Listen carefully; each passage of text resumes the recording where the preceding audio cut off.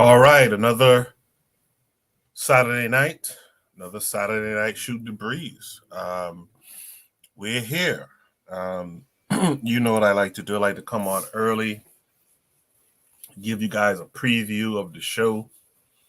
Drop a one for me if you're out there. I don't know if anyone's here yet, but if you're out there, drop a one for me. Let me know that you can hear my voice. All right, that's always very useful for me. Drop a one. Let me know you can hear my voice, so I know I'm not talking to myself. Um, Before I even give the preview, let me just say, go to kwazradio.com and join the newsletter. Right? Add your email, join the newsletter, and we're gonna get on that. Once we tighten up certain things on the website. We're going to put the merch store on the website. We're going to maybe add a community tab where folks could post messages, and we could, you could speak to, you could leave a message for various hosts on the podcast network. And if you guys have suggestions of things that we should put up there, Pan-African things that we should put up there, let us know. Let us know. Let us know what we should put up there. I kind of feel like we should have a Pan-African news thing with different RSS feeds from different spots around the world, the UK, the Caribbean, the continent itself, that pulls up articles and stuff of what's going on politically, socially, culturally in these areas. So if you guys, could think of things that we should add, if you think that last thing I said was a good idea, by all means, so head to www.kwazradio.com. KWAZ Radio is posted in the chat as well. So make sure you guys go over there and subscribe. What are we doing tonight?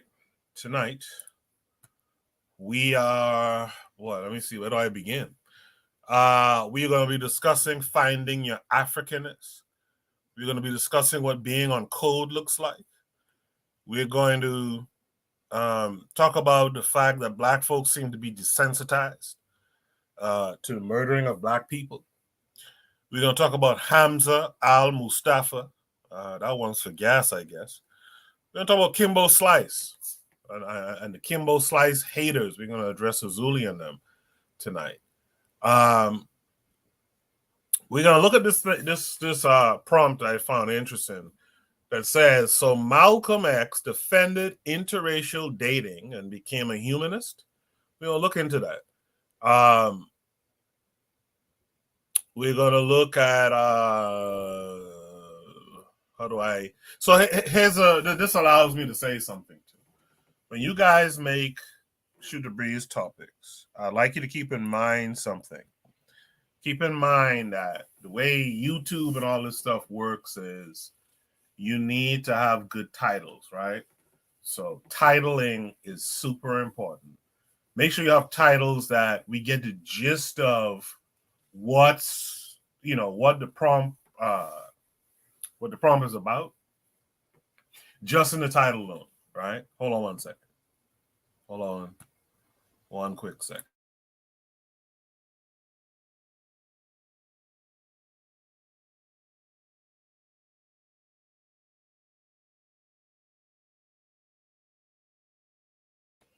Yeah, sorry about that. So just something to keep in mind. I hate having to throw out these different rules and stuff, but it's something you guys should keep in mind for your own selves, because remember, YouTube is a search engine, and you want to make sure that you're using,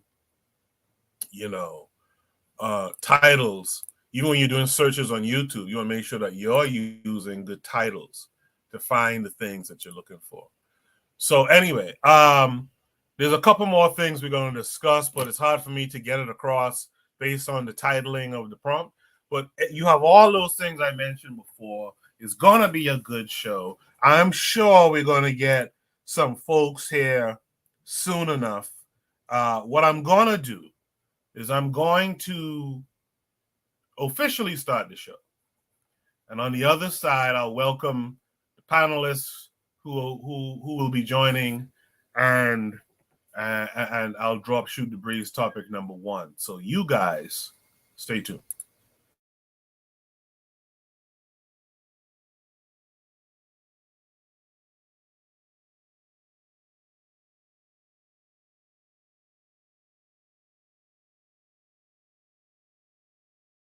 You are listening to the Bitter Medicine Podcast on KWAZ Radio.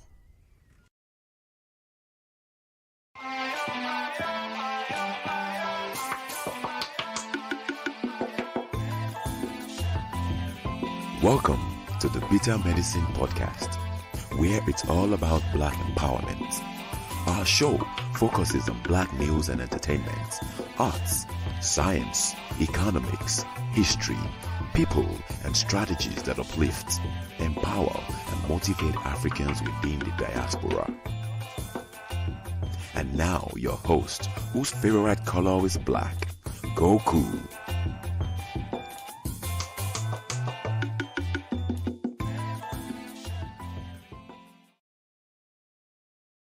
Welcome back to the Bitter Medicine Podcast. I am your host, Koku. Just want to remind you guys before we get the show rolling that this show is part of a podcast network called KWAZ Radio. There are other shows on the network you are invited to tune into. This is D Webb with the Harsh Reality Podcast, asking you to tune in where we tackle the news of the day that affects our community, only on KWAZ Radio. Peace, family. This is Oni, inviting you to listen to the pro-Black perspective, where Black problems are addressed with Black solutions. Greetings, fam. Tune in to The Learning Curve with me, the Revolutionary Matron on KWAZ Radio. You are listening to the Bitter Medicine Podcast on KWAZ Radio.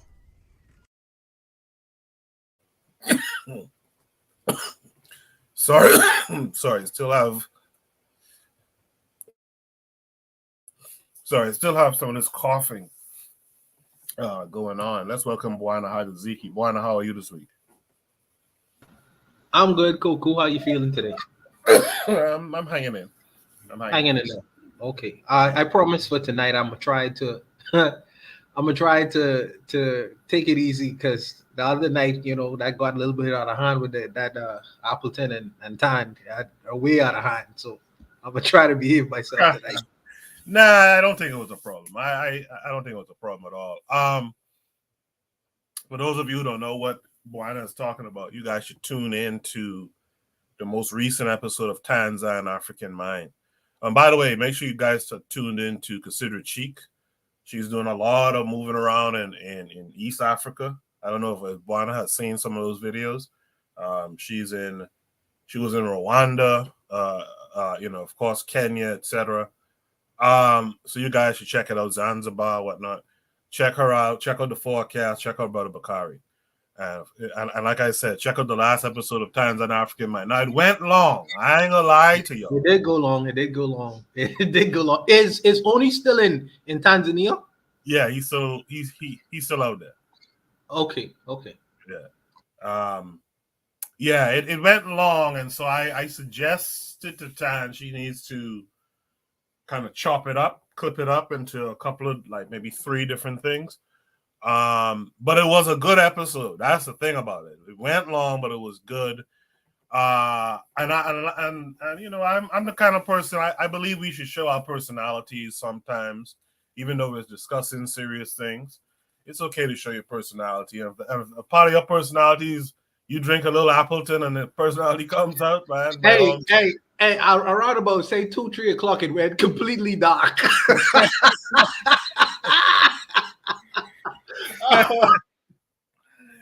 Yeah, now Uzuli don't have no excuses, because Uzuli wasn't drinking nothing. Uzuli was wilding too. He was wilding. Some of that stuff, it was a good time though. We had a lot of fun. Yeah, it was a good time. Goodness, man. All goodness. Yeah, man.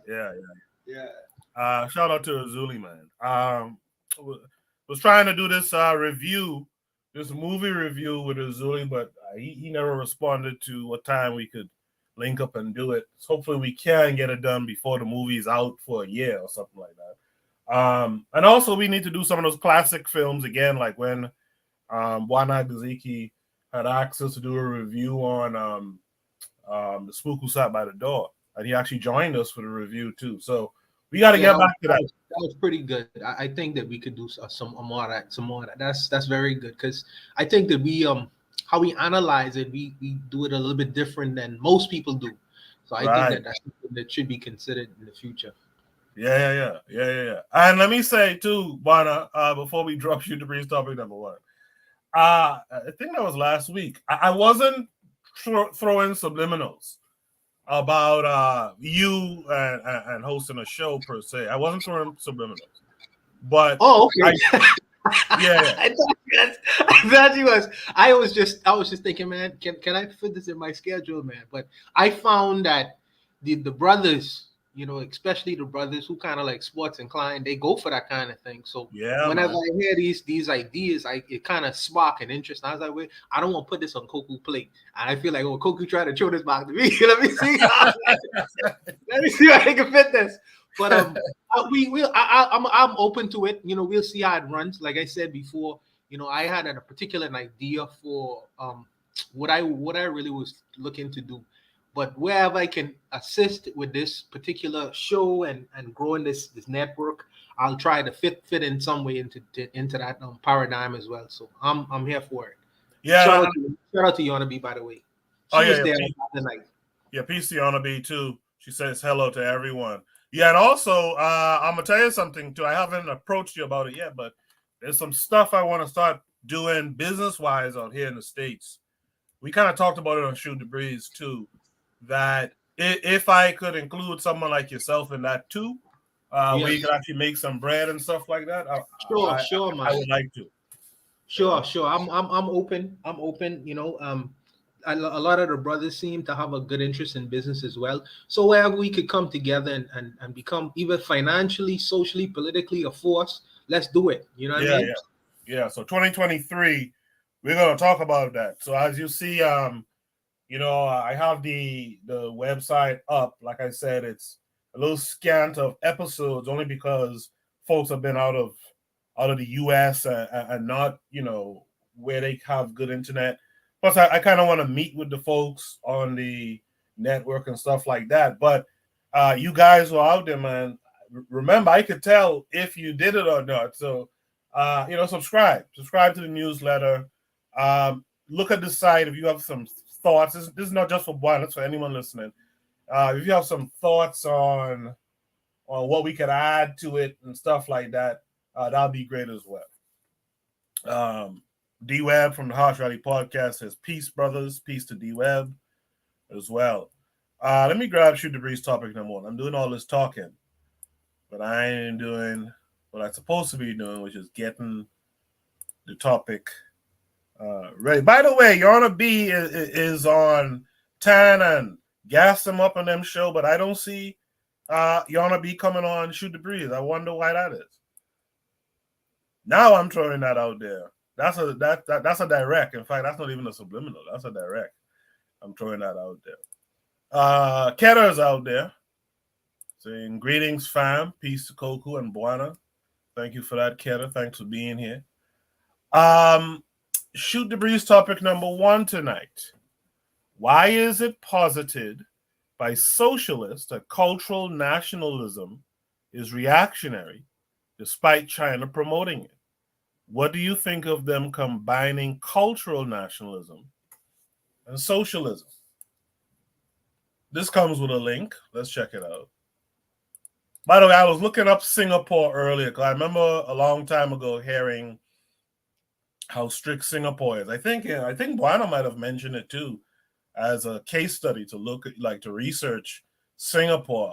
You guys, when you have a chance, look up the 14 laws of Singapore. Very interesting stuff. Bwana, go ahead. No, Lee Kuan Yew with Singapore, after they got their independence, I think it was around the same time that Lyndon Pinland got independence from with Great Britain, around the same time, and it was his contention to go kind of like go away from that Westminster style system of governance. And 30 to 40 years later, that's the first world country. Whereas you know where we are, I think when you really take a step back and look at it, I mean, a lot of people call Lee Kuan Yew a dictator, but the advances that he would have done in his economy got them to where they are right now. So I think that sometimes I don't want to put an Asian jacket on the African mind, but I'm just saying that some of the things that he may have done have been effective in his country, and I think that we could have took certain measures as well in our country, but that's a whole nother matter. Yeah, that's a whole other thing. I should probably have created a prompt on it. But just quickly, walking naked in your house is illegal in Singapore. Chewing gum is illegal.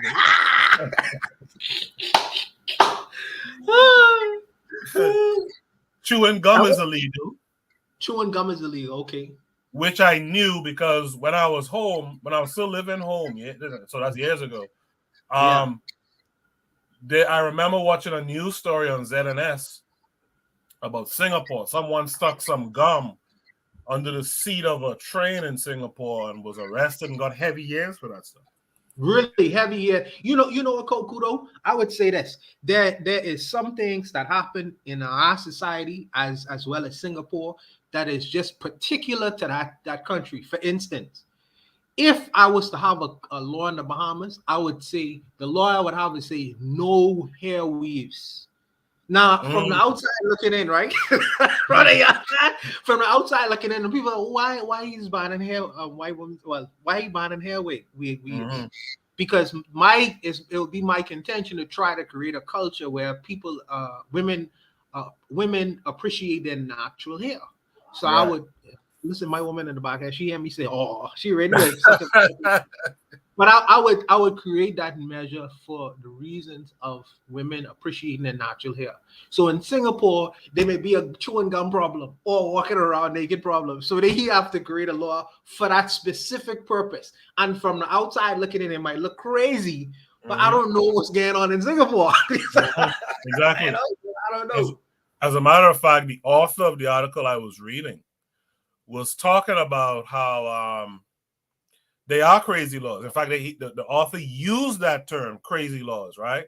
One that the author was pretty upset about was being gay in Singapore is illegal, right? But then there was another law later on. She had a problem with that law, but later on, there was another law that she didn't call crazy. So being gay was a crazy law, but there was another law. I can't remember what it is now, but there was some other law that she didn't think was crazy. I think it was any type of drug-related activity, right? Singapore is hell on that. And I respect them for that too, to a certain extent. Feeding pigeons is a law. Like, you can't feed no pigeons. Can't feed no pigeons. This one... I'm sorry, go ahead. No, I would try to see if I would be able to enact specific laws for my society as well. I think on a lot of the things we have carryovers from the British system, and we have never really changed them and look at the society itself and say, well, what are some of the practical measures that we can take? All right, so that's the thing that he would have done, that we kind of like still rubbing our hands and scratching our hair, or, they, unless it come from Westminster or somewhere in Wolverhampton, you know what I mean? Or we don't want to implement it or to have the balls to implement it, whereas Lee Kuan Yew did. So, like I say, you see the society itself, the differences. So I feel like sometimes we need to take certain measures, even though it's unpopular. I think we should do it. Yeah, man. Yeah, like, we still, like, just to piggyback on what you just said, we still, up until, like, even when I was in high school, right, we still have this big British exam. Like, why are we doing this shit? Like, like the GCs and all that kind of stuff. Like, why It should have been Push it. got. It should have been gotten rid of a long time ago. Now they have this something called a BGCSE. Yeah, That's I was in the first class I took that. Oh, okay. That's the behavior. But I personally think we should have a whole revamping of the curriculum. Yeah, itself. man. See, but when you start talking them things, the oldest style, well, but really and truly, let me tell you something. When you don't change the curriculum, the expectation of creating a particular product is predictable. You know what you're going to create when you continue to have the curriculum as such. But if you change the curriculum where people are taught to think independently, are taught to believe entrepreneurial, you lose the control. Yeah, that's the problem. That's the problem. We are afraid. We are like the white man. We are afraid of losing that old control, man. And we got to get off of that stuff too. But before I get off and go to shoot the breeze topic number one, let me just add two more laws I thought you might find interesting in Singapore. Drinking alcohol and partying between 10:30 p.m. and 7 a.m. is illegal. Oh, I go into jail. I didn't even know I could be in jail in Singapore. We in jail. Me and you. Honors, Willie. We go to jail. And along with that is you can't make noise after 10 p.m. You're going to jail for that too. Goodness. Well, you know what I could do with that though? I could do with that. I could do with some of that. I could do with that. I could do with some of that. I can handle that.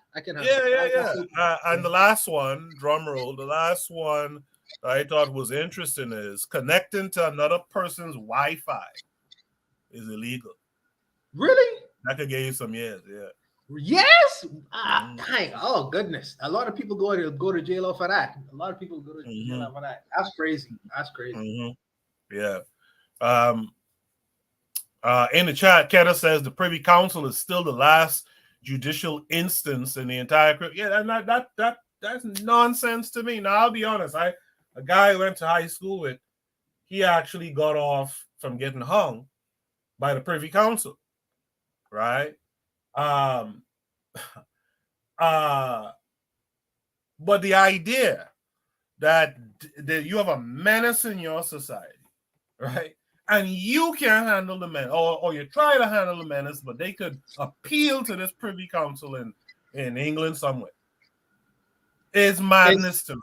It's madness. It's madness. But what has happened? Let me tell you what has happened. What has happened in the Bahamas is the lawyers have gotten in a situation where they give these guys bail, right? Until the hearings. So the people are so vexed with it, they are starting to enforce their own brand of justice before you ever could see that case. Yeah, that's about. I wouldn't say that's a good thing, but that's been happening because people are tired of waiting. I'm telling you, they say until we're gonna exact our own brand of justice. For me, that could be society gonna become like a banana republic, but that's what's been happening. Because people are tired of waiting. They know who the murderers are. They know who the gangsters are. It's like we're not gonna play y'all game because y'all game to have these guys in and out of jail, playing with the Privy Council alive for another 30, 40 years. Like, we ain't playing with you. If you give them bail, they won't see the next court hearing. That's how these guys have been handling it out. Yeah. I know it sounds crazy. I don't kind of like I wouldn't back that up, but that's what these brothers been doing, Yeah, I see that. Yeah, you name Marco and Twin and all this kind of stupid shit and out here killing people, but you walking around with a monitor on your eye. Yeah, you done for. I don't want to promote it too much, but I get it. I get some foreigner could tell you, now let that man off. That's true. That's true. And the families see that, and the families have to, because these guys go right back into the communities where the families are hurt.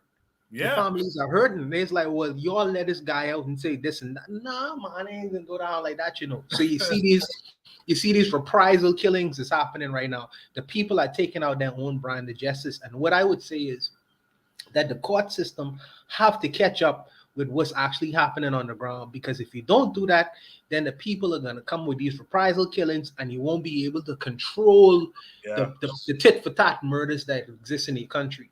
But that's a whole other matter. Let me deal with the problem. I'll just say, for a small country, the reason why I can't get behind it, the country too small. Like I tell people all the time, the way we set up, to be honest with you, if a man gets killed, for example, in Nassau, at least when I was coming up, if a man get killed, you are about 3, at most maybe 4 people removed from that person. By the time they say, someone come and tell you, well, that sister Francis from church, nephew, like you are like 3 people removed from most killings. So if you start having a cowboy town where people are just reprisal upon reprisal upon reprisal, chances are you ain't gonna make it. Another feature that is new to Bahamian society now is people are murdering women. That's new. That's new. That's really that's unprecedented. Usually the gangster, but you know what though? The women are engaged in the gangsterism. Yes. So, you know what I mean? So hey, they targets as well. So yes, I don't know. You laying up with a fella is a menace to the society. Sure. Yeah, hiding his money, hiding his guns. Sure. Sure, man. Anyway, y'all, that was Caribbean time on Shoot the Breeze. But most of you are familiar with that. Trigger Happy 262 says, yeah, we should have like a nationwide educational revamp, like get everyone to be 6 months off and change the curriculum to be African centered. I'm behind that 100. Yana saying hello. Keta says 100. Trigger Happy 262 says, I've read a book that essentially talks about the deception of Western democracy and judicial systems. Amistad, the movie, talks about this. A movie y'all should review, by the way. That's a good suggestion. I appreciate that. Amistad is a good suggestion. That's an older film as well. We could probably find some clips and stuff. Yeah, that sounds good. Oh, one last thing before we do Shoot the Breeze topic in the morning. Y'all bear with me. Going back to the subliminal stuff, which I wasn't throwing subliminals at Untouchable, but I do want to point out, if you guys were there for that sports engagement that we had, that was last week, right? I think that was that was last week. Yeah, if you were there for that engagement, you can imagine a show. You could really imagine a show where you could have that kind of discussion, and you could link it to, I think Trigger Happy 262 was the one who mentioned it. You could link that to militarism, military strategy and all that kind of stuff. You could link it back to consciousness, history. So it could be dope. So you guys who are out there, if it sounds like something you'll be interested in, man, come on through and help make it happen. Why not? Oh, yeah. I was just listening. Yes, make it up. If your brothers have better ideas and how we can improve it or make it nice and for all the brothers and sisters, because some of the sisters may be interested in talking about these matters. Just give your suggestions to Koku, and we'll be open to dialogue about it and just try to make it happen. Yeah, for real. All right, let's do this. Shoot the Breeze topic number 1 tonight. Why is it posited by socialists that cultural nationalism is reactionary despite China promoting it? What do you think of them combining cultural nationalism and socialism? This came with a link that you see up on the screen. Oh, I realized something now. Okay, let me go back. So you can see it's a tweet from Zhao Deshuai or something like that. That says, in recent years, there has been a rise in nationalism in China, especially nationalism related to traditional cultures and values. Why is nationalism being promoted? And how does it fit into the narrative of the CPC? Keep reading if you want to find out. So this is a thread. First, understand that nationalism in Chinese context is a little different due to China's modern identity being shaped around a century of humiliation. So nationalism is about the liberation of the Chinese people from foreign and sometimes class oppression. So the CPC really needs to be viewed from the perspective of national communism rather than world communism. To some extent, even Mao was a nationalist of sort. The Zunyi Conference in 1935 were the turning point for adapting a national Chinese-centric revolutionary strategy. The reason why nationalism is heavily promoted by the CPC and affiliated organizations like provincial communist youth leagues is sadly because the idea of proletariat revolution has lost touch with the Chinese society of today. That's interesting. All right. That's interesting. This is a graph, big spender, online shopping holidays. What's it measuring here? It's cropped in a way. So it's measuring Singles Day in China versus Black Friday and Cyber Monday in the US. So this is some holiday, I guess, Singles Day versus Black Friday in America. And they're showing you how China in the darker blue is back in 2012 was about equal with America in terms of big spending, right? I don't know what this number is on the left here. I don't know if that's millions of dollars, I'm assuming. But yeah, so in 2012, they were pretty equal. 2013, China outpaces them for their Singles Day. And every year after that, China is pretty much doubling, if not, pretty much doubling. And recently, 2020, I guess they started to triple spending in China versus the spending in America on Black Friday. The Central Party School, as well as the party itself, is actually seeing a resurgence of proper communist and socialist teachings. Now, that's an interesting thing right there. The Central Party School, as well as the party itself. So that sounds like the political party has their own school, right? So that's like the PLP or the FNM in our hometown having a school, right? That that indoctrinates learners into their party politics. That's very interesting. In the general population, however, traditional values and culture is much more prominent. A very popular stage drama show aired on CCTV last year. It uses an episodic time traveling format, having people from different eras of China interacting with each other. Every episode is centered around a piece of ancient book. Episode 1 was about the Book of Documents. It was told from the Confucian scholar Fu Sheng's perspective. He saved the ancient scroll from the first emperor's book burning. The central theme of the episode was about ancestral veneration, continuation of the Chinese nation from the Yu, the Great Taming, the Great Flood, to today. This type of ancestral, I'll say something. I've never even thought of studying the Chinese, like, their creation story, like their cosmology. Never really even crossed my mind. This type of ancestral veneration would be very rare on Chinese TV a few years ago. Another example is the officially promoted Yellow Emperor veneration ceremony held in Shaanxi. Every year, the province governor would read out government reports in classical Chinese at the ceremony. A less prominent but important example was a small extract from the official press release by Xinhua news agency, published on the party anniversary on July 1st.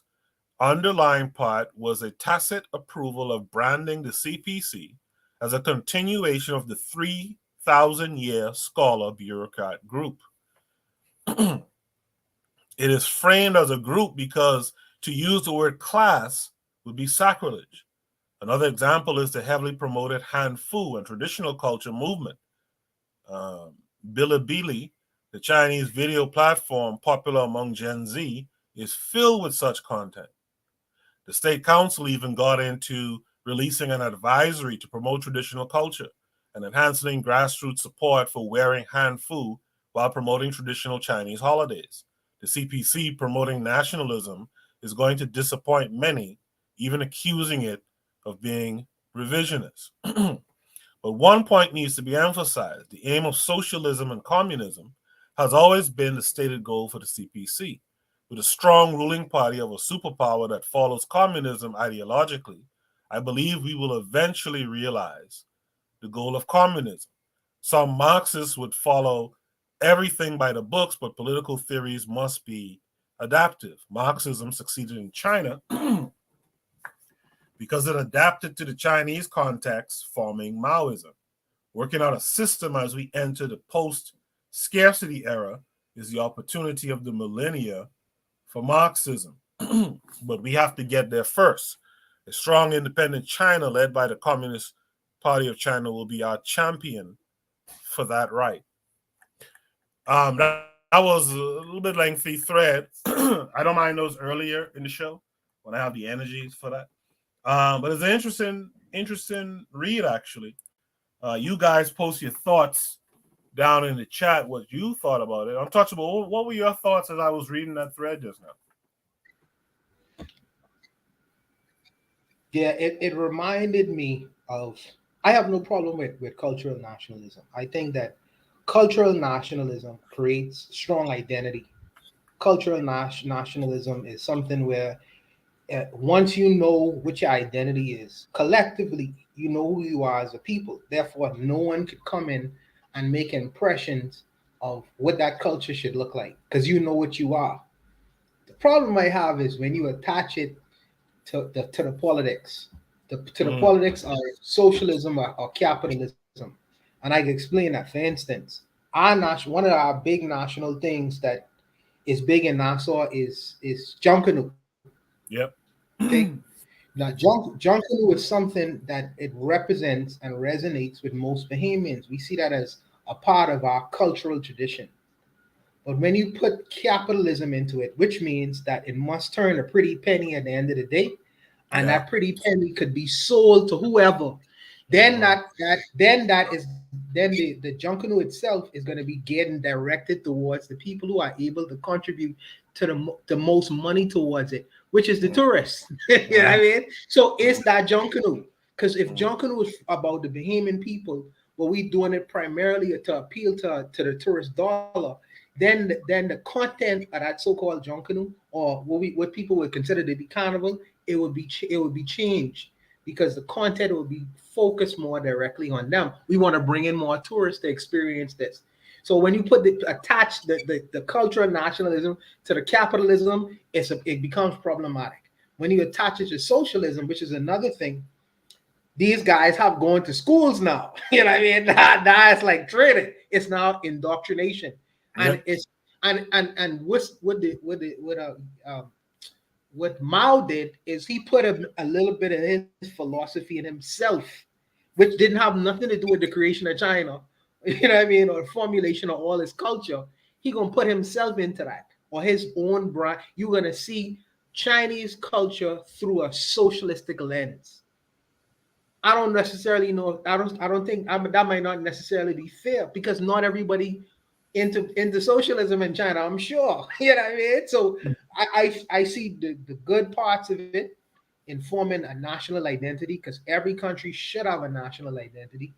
But I find it problematic when you put the politics into it so heavy because they're going to be needed when you want to galvanize large amounts of people. But I think that when you put heavily put politics into it, what's going to happen is that it's gonna be changed and have different kind of goals in mind. The content is going to change with specific goals in mind, veering in the direction of socialism, tourism, capitalism. I think that that's going to have a heavier impact than the culture itself. And I don't want to sell my culture out to capitalism or for the highest dollar because it wasn't made for that purpose. So I find that that's the two sides of that thread that I see. I wanna double back just so people would know, right?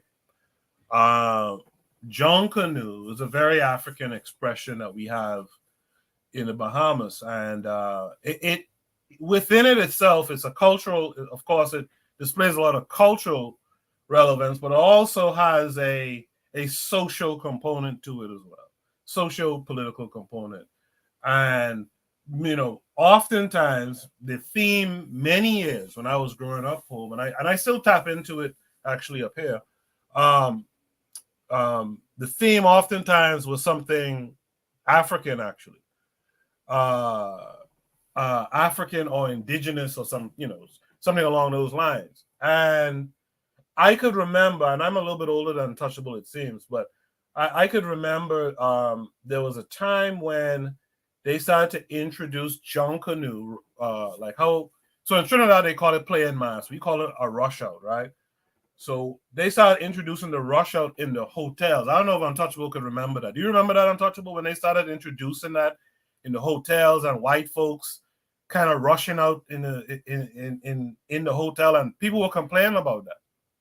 Yeah, I felt the way about it because I feel like they was giving away the secrets. You know what I mean? There are some things that should remain remain private when you talk about family. You know what I mean? Yeah. You don't expose family you don't expose the outside world to what family does. And I feel a particular way about that. So I just have a different view. And to trigger Happy's comment, Junkanoo, when it was started, and for the longest period of time, it wasn't about money. You know what I mean? People used to make costumes out of cardboards. It wasn't really a money turning event. It's become that, but it wasn't originally about that at all. That festival had nothing to do with money. You know what I mean? But that's another matter. Yeah, and and you look at Trinidad too. They let some of these folks in, and them man and them went and what's the word again? Trademarked, copyrighted, or trademark, whatever it is. Could you imagine such a thing? Copyright and trademark our original African festival. Where does that come from? The steel pan. Some Canadians own the steel pan. When Africans in Trinidad created the steel pan. But because they ain't thinking about you have to dot your I's and cross your T's and all this old foolishness. Some two white folks from Canada came in and patented that thing. Patented, that's the word. Patented that thing. Imagine that. So yeah, I definitely feel you on those critiques. Trigger Happy 262 in the chat said, I don't know if that's a good point. Junkanoo is basically the festival equivalent to Chinese festivals. Festivals all have an economic base. Just get the party you control to sponsor it. Okay. Keta says the Chinese never internalize Western values because the Chinese see themselves as a superior race. They consider themselves the kingdom of heaven. Trigger Happy 262 says, like, no matter what, culture is connected to economic systems. This is like someone detaching politics from sports. Everything has politics connected to. Yeah, I think I agree with Trigger Happy there, but I think Untouchable recognizes that too. But in particular, the capitalists, man, when they get their hands on something, look at hip hop. Look at the progression of hip hop, for example, right? The capitalists got their hands on that shit, and look where it is. Keto says communism was practical and good for Chinese because it was a successful revolution that united the country for the first time. The forecast is here, by the way, out in the chat. Keto says, Deng said it doesn't matter what color the cat is as long as it catches mice. The Hash Rally podcast, D Webb says China is as much socialist as America is capitalist. Both are hybrid systems. I agree with that too. The label at this point is nothing more than symbolic, maybe to continue the rivalry. Oh, that's a good point, Webb. Trigger says to make a culture sacred and protect it in our modern day and age, you have to have a nationalist party to protect it. That's my point. That's why you can't separate politics. He says, like the reason capitalism contacts Junkanoo is because it's not protected. A third party, the nation's party, will simply bar people from participating. Trigger Happy says, okay, you make that point. My rebuttal, how do you stop the capitalists? By just standing there? The Chinese can stop the West because they have a centralized party. They can lock out the West. Bueno, what say you to that comment by Trigger Happy? No, I think that Trigger Happy makes a point in protecting your culture and having the ability to have the access to power to do that. And I think that what has happened since our leaders are complete sellouts, they can sell our culture out to the highest bidder. Like And nothing. if we were to have some like our original one of our original founders, his name is Lyndon Pinland, certain things he was more inclined to protect. He was more protective of. So I would agree when he says that you have to have the political power and the will to protect certain things. And I agree with that, in fact. I actually agree with that. And I think that the guys that we have either have been unwilling or because the money is so good, they can't say no. They can't say no. Yeah.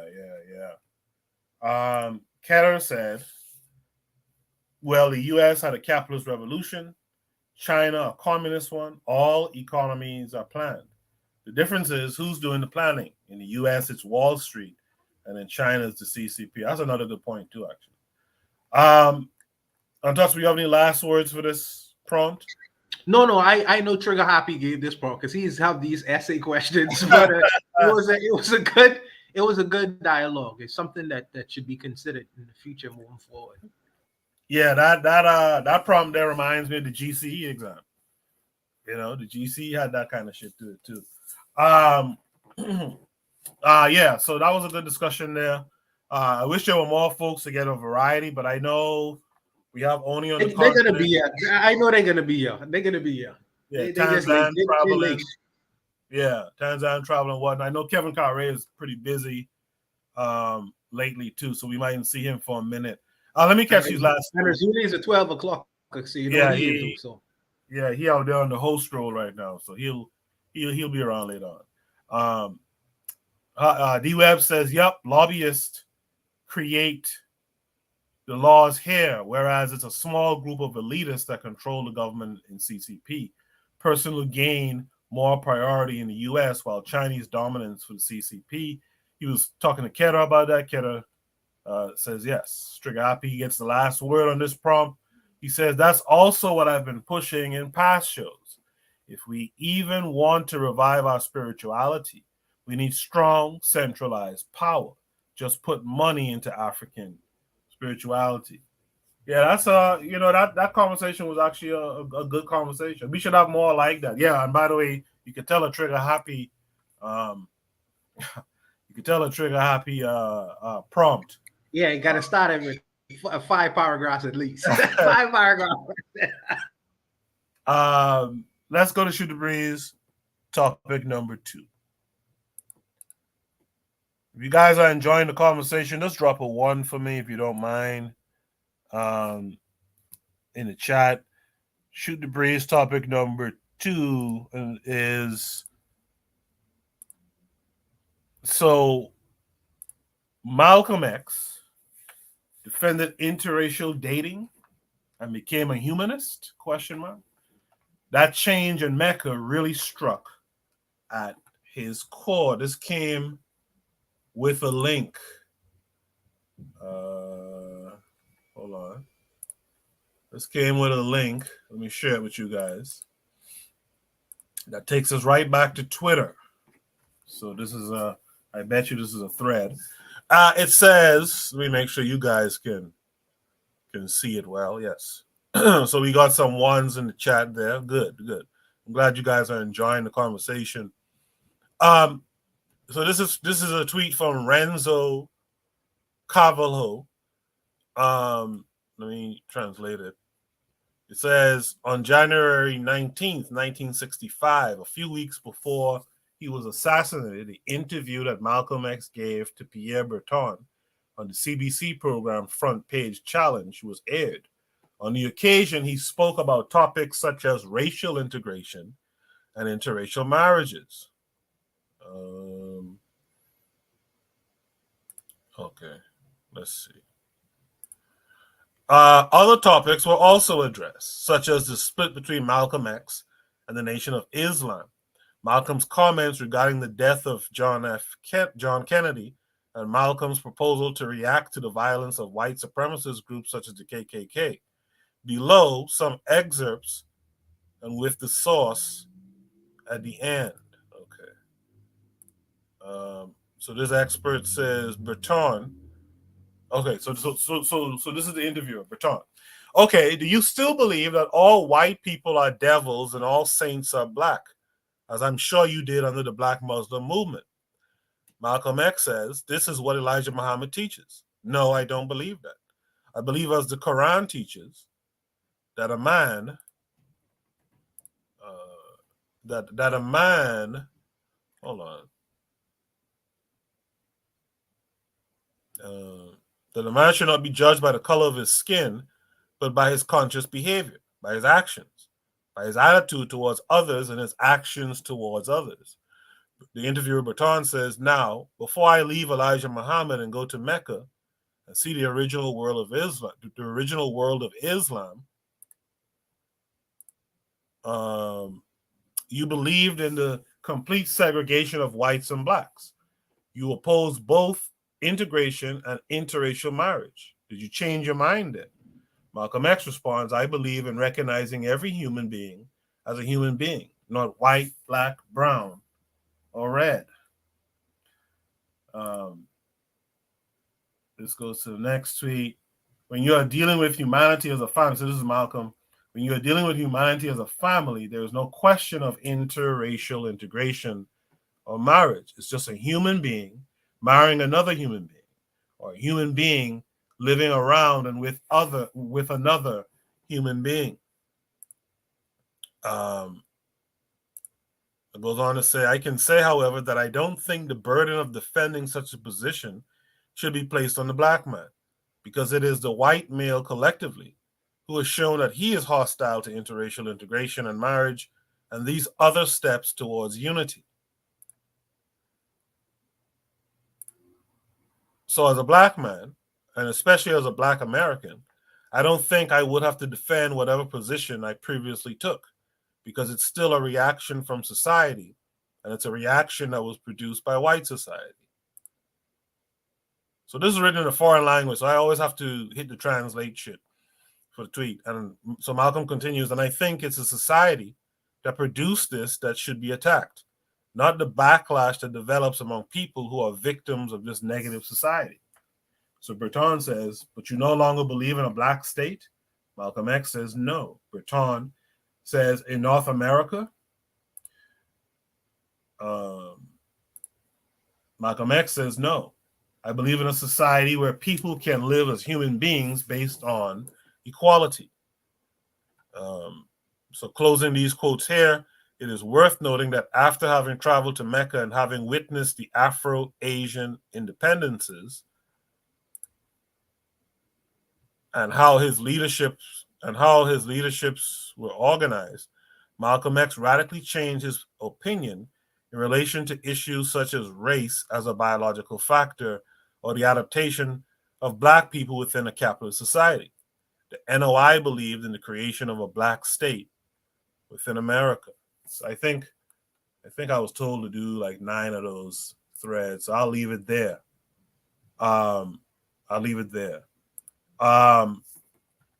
Let's welcome in the Forecast. Forecast, how are you this week? What's going on, y'all? I come on and chill with y'all for a little while. I don't know how long I'll be able to stay. What's up, Forecast? Amani Forecast. Amani Mangu. Yeah, Forecast. Thanks for coming through. It doesn't matter how long you can stay, man. I appreciate you coming through all the same. You know, Marcus Garvey is way out in the chat, says good night, and they still killed him. Right? Good night, and they still killed him. Harsh Rally Podcast says he switched to Sunni Islam from NOI, so makes sense. His dedication would have been to Allah, and not necessarily race-based, but would have to hear the interview to actually hear the context. Interesting.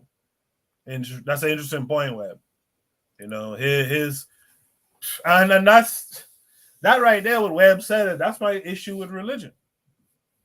That's my issue with religion and all this thing. These folks will ignore the trampling of their own people because it's Allah's will. That's Jesus. That's Jesus' will. And I don't like that. It shows you, and I was just about to use the same word Kenna just used, but it shows you this confusion that these religions give our people, man. And I don't want to get into a religious bashing because I'm not about bashing religions, but I grew up in that Christianity thing, and I know what it does from what it doesn't do. And I know the confusion this stuff creates, man. And we see some of this now in this tweet thread. So I appreciate this. Let's have a good conversation about it. That said, so Malcolm X defended interracial dating and became a humanist. That change in Mecca really struck at his core. Forecast, I know you just arrived, but I'm assuming you heard most of that reading of the thread. What say you to this? How do you feel about that? Yeah, and I saw him talk about this before. And I'm not gonna lie, he kind of lost me at this point, you know what I'm saying? So I'll just rewind to like 1962 or something like that. But this is when he had the turban on his head, right? During the interview? Well, the one I saw, he didn't have a turban, but it was Okay. I'm not sure though. You know what I'm saying? I don't think it was this interview though either.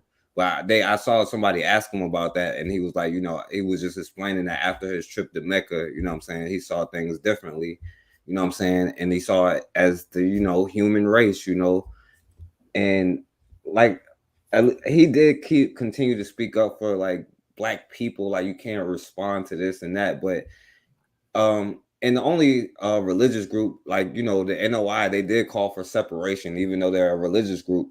But the problem is, with religion, like you was just saying, you have to see them as your brother. Because even like Khalid Muhammad, if you look at the Donahue show, the dude was like, "Yeah, I'm a or whatever," and he was like, "If we share the same religion," he was like, "Well, you may be my religion by faith, you know what I'm saying, but not my brother or you may be my brother by faith, but not by religion."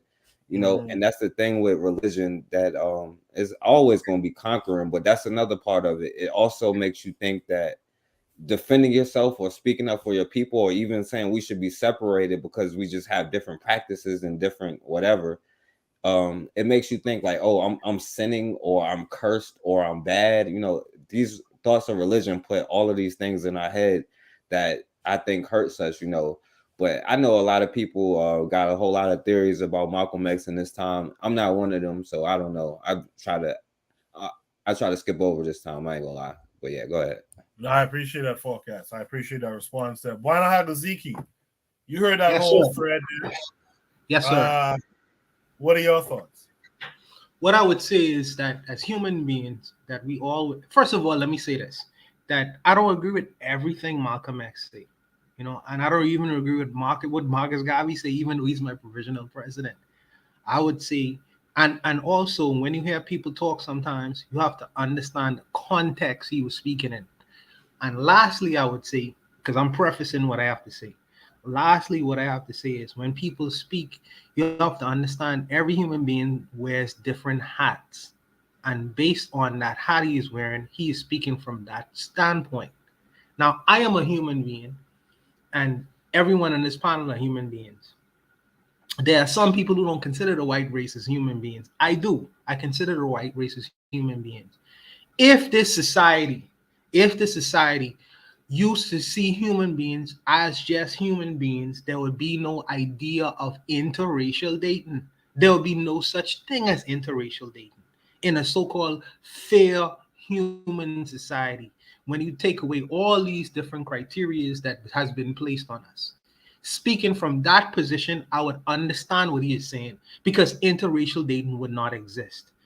But as a realist, which is another hat that I'm sitting in, I am talking from the perspective as a Black person in this society, as a Black person, African person, whatever title you want to give to me.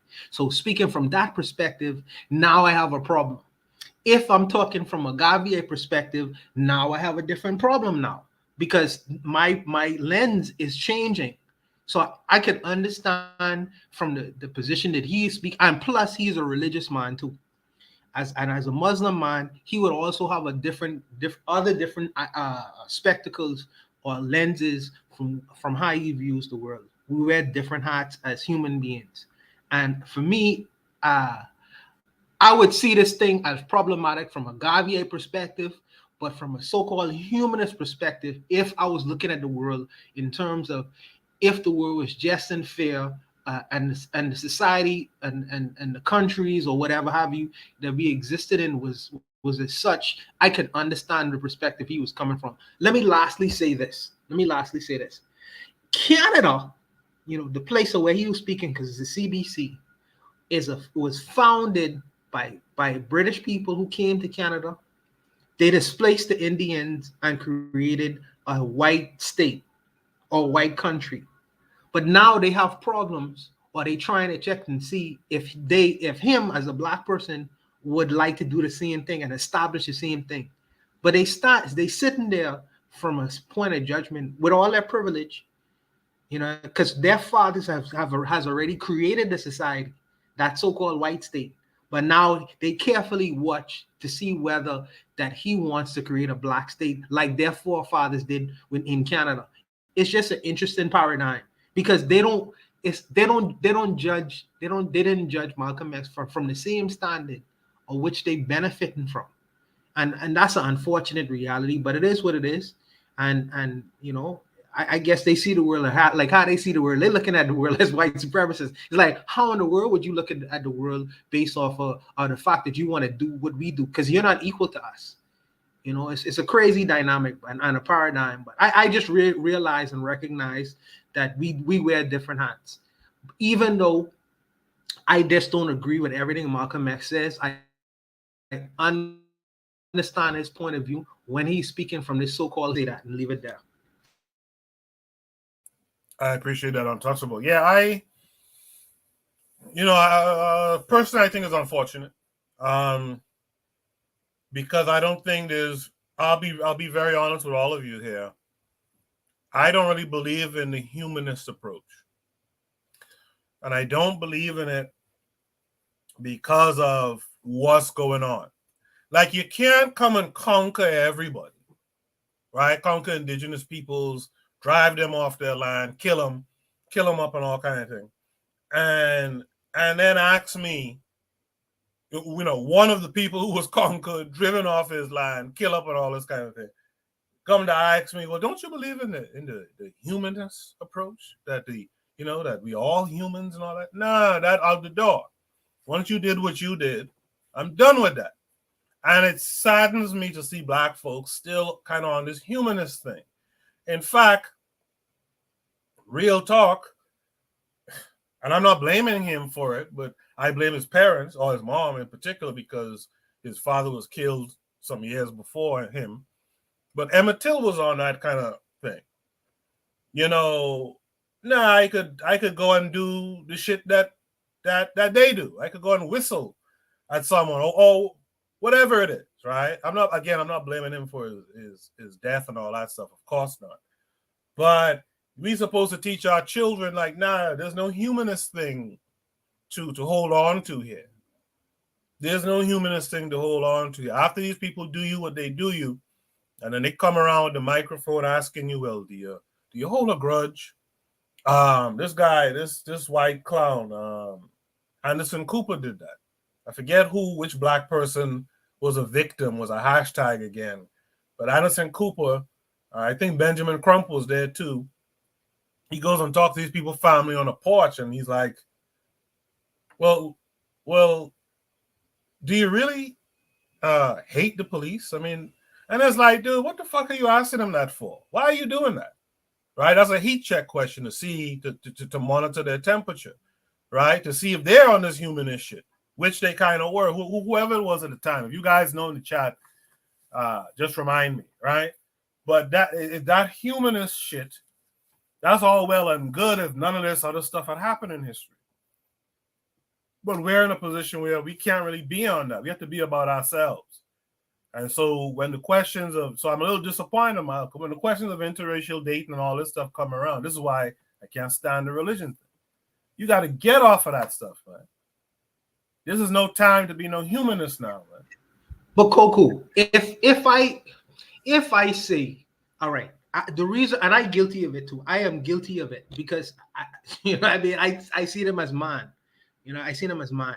But my perspective is they may be mine just like me, but we are in a competition. And my goal is to be a better, in the competition is to beat him at his own game. It's like if I don't look at him or the Asian man as human, how should I look at them? Should I look at them as devils? Should I look at them as Neanderthal, like some of my brothers would say? I mean, or non-human at all? Yeah, it's like I just look at them as human beings who I am in competition with, and it's my goal to defeat them at their own game or the game that I create, so I could carve out a space for myself on this planet. That's how I look at it. I say just look at them as enemies and fuck the rest. That's your enemy. That's what we're supposed to be teaching our children, that and their systems, and look at their history. That's what they did. And we have to defeat that so we can control our own destiny and shape our own realities and stuff. Like, it kills me every day I think about the fact that I'm living in someone else's creation of reality.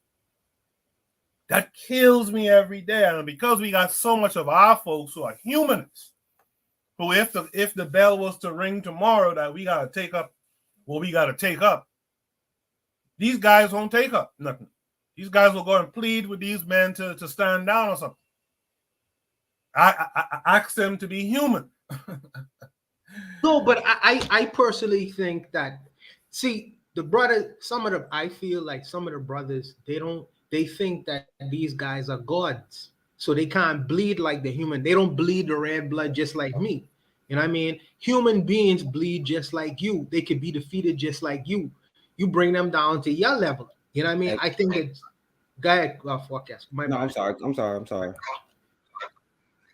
No, I think that these brothers, well, I think that these guys, they bleed the same blood as you. They are just prone to error. They are prone to being defeated just like you. So when you bring them down to a human level as opposed to a godlike level, you understand that they could be defeated as well. And I think that in a lot of our minds, we done souped up these guys, whether we admit it or not, that these guys are supreme. You know what I mean? It's like they can't be defeated. You know, and I think that is hallelujah. I believe that there's a faultiness in that argument, and I believe that we've been given ideas of their supremeness. So it's like we could never deconstruct, beat, or defeat what they have created. So that's why me personally, I bring them down to the human level, because as human beings are fraught with error, and they could be defeated as well. That's why I do it. Yeah, that's fine. I don't mind that so much. I personally, I look at it as it's a given these are human beings, right? And these human beings are our enemy. And that's the important part. You know what I mean? So that's my take on it. Let's welcome in Brother Bakari. Bakari, what say you? How are you? What's up? And then what say you? What's going on, my brother? I'm good, Koku. What's up, Bawana Hagazuki? Zeke? What's up, KWAZ, the chat, everybody? But you know what, man? I was listening to you, Bawana. You was just dropping jewels. What's up, Bishop? Bishop? This is my Bishop right here. when you were talking about how we have put them on that superiority level, we have put them on that superior level. Well, can't nothing happen to them. I'm going to tell the mind. Look, I have a couple of friends, they psychologists, right? Don't mean they right about everything, but I say it because this right here leaned with me. But anyway, right? When you call somebody white supremacist all the time, and you can give it whatever definition you want, but when you constantly say they are white supremacists, the root word to supremacy, they supreme. And we don't get that that's the message we are telling our people. The white people are supreme. The white people are superior to you. That's why, for me, I stay away from that. I ain't gonna ever call nobody no whites because they're not superior to us. But if you constantly teach that, and then if you teach that, you can't do something. You can't do something. Well, we can't do this and we can't do that, and you can't. Eventually, in your mind, I can't do nothing with these people because they are supreme and they won't let me do something. So when we talk about Malcolm and he went back to, and he switched up when he went to Mecca, right? Do I think Malcolm saw a superiority complex in the European white folks? No, but if you ask me in all honesty, I do think he saw somewhat of a superiority, a small superiority complex in Arab white folks when he said he went over there and didn't see no racism. And we know that is not true. That religion gave him that allowed him to see something that was superior to him. Now the crazy thing is with the NOI, now Malcolm left and the NOI killed him, you know, before he got a chance to truly do much after he left, right?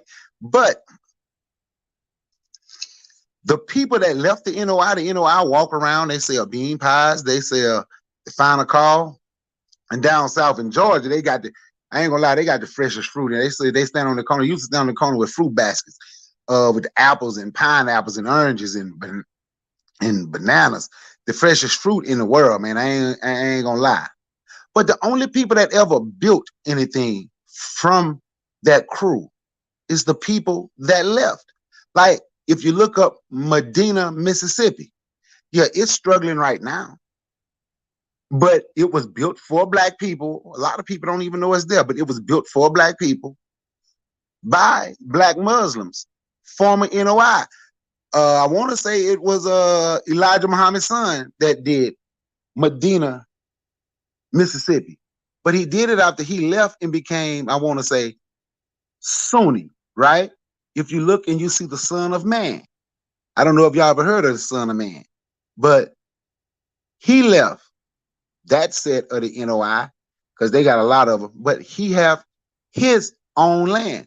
But the ones walking around talking and doing all that is haven't done nothing. But the ones who lean more to what Malcolm X, El Hajj El Malik El Shabazz, I think that's what his name was, lean more toward what he believed and was with him, you can see where they built and they did stuff, right?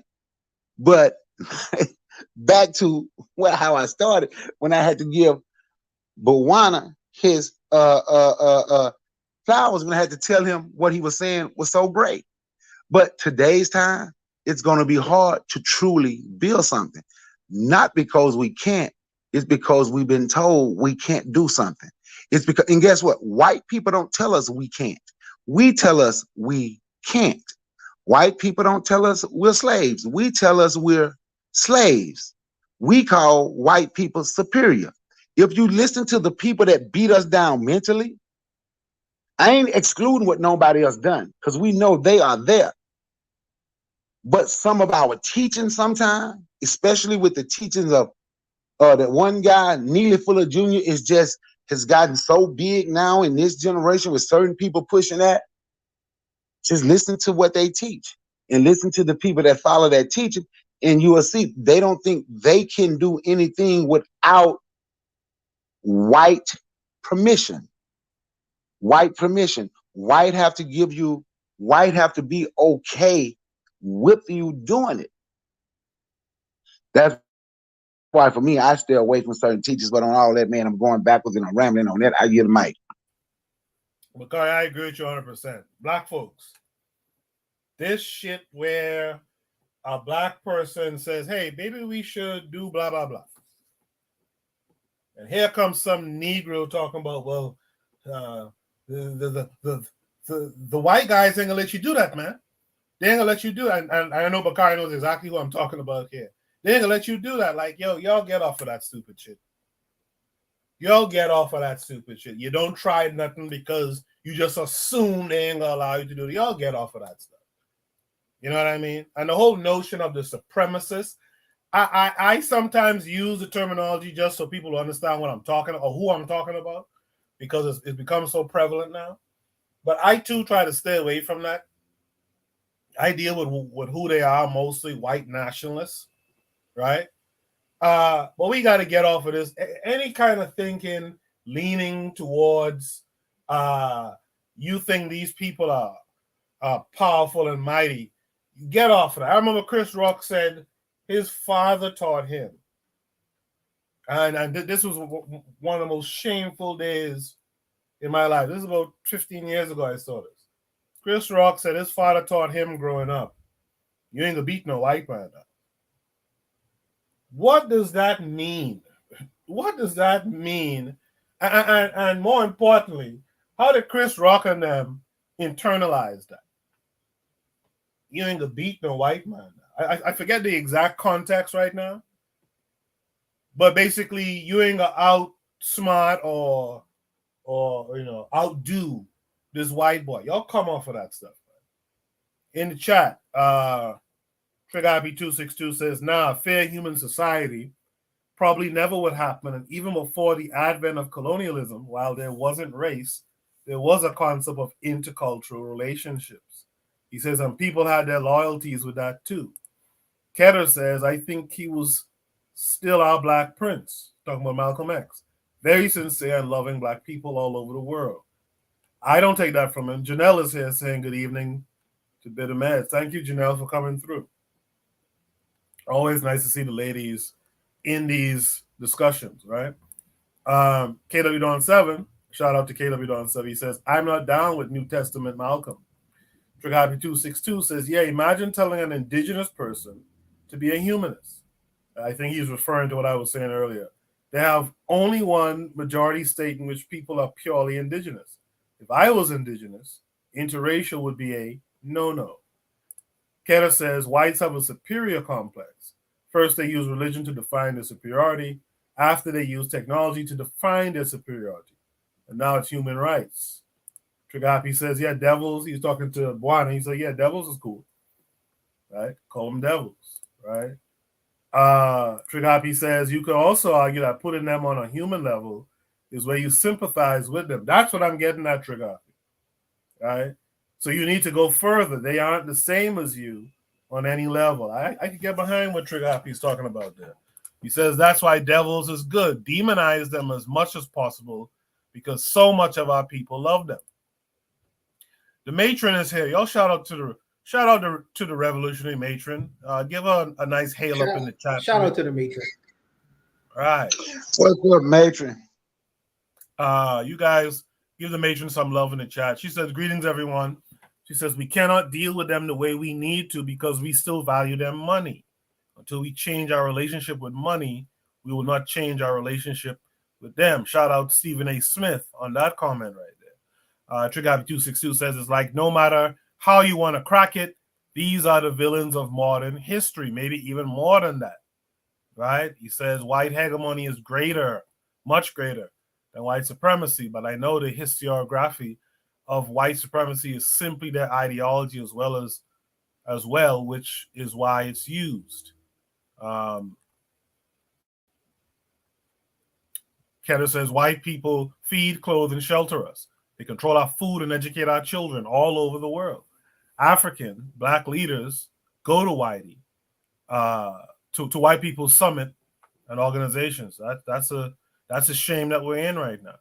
He says the U.S. African Summit is soon. These leaders were at an EU summit a few months ago, so we're powering their egos by constantly coming to beg. Well said, brother. Well said. Forecast shouts out to matron. Any last thoughts on this prompt here? Yeah, can I speak on a couple of things you just said, right? On a couple of those comments, right? When Trigger Happy said, don't put them on a human level, that's almost like sympathizing with them, right?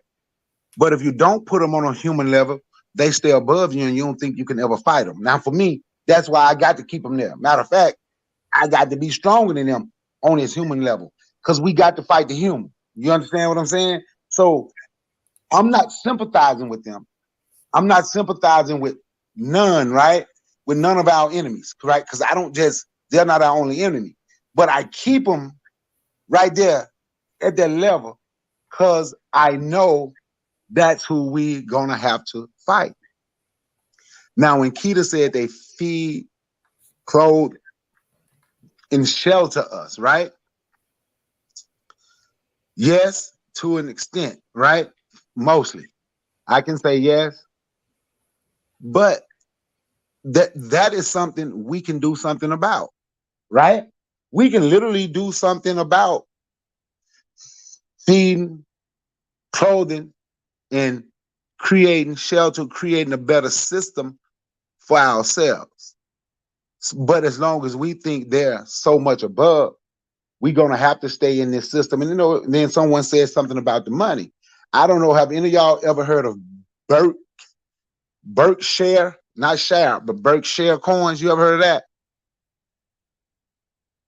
See, something else we can do, right?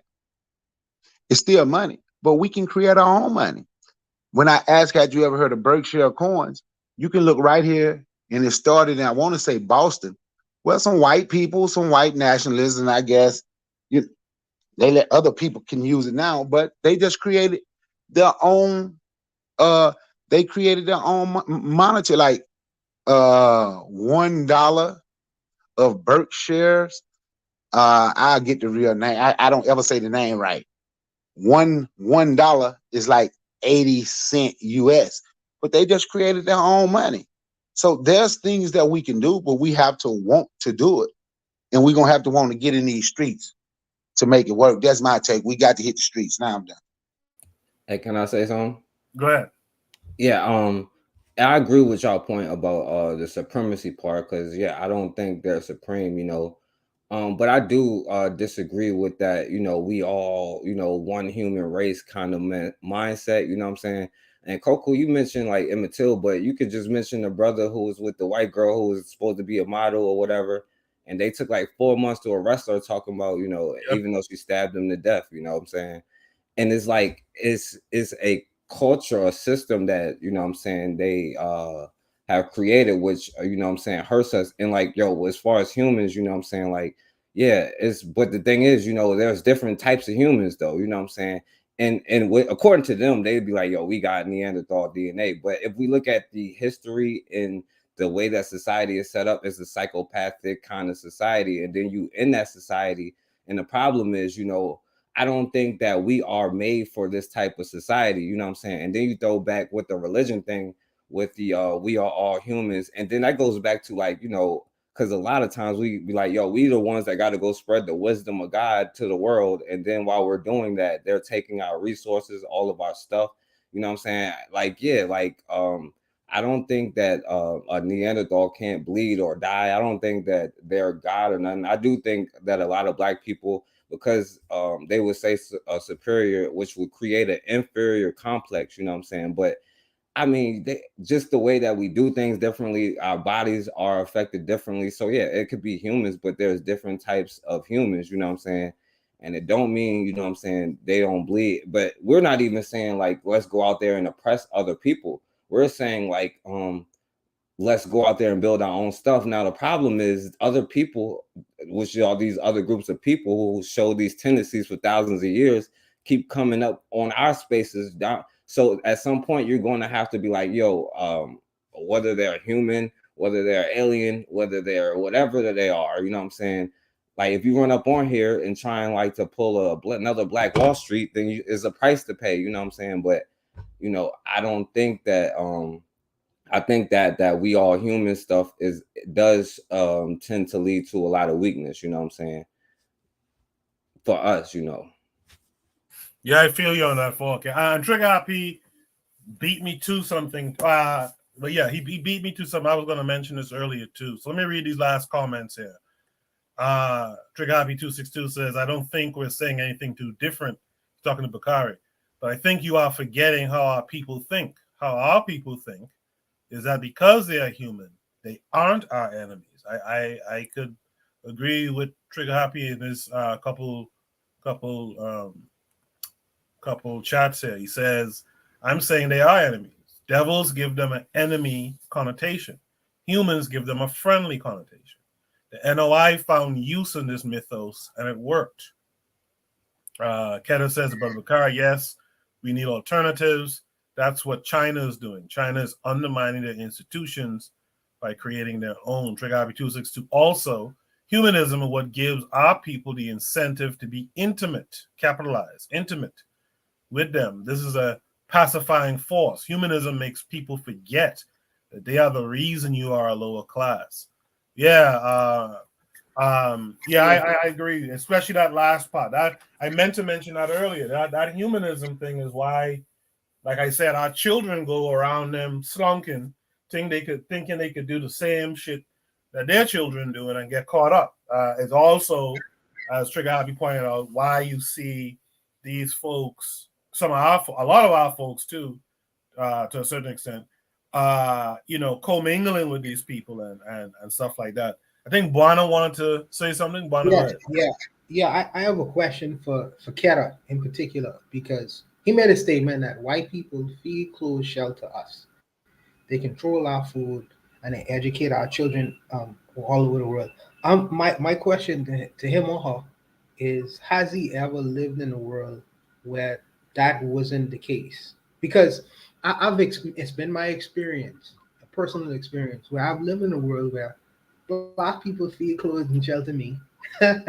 And as far as control of food, my granddad was a pig farmer. He had chickens, and he had a boat where he used to fish. You know what I mean? So it's like he controlled the food to us. You know what I mean? And I knew on a personal level that my mother used to go to get um to get fabric so we could have our uniform sewn together in terms of clothes. And I mean, my brother-in-law, he builds houses. So I understand what he's talking about in an indirect way when it comes to me, but I'm saying, has he ever considered a world where Black people could create all these kinds of things or do all these kinds of things for themselves? It's not by necessity. I think that some of these things we give our willingness to have others control our situations, maybe for financial means and other reasons. But I think that we are skilled enough and we have enough skill to do all the things that we feel that white folks do for us. I think that the reason why the world is how it is, it comes with our acceptance of it. And I think that we are complicit in this kind of world that we have right now, because we can do all these things: feed ourselves, clothe ourselves, shelter ourselves, and educate. All my teachers were Jamaican. I'm looking at them, educate me. I mean, what are you talking about? I mean, so I understand what he means by in an indirect way, but I think that there's a world that exists that these kinds of things, that is an unnecessary reality that we willfully accept, and we don't have to accept that reality because we all have skills or have the ability to perform all these different tasks for our people. I think that we willingly allow these things to happen.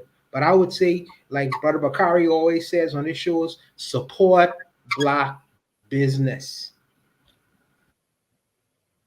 Yeah, Joshua, I hear what you're saying. I grew up similarly, but I have learned, and I guess that comes with living in America these years. I've learned to expand the lens, right? To zoom out and see the larger picture. And he's not wrong, man.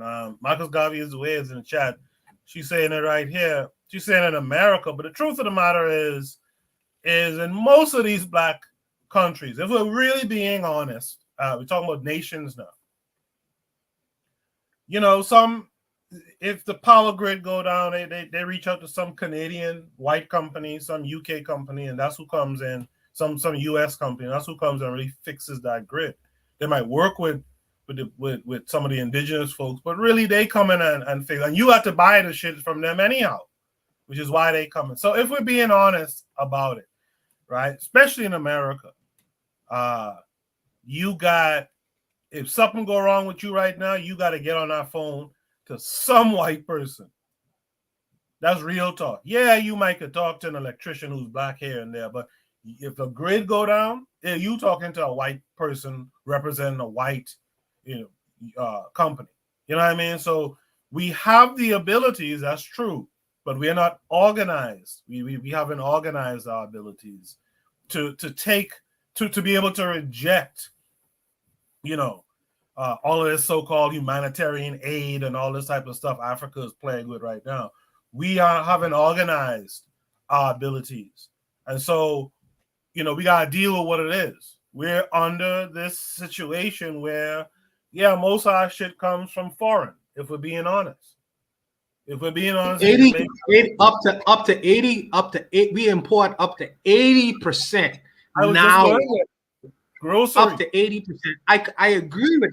I agree with that. And I'm not taking away from the strength of his argument. I agree with that. I think that all I'm saying is that there was a time when the numbers wasn't that 80% wasn't so high because we didn't even have the money to even import. So what were the people doing since they didn't have the capacity or the financial strength to import products? They had to exist on their own. See, with for instance, for this particular prompt, what Marcus Garvey, Barbados put up, right? She talks about the NGO hurricane relief. Now, I've lived through two major hurricanes. Now, there were things that was promised to these so-called countries in the Caribbean, as far as in terms of money, but nothing was delivered. At least not what I get to see from my end. I lived in a situation where you had all the people in the community begging for ice. So the youngers had to get together and formulate a plan where we could make their subsistence, their life that we was in that period of time for at least a month. You know, we had to create a situation where these people were at least able to live because the outside wasn't coming and we had to deal with internal problems for ourselves. You know what I mean? And that's what we had to work on our own.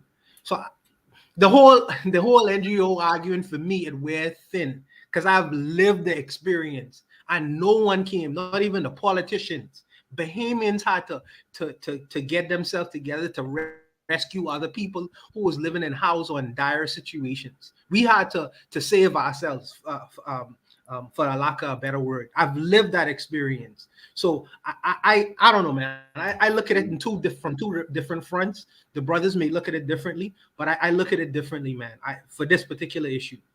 No, I think it's just the difference of potential energy and kinetic energy, right? We have that potential energy, but we gotta make that kinetic. We gotta actually make that ball roll down the hill now. You know what I mean?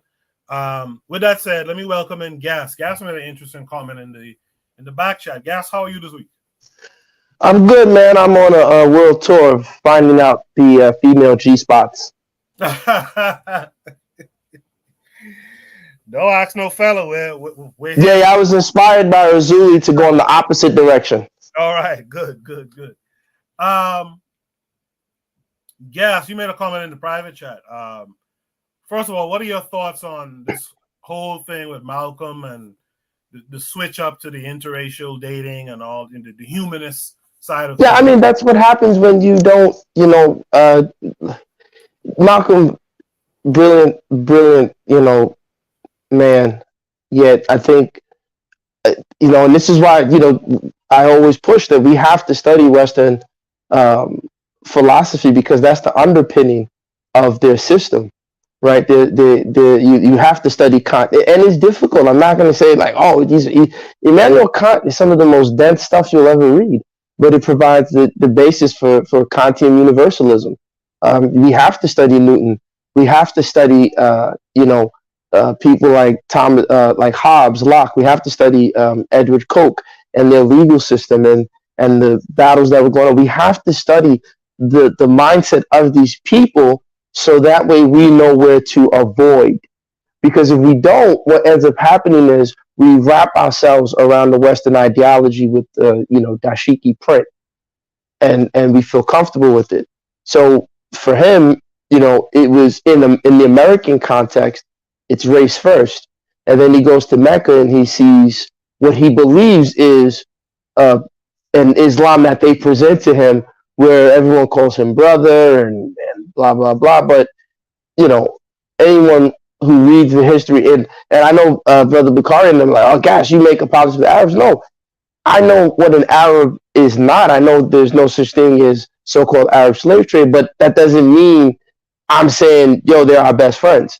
I just saw a video about African-American men who are dating Dominican women. And I'm like, what the hell is wrong with you guys? Like, I grew up in New York City. Them Dominican people don't like us. I don't care how beautiful their women are. All these Spanish women, these Latin women. These women think they're doing me a favor by talking to me. They say something about raza, improve the race. They say pelo malo. the hair is bad. Moreno pelo malo, prieto, cocolo, mayete, pichon. This is what they say about us. You know, the Arabs call us abid. So again, intellectually, I can tell you no such thing as an Arab, and that the problem is still white supremacy. But that doesn't mean I'm stupid enough to go hang with them. We don't need to. So I'm just saying, like, if we don't have that underpinning, we end up getting lost, right? So I don't need an ideology to say white people are A, B, C to know that there's no such thing as white people. But at the same time, the people who consider themselves white, we're at war with them. That I don't need to buy into an ideology that tells me to hate them for me to know that I'm at war with them because of what they choose to believe in, because I've studied what they say that they believe in. And I think that you know, gives us a stronger canon. That's why it's called the Western canon. I always tell people that, you know, I got that from my mentors. It's called the Western canon for a reason. They're aiming at our minds. But I just wanted to quickly say about, you know, the consumption. This stuff has been going on, particularly in West Africa, since we first encountered these people, right? The trade routes in Africa were all centered around the Saharan trade routes, and they took us all up and down Africa, those caravan routes, the intra-trade. We've abandoned that as soon as we started dealing with the Portuguese on the coast and other Europeans who came to the coast, and the coastal elites sold us out, right? They're the ones who started to sell us out. They're the ones who got caught up with the importation of foreign clothing. So all this Africa print, you know, when you guys see these useless I hate them. I don't hate anybody, but I can't stand them. These Afro beats, Nigeria Afro beats and jollof rice is garbage. That's not. Jollof rice is not Nigeria. Is not any person's culture in that place, that, you know, colonial zoo we call Nigeria. That's not anyone's culture. You know, those shiny clothes, those ain't African clothes. That's Dutch wax. That's Dutch print. The Dutch brought that because they made it. They wanted to sell that to the Indians, the Hindustans. The Hindus said, hell no, we don't want that. It looks terrible. So they were like, oh, who's the next dumb Negro to take it? And of course, the colonial chiefs on the coast were like, oh yeah, I'll take it. What do you want? You want me to sell these people? Go ahead, take them. Give me some clothes. Give me a mirror. Give me a top hat. So we've been importing ever since. And part of the solution is, like the brother, you know, Trigger Happy is saying, we either got to make our own, but that is a strong and long process. That means we have to raise our own bonds. We have to finance ourselves. We need to study people like Mike Milken, the junk bond king. How is he raising financing? We need to look at the Japanese, how they were able to finance themselves and industrialize themselves and take the good from them and not become colonists like they did, because the Japanese committed a lot of atrocities in Asia, right? So how do we do this without becoming colonists ourselves? We need to look, should I say it on your platform? We can look at Germany, minus the atrocities that they did. The German machine was able to create a strong state, right? What did they do that was good? We could look at these other places. So that's a long-term play. And like I said, it involves financing. It involves the ability to raise bonds. It involves a lot of things. So in the meantime, we need to avoid or eschew consuming anything Western as best as we can. If we can't make it, we don't want it. And that was, funny enough, that was the speech Sankara was making the year before his own best friend, who ate in his mother's house, Blaise Compaoré, killed him. Blaise betrayed him, but he was saying that. He said, you people are complaining of colonialism. It's on your plate. The rice you're eating came from France, came from Vietnam, came from Thailand. The clothes you're wearing come from this place. So we need to look at that. How do we, and then like I said, that means, you know, no more glamour until we can produce it ourselves. So our women ain't going to have the long Brazilian Yankee hair. Is your side chick going to be happy with that? When you tell her, hey, baby, look, man, we're going to get the Brazilian Yankee hair. Is she going to be happy with that? Is your wife going to be happy with that? That we got to grind and struggle as we're building this quote-unquote nation state of Africa-stan, or whatever stand that we'll call it, or area that we'll call it, you know? So I just wanted to put that out there. No, I appreciate that. Yeah, I liked most everything you said just now. To be honest, and Trigger Happy 262 has this chat comment up. To be fair, I have no problems with taking concept that one likes and essentially modeling it to your own. That's the basics of trade, and that's what that's what I've always been imploring black folks, man. We got to stop arguing about, well, I don't like that system or that system. And I get sometimes you can see it coming from a mile away. So I get the criticisms of certain systems, but I also have a criticism for the fact that we ain't trying much of anything at the same time. You mentioned Mike Milk, and I'm familiar with him, and it's something I kind of want to do, or get some people around me who could break a lot of this economic stuff down, like real economics, not just supply and demand per se, but like the economics of nations and whatnot. But it that's a conversation I think we really need to have. And like you said, I mean, you know how many of us haven't even read Adam Smith's book? It's there, it's free. We haven't even, many of us in the black side of the blackity black thing, right? As I like to always joke with Tam, we don't even read Keynes. We have, and it's on Amazon. It's like $3. You can get a lot of his books. He tells you how he was running economies. People don't even know Keynes was a day trader. And he even found difficulty as a day trader. And this guy was running economies. And he was like, man, the markets are a tough nut to crack. Yeah. You understand what I'm saying? Pause for the New Yorkers, right? But, but, I'm just saying, so we're not studying these people, like you said, economies of nations. We don't read Adam Smith, but we'll read, no disrespect to him, what's Claude Anderson. Right. He's not even an economist. He got his PhD in education. Shout out to Claude Anderson. I like him because they'll come for me. But he's not an economist. You get what I'm saying? So, I don't know. Claude Anderson's also anti-African in a sense, too. As far as I'm concerned, yeah, there's some problems there. But, yeah, I appreciate that conversation. Any last words from anyone? All right. You can see other comments from Trigger Happy in the chat.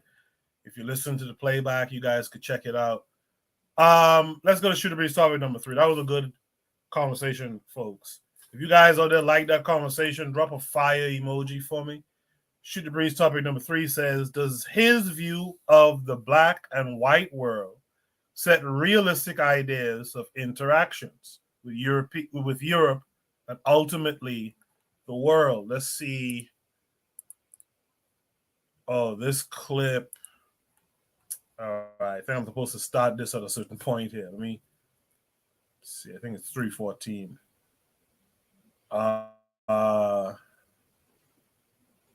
Why is it not coming up? Okay. I think I'm supposed to start this at 3:14.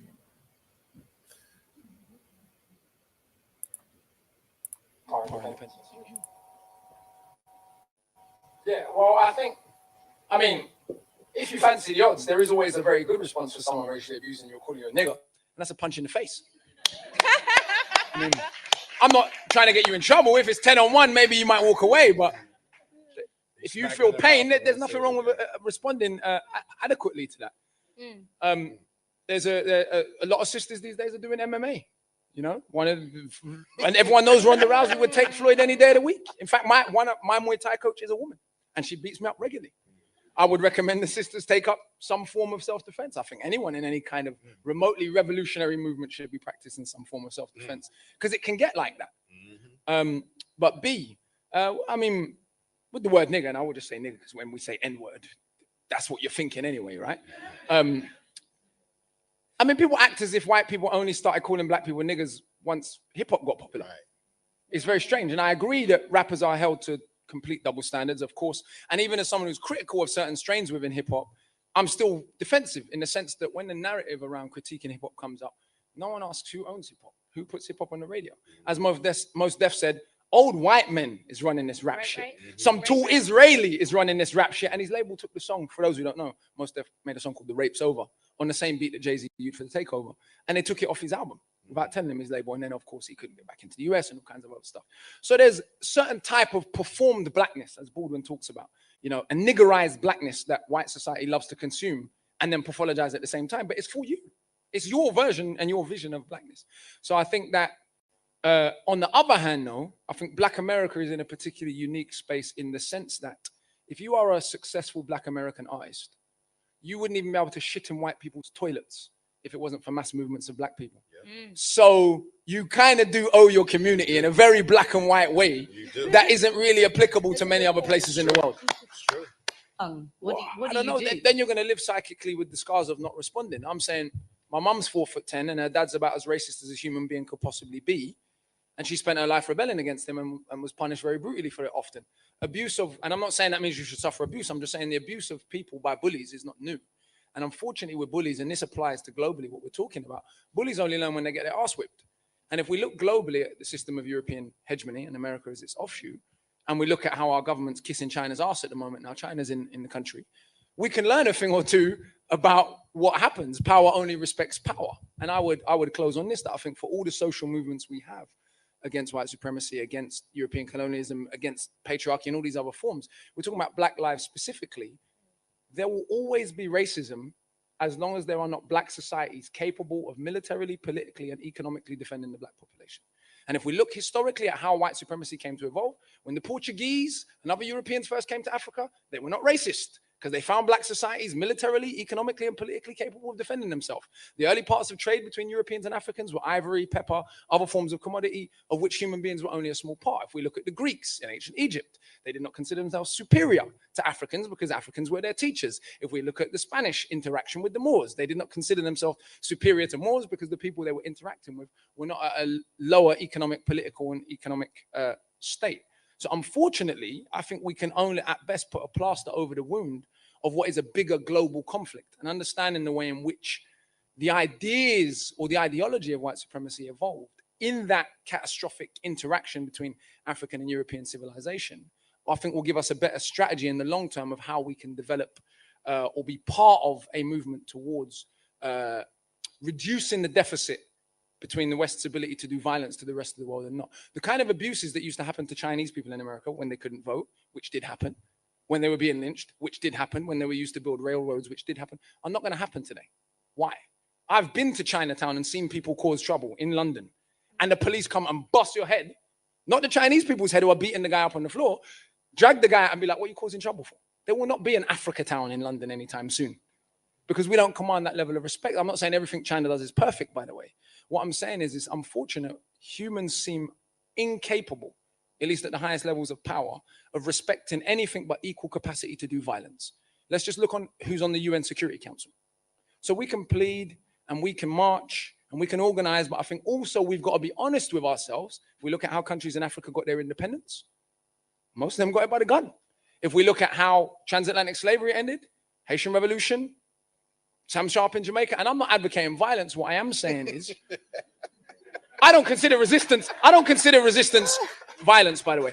I'm not saying we need to be out in the streets burning stuff, but what I am saying is we have to situate ourselves within a realistic sense of this conflict. And I think fooling ourselves into believing we can embarrass the state into being nice. They're not even nice to working class white people. Incidentally, I will close on this point. You were mentioning about free school meals. Our government has just announced here they're going to take free school meals out of the schools in the UK. And that ain't just black kids who's going to be affected by that. As someone who grew up on free school meals, I'm a bit offended by that. So the violence that is happening, as what Baldwin says, as the world struggles to continue to be white, there is going to be more violence. How do people reconcile the idea that you're superior with, oh, my government is bowing to China when they come to England? How are you going to reconcile you're taught you're superior, but India has just sent a rocket to Mars for 10% of the cost that NASA did it while it's still a third world country? The world is no longer white, but it seems we haven't realized that and we haven't organized ourselves accordingly. And certainly our states are going to do the best to hide that from us. So I think we have to take a historical view also. Interesting, man. You guys in the chat, how many of y'all are into Akala? I'll be curious to hear how many of you are into that, brother. He's a rapper out of the UK. I think he has Jamaican roots. I believe he has Jamaican roots as well. Gas him up. What say you to this, man? I mean, I didn't hear anything that him, Umar, Claude Anderson, and all these other people, they've been saying this stuff for the last how many years now? It's nothing wrong, but it's nothing new. I mean, it's like we've been, what's that, the same old song, right? This is the song that never ends. We've been saying this stuff. Like, I don't know. I think, black intellectual spaces need to be revamped. There's nothing new there, in my opinion.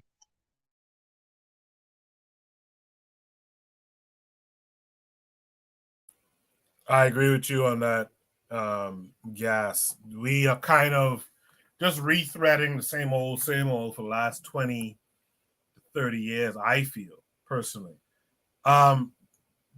Forecast, what say you to this? Yeah, well, I mean, it's obvious, you know what I'm saying?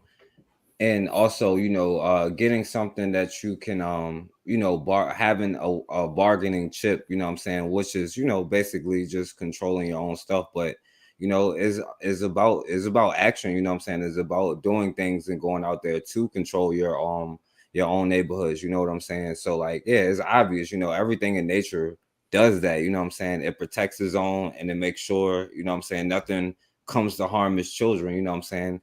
And that's just the way the world works, you know what I'm saying? Unfortunately, I just think that a lot of us have like a defeatist kind of mindset, and like, if you can't beat it, kind of join it mindset. So ultimately, like we are really far away from this, you know what I'm saying? And the only way to get to it, I think, is for something real bad that has to happen. But not that, you know what I'm saying, it hasn't happened before, because we do have a history of doing this, just not in the last like 60 years. So, you know what I'm saying, it's just a part of, you know what I'm saying, like, what are you doing out there on your, like, for yourself to build something? Because nobody really gonna listen to you until you actually accomplish something, you know what I'm saying, like actually accomplish goals. So like I would say, like, what are you out there doing, you know what I'm saying, like, as for each individual person who wants to see a change anyway. If you want to integrate, you know what I'm saying, whatever, but if you want to see a change, like, I will have to ask myself, what am I doing? So, I'll pass the mic. I appreciate that, Forecast. I had asked in the chat during the video if the folks listening like Akala and Arthur's musician, street musician. Arthur's said yes. Marcus Garvey is the way he says yes. Akala has a Jamaican dad. I like his speeches, not his rapping skills. I could feel you on that. I think the best flow to come out of the UK was Slick Rick, in my opinion. But let me throw it to a hip hop head. Hey, he's from the Bronx. He's from the Bronx. Do you like him? Don't take him away from us. He's from the Bronx. I know the UK. He's a BX baby.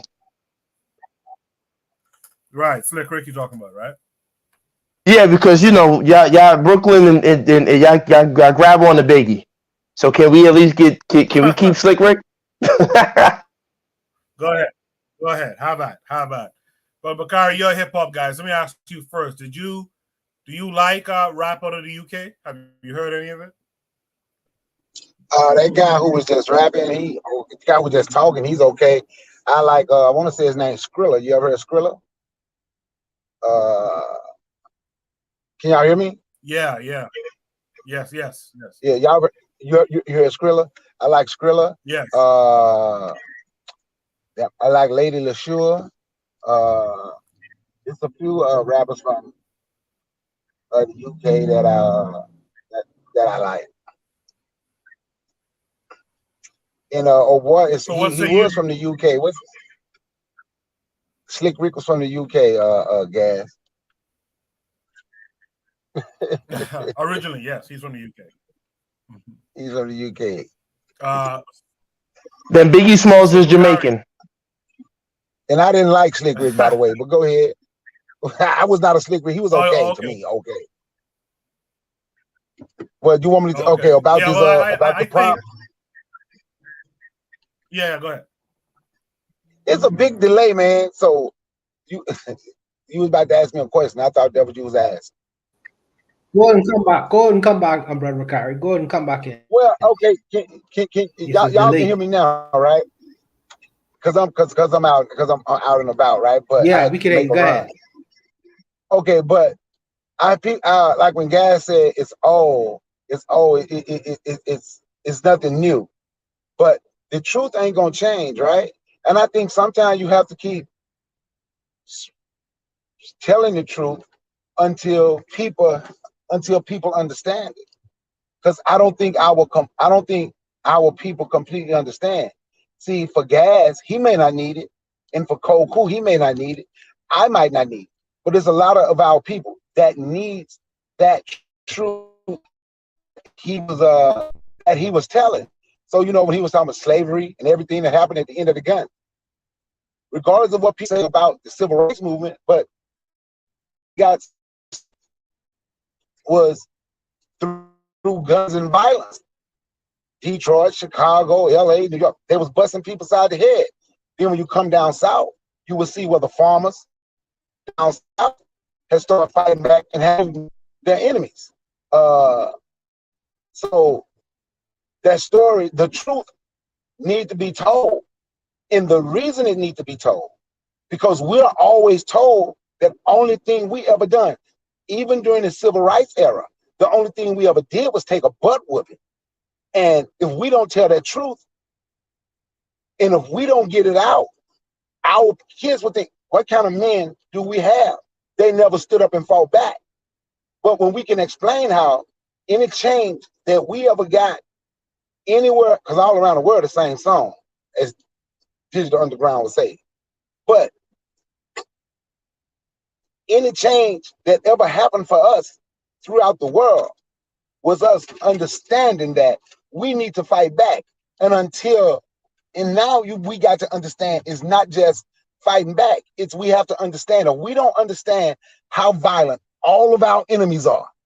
All of them, I put plural enemies, because it ain't just the European folk, all of them, right? For me, my enemy, right? And if we don't understand how violent our enemies are and what they're willing to do to keep you in check and keep you afraid, we would never get out of it. We like to say our men shouldn't fight a woman, but them gooks didn't have a problem with their man coming out the back of that nail salon beating black women in that nail salon in New York. Didn't have a problem right here in Atlanta and right in front of some black man. That Korean didn't have a problem slapping that teenage black girl in her face.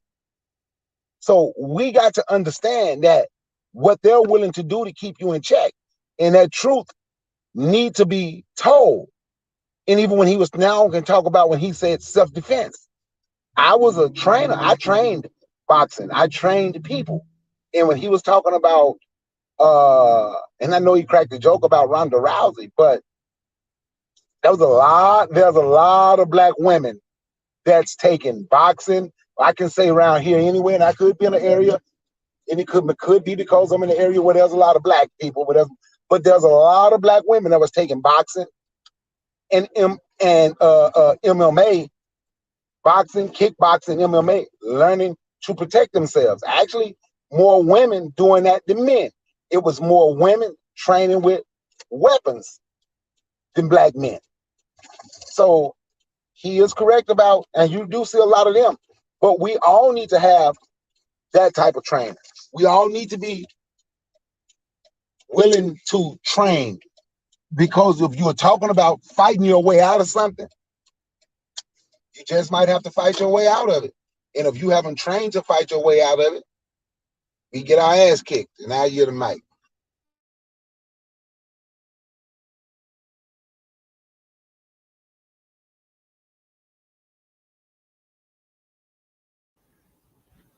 I guess Koku No, I'm here. is I'm here. I pause right now. So let me go. Okay. Yeah. So Buana, does Akala's view of the black and white world set realistic ideas of interactions with Europe and ultimately the world? Go ahead. Ultimately, I think it's gonna come to that. I think that the world is, well, the black world and a white world has been in a space where it's been a master slave relationship for a long time. That is slowly changing, And eventually, for the black world to come into its own, they're gonna have to approach the white men, and we're gonna have to just get down to business. We're gonna have to fight. But there are several things that's happening. First, let me talk about Akala. Akala is a person that I consider to be the Goodwill Hunting. If anyone watched that movie, he's a Goodwill Hunting character. He come from the bottoms, and it's just that he was a brilliant dude.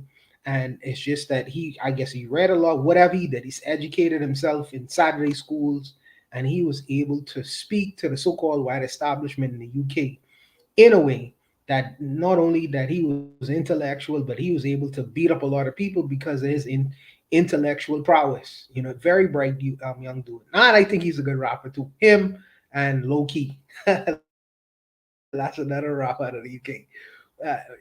But I would say that as far as the fact that it's been heard before, what I say that I think that it has to be repeated. You know why? Because even though some of us know about it, it is not applied to the extent that it should be. The philosophy and opinions of God was written more than 80 years ago, probably more than 100 years ago now, and it's not really being applied. Why? Because we had integration. Now we get the cultists coming with the either Hebrew Israelite. We going all over the place with our ideologies because we have not sat down and applied the things that these brothers were saying for hundreds of years. It's been little to no application because many of us have in our minds that the white man ice is colder. That is in our mentality. And unless we have these ideas and principles that God we've been talking about from hundreds of years ago, unless we start to quote these things, get it in our mentality, as we do with John 3:16 or John 3:15, whatever it is, until we get it down into our souls and start applying it, it needs to be repeating until we get it. You know what I mean? And I don't think that black folks have gotten it yet, or else they would have been acting like they have gotten it. And what we see is they acting in the opposite. They're acting in the opposite. They think the white man ice is cold, and we still playing that out. So it must be repeated. And I also say this too. If the product is not bad, why continue to reinvent it to create something new? McDonald's is a recipe that's created more than 100 years ago. So does Kentucky and et cetera, et cetera, et cetera. They still reproducing that same recipe. Coca-Cola.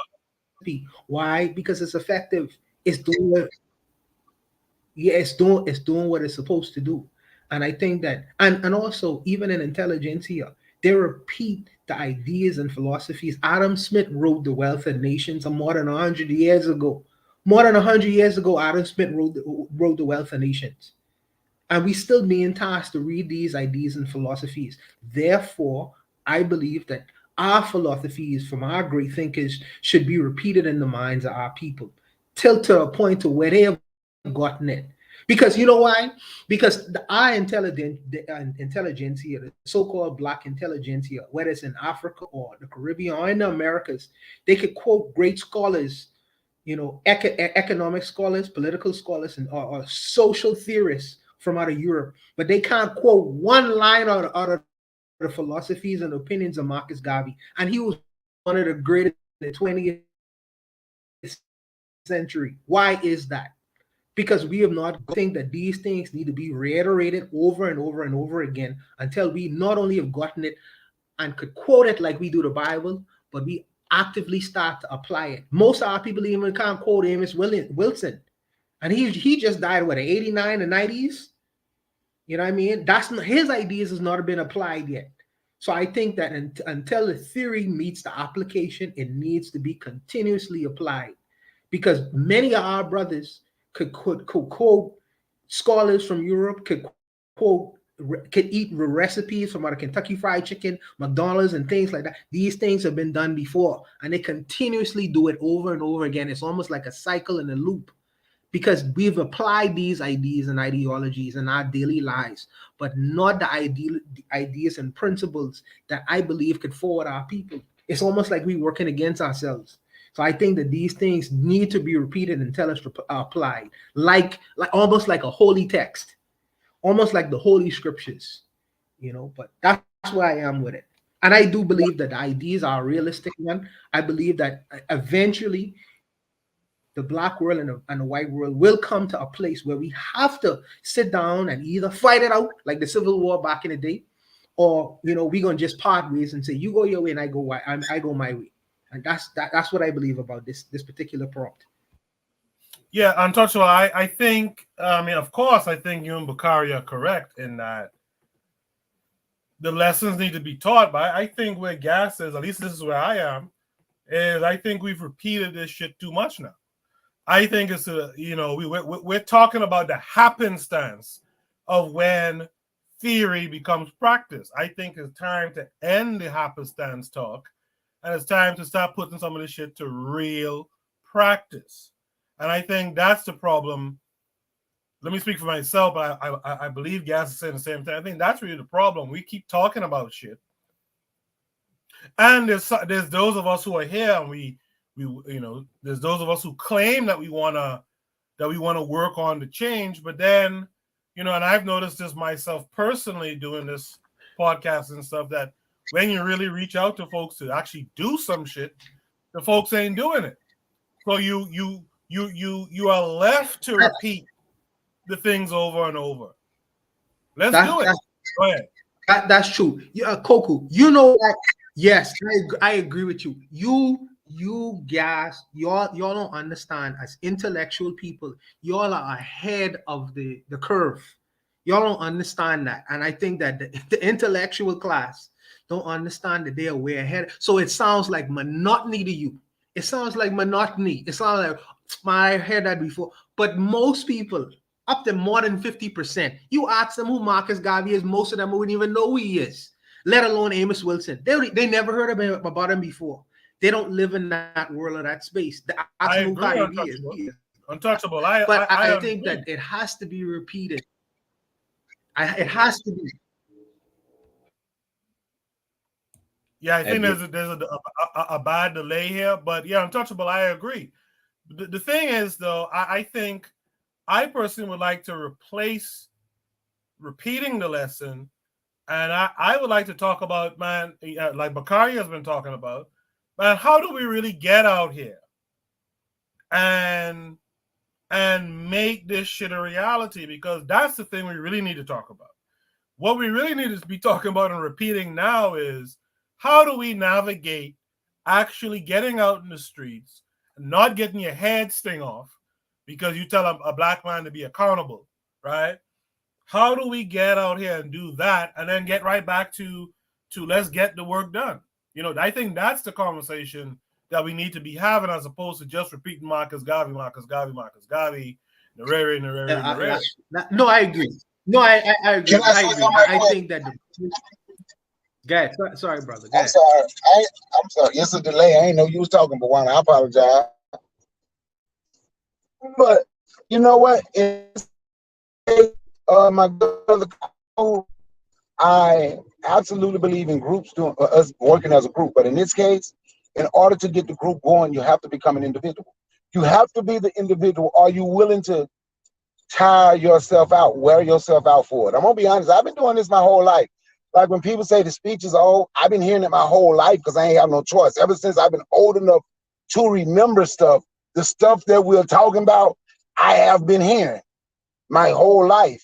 I've seen a lot of stuff. I've seen a lot of black people. I've seen black people do a lot of good stuff. But today, in this 21st century, you're going to have to become that radical individual for the group.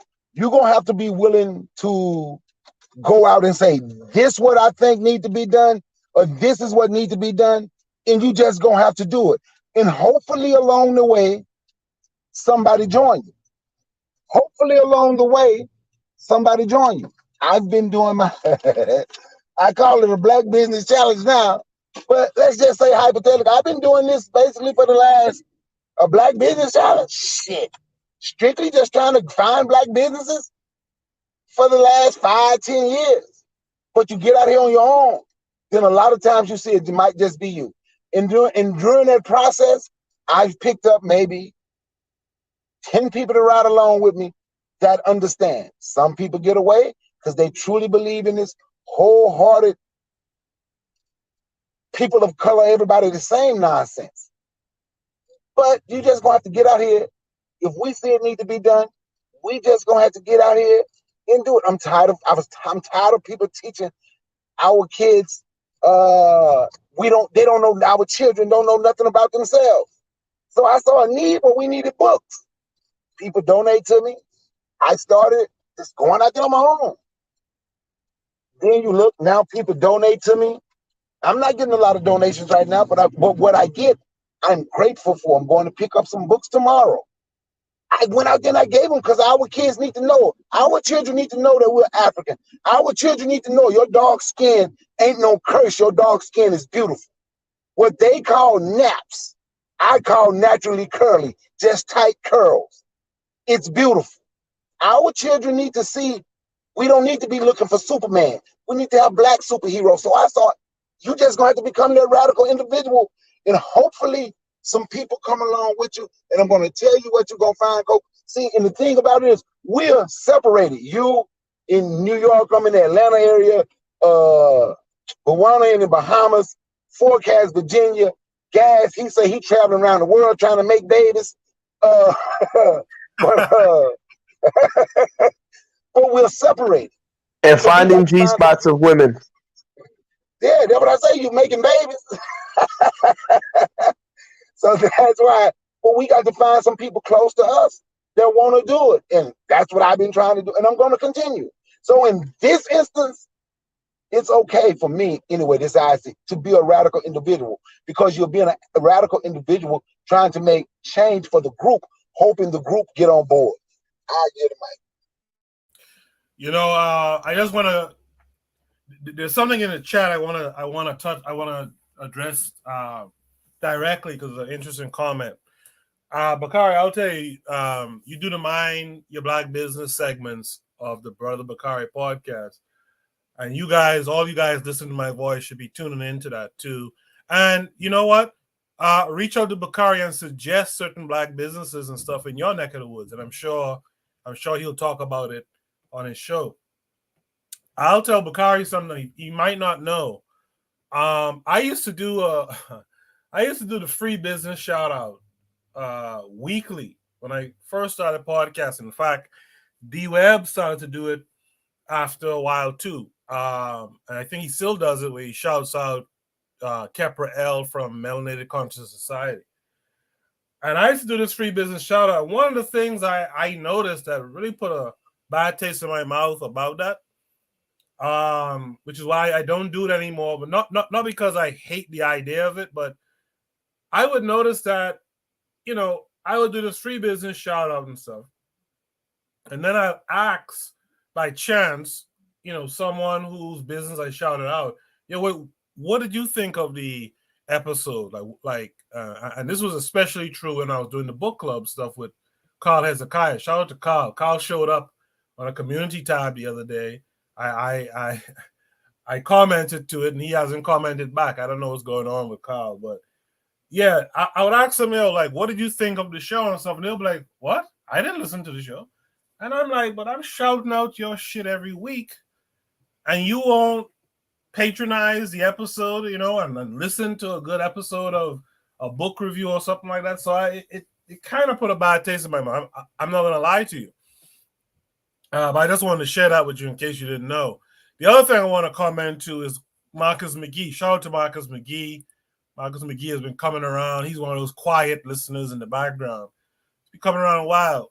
And he says in the chat, he says, yeah, you guys are way ahead. He's responding to what Untouchable was saying. He said, because some people that I think are leading me in the right way, you guys trash. And then I have to figure what you guys, I guess the way you guys feel, or why you guys feel that way, LOL. And I want to ask Marcus, who's out there, thanks for being here, by the way. I want to ask Marcus, when we, I guess, quote unquote, trash certain people, and then you look to figure it out, do you find that what was said here on the panel is true or not? I'm very curious about that. I'm very, very curious to see, is the show is this show, this segment of the Bitter Medicine podcast, is this doing the thing that that it's intended to do, right? So just give me a response to that. Any other comments from anyone on the panel? Yeah, I'm going to say something controversial. I'm not a fan of repeating Garvey or any of those people. I think they were reacting to the times that they were in, and I'm going to double down. Yeah, can you guys hear me? Yeah, Gas. I'll quickly interject to something you said there that I wish people would understand about Garvey, for example. Now, Garvey is my hero, but Garvey was in a time where Garvey himself was riding on the back of buses, and he was talking to people who were riding on the back of buses. And so his message, which is still a good one, the reason why he had all that success was because he was dealing with people whose grandmother, great-grandmother at the time, right, were born on a plantation. Well, people who were enslaved, people were still alive, still at that time, who were enslaved. And were riding on the back of buses and dealing with Jim Crow. So Garvey is his success, in my opinion, is based on two things. He was saying the right thing, and he was saying it in the right time. So I just want to say that. You have the floor. Continue. No, that's those are some of the nuances, right? And his message, of course, I think, again, for all Black people, everyone should have a healthy dose of Marcus Garvey within their bloodstreams and within their psyches, because he's very much needed. Because we're at war. However, when we're talking about the economics of nations, if we're going to have a nation state, I'm not going to follow Marcus Garvey, because Marcus Garvey didn't create the nation state. The nation state was built off the backs of European philosophical ideologies. Right? You can trace it back to Machiavelli. You can trace it back to the idea of creating taxation, the idea of their naval expansion. So you can see the nation state. And this is where I'm saying that the Black model just runs into a brick wall, because the very thing that they want to have, which is a strong African nation state, well, the origin of the nation state comes from European underpinnings. So you can't use Marcus Garvey to run a nation state in terms of the nuances. Now, the overall philosophy, yeah, you can say we want a Blackistan, right, or a Black in Nigeria, whatever you want to call it. Yes, you can use that for the overall ideology that is a Black nation, Black, Black, Black. Cool, that works. But when we're talking about, raising bonds, and we're talking about, financing debt or the building of municipalities, Marcus Garvey isn't going into those nuances. If we're going to have a Western nation state and call it with an African face or an African print to it, I can't use Marcus Garvey to run a nation state. So I think those are the problems that we run into. And then I just want to point out, let me just say these two other points. So that's me. So I'm going to double down on that stance. It's not about, quoting European philosophers. It's about studying European philosophers, so you know enough of their system, so either you don't repeat it or you choose to repeat what you feel will not whitewash you. Almost everything that we absorb from them, we're not able to be selective, myself included, to say, hey, I don't want to absorb that because, no, that's not what I want.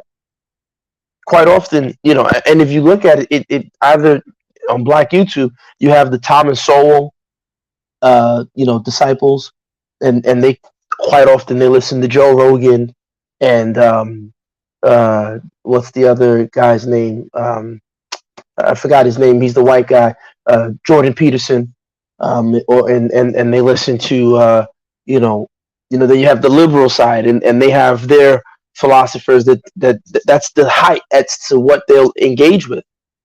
And so it's like, dang, if you really scratch everybody deep enough, there's a white guy behind all of us.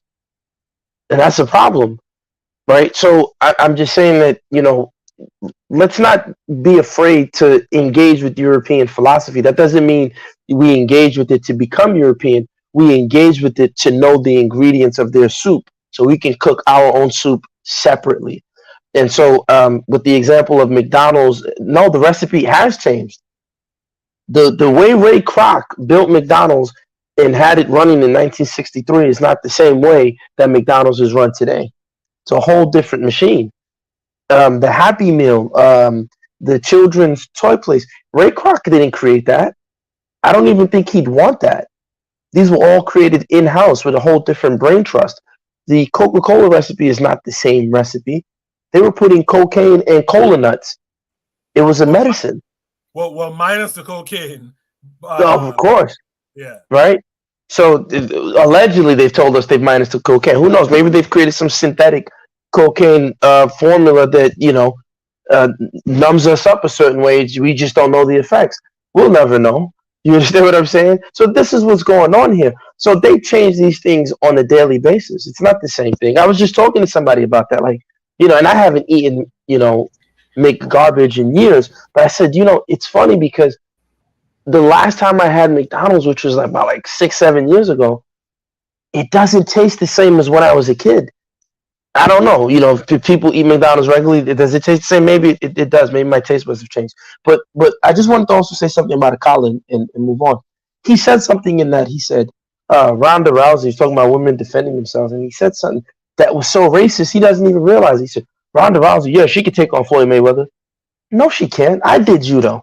I did judo and boxing. Ronda Rousey would get the living brace beat off of her. I was pissed off with that. Yeah, she's a small white girl. Yeah, don't get me wrong. If she fights an untrained man, and even with that said, I had the time to work in law enforcement as a correction officer. Them women wasn't running gung ho to hold down no man. No matter how much training they got, they still asked for male backup. I only met out of 25, 2 that was willing to go there with a dude. 2. Most of them wasn't trying to do that.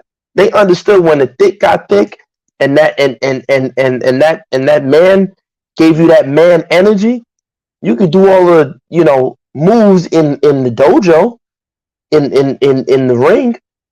When a man used that grown man strength on you, it's a whole different ball game.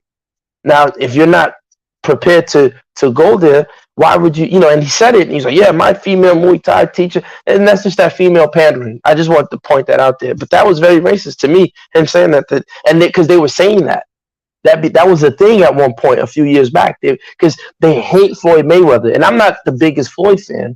I don't like everything that he does or he says, but Conor McGregor has done 1,000 times worse than Floyd Mayweather. He's pretty much a Floyd Mayweather ripoff, but the media loves this white boy. He does no wrong. But Floyd Mayweather, he's never taken a beating, never taken a loss, made over $1 billion in his sport. They hate his guts. You understand what I'm saying? So he didn't even realize that nonsense he was saying was part of the racism. But, I'll stop there. I agree with that. Can I respond to some of that? Can I respond to some of that? Give me a second, Bakari, because I got to get the forecast too, because he was next up. But give me a second just to respond to something here. Trigger Happy 262. I'm not tossing away Gavi. In fact, Gas didn't even say toss him away per se. Gas was just talking about the nation state wasn't designed, created by Gavi. I believe Gavi's ideologies are still very sound. What I'm saying is the acceptance of said ideologies. You have to look at the time. You know what I mean? You have to look at the time. When we wonder out loud nowadays, how was Gavi able to get all those millions of people and all those chapters all over the place? He didn't have the internet, this, that, and the other. Well, it was because he was talking to folks who was on the back of a bus too. He was talking to folks as well as himself, who was going around the back to drink water or take a shit or piss or something like that, right? In the Negroes only section. And all I'm saying is we have to be mindful of that environment, of that atmosphere and time. The ideology is still sound, in my opinion. Now, Gas brings up a good point about the nuances of, well, are you going to apply those ideologies in this nation state that these white boys in them carved up in the Berlin Conference? So that's the only thing I was saying about Gavi. I'm not saying to toss him away. In fact, like I said, I don't think Gas is saying toss him either, but it's about the nuance. Do you apply Gavi to the nation state that these white boys designed. With that said, quickly, Marcus McGee answered the question. He said, I just had to come to the realization that I was listening to Pan-Africans versus Black people who just wanted to make it better here in the U.S. I lean more to the Pan-African, though. And I appreciate that response. That right there, that makes me feel good about doing the show. I appreciate that response. Because I was like you, too, where I was kind of listening to and reading, Black nationalists in America, and I realized the limitation there.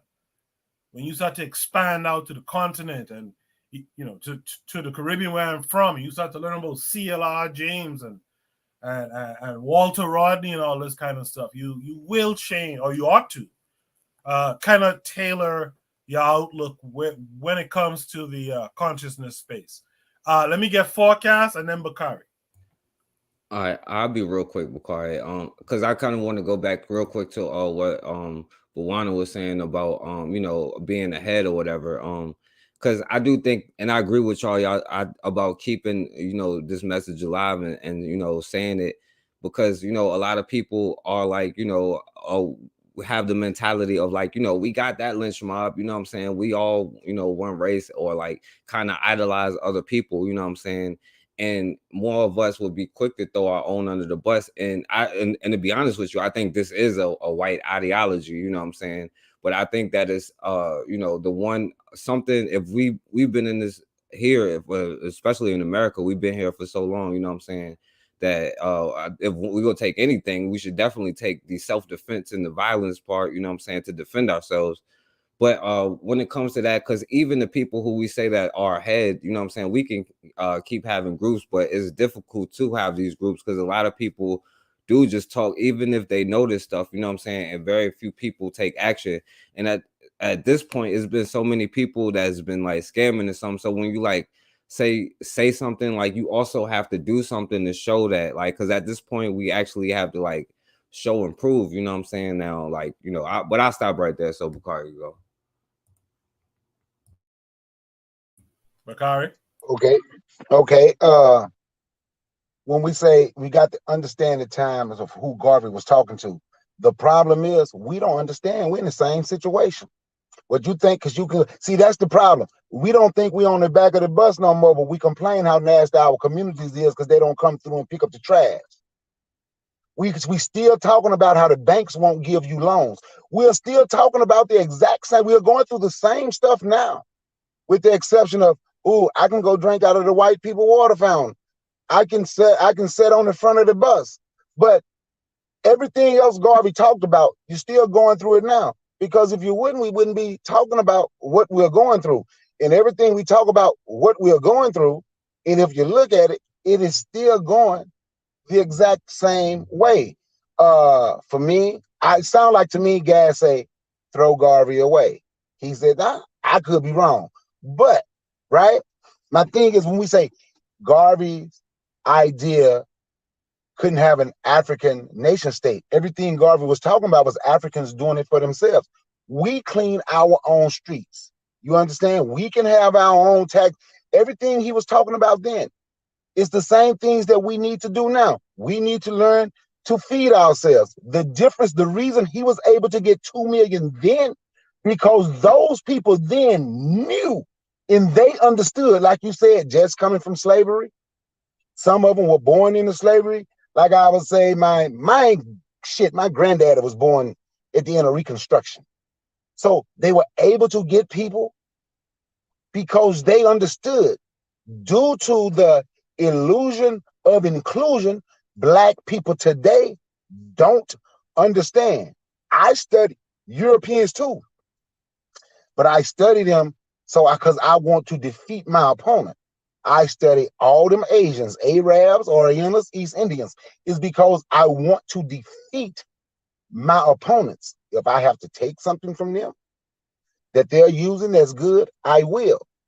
But for me, the best system, and I still think it's a system that can work. It's amazing. The Vietnamese didn't throw it away at the end of the 60s during the Vietnam War. That's what they used Garveyism, and they used Marcus Garvey to motivate themselves. That's what they used so they could fight back. And the point that I'm making, look at our situation now and look at the situation then. Look at the people then who had an understanding of what they were going through, and look at the people now who think they have made it. We are proud to rush out and kill off our own race, marrying other women.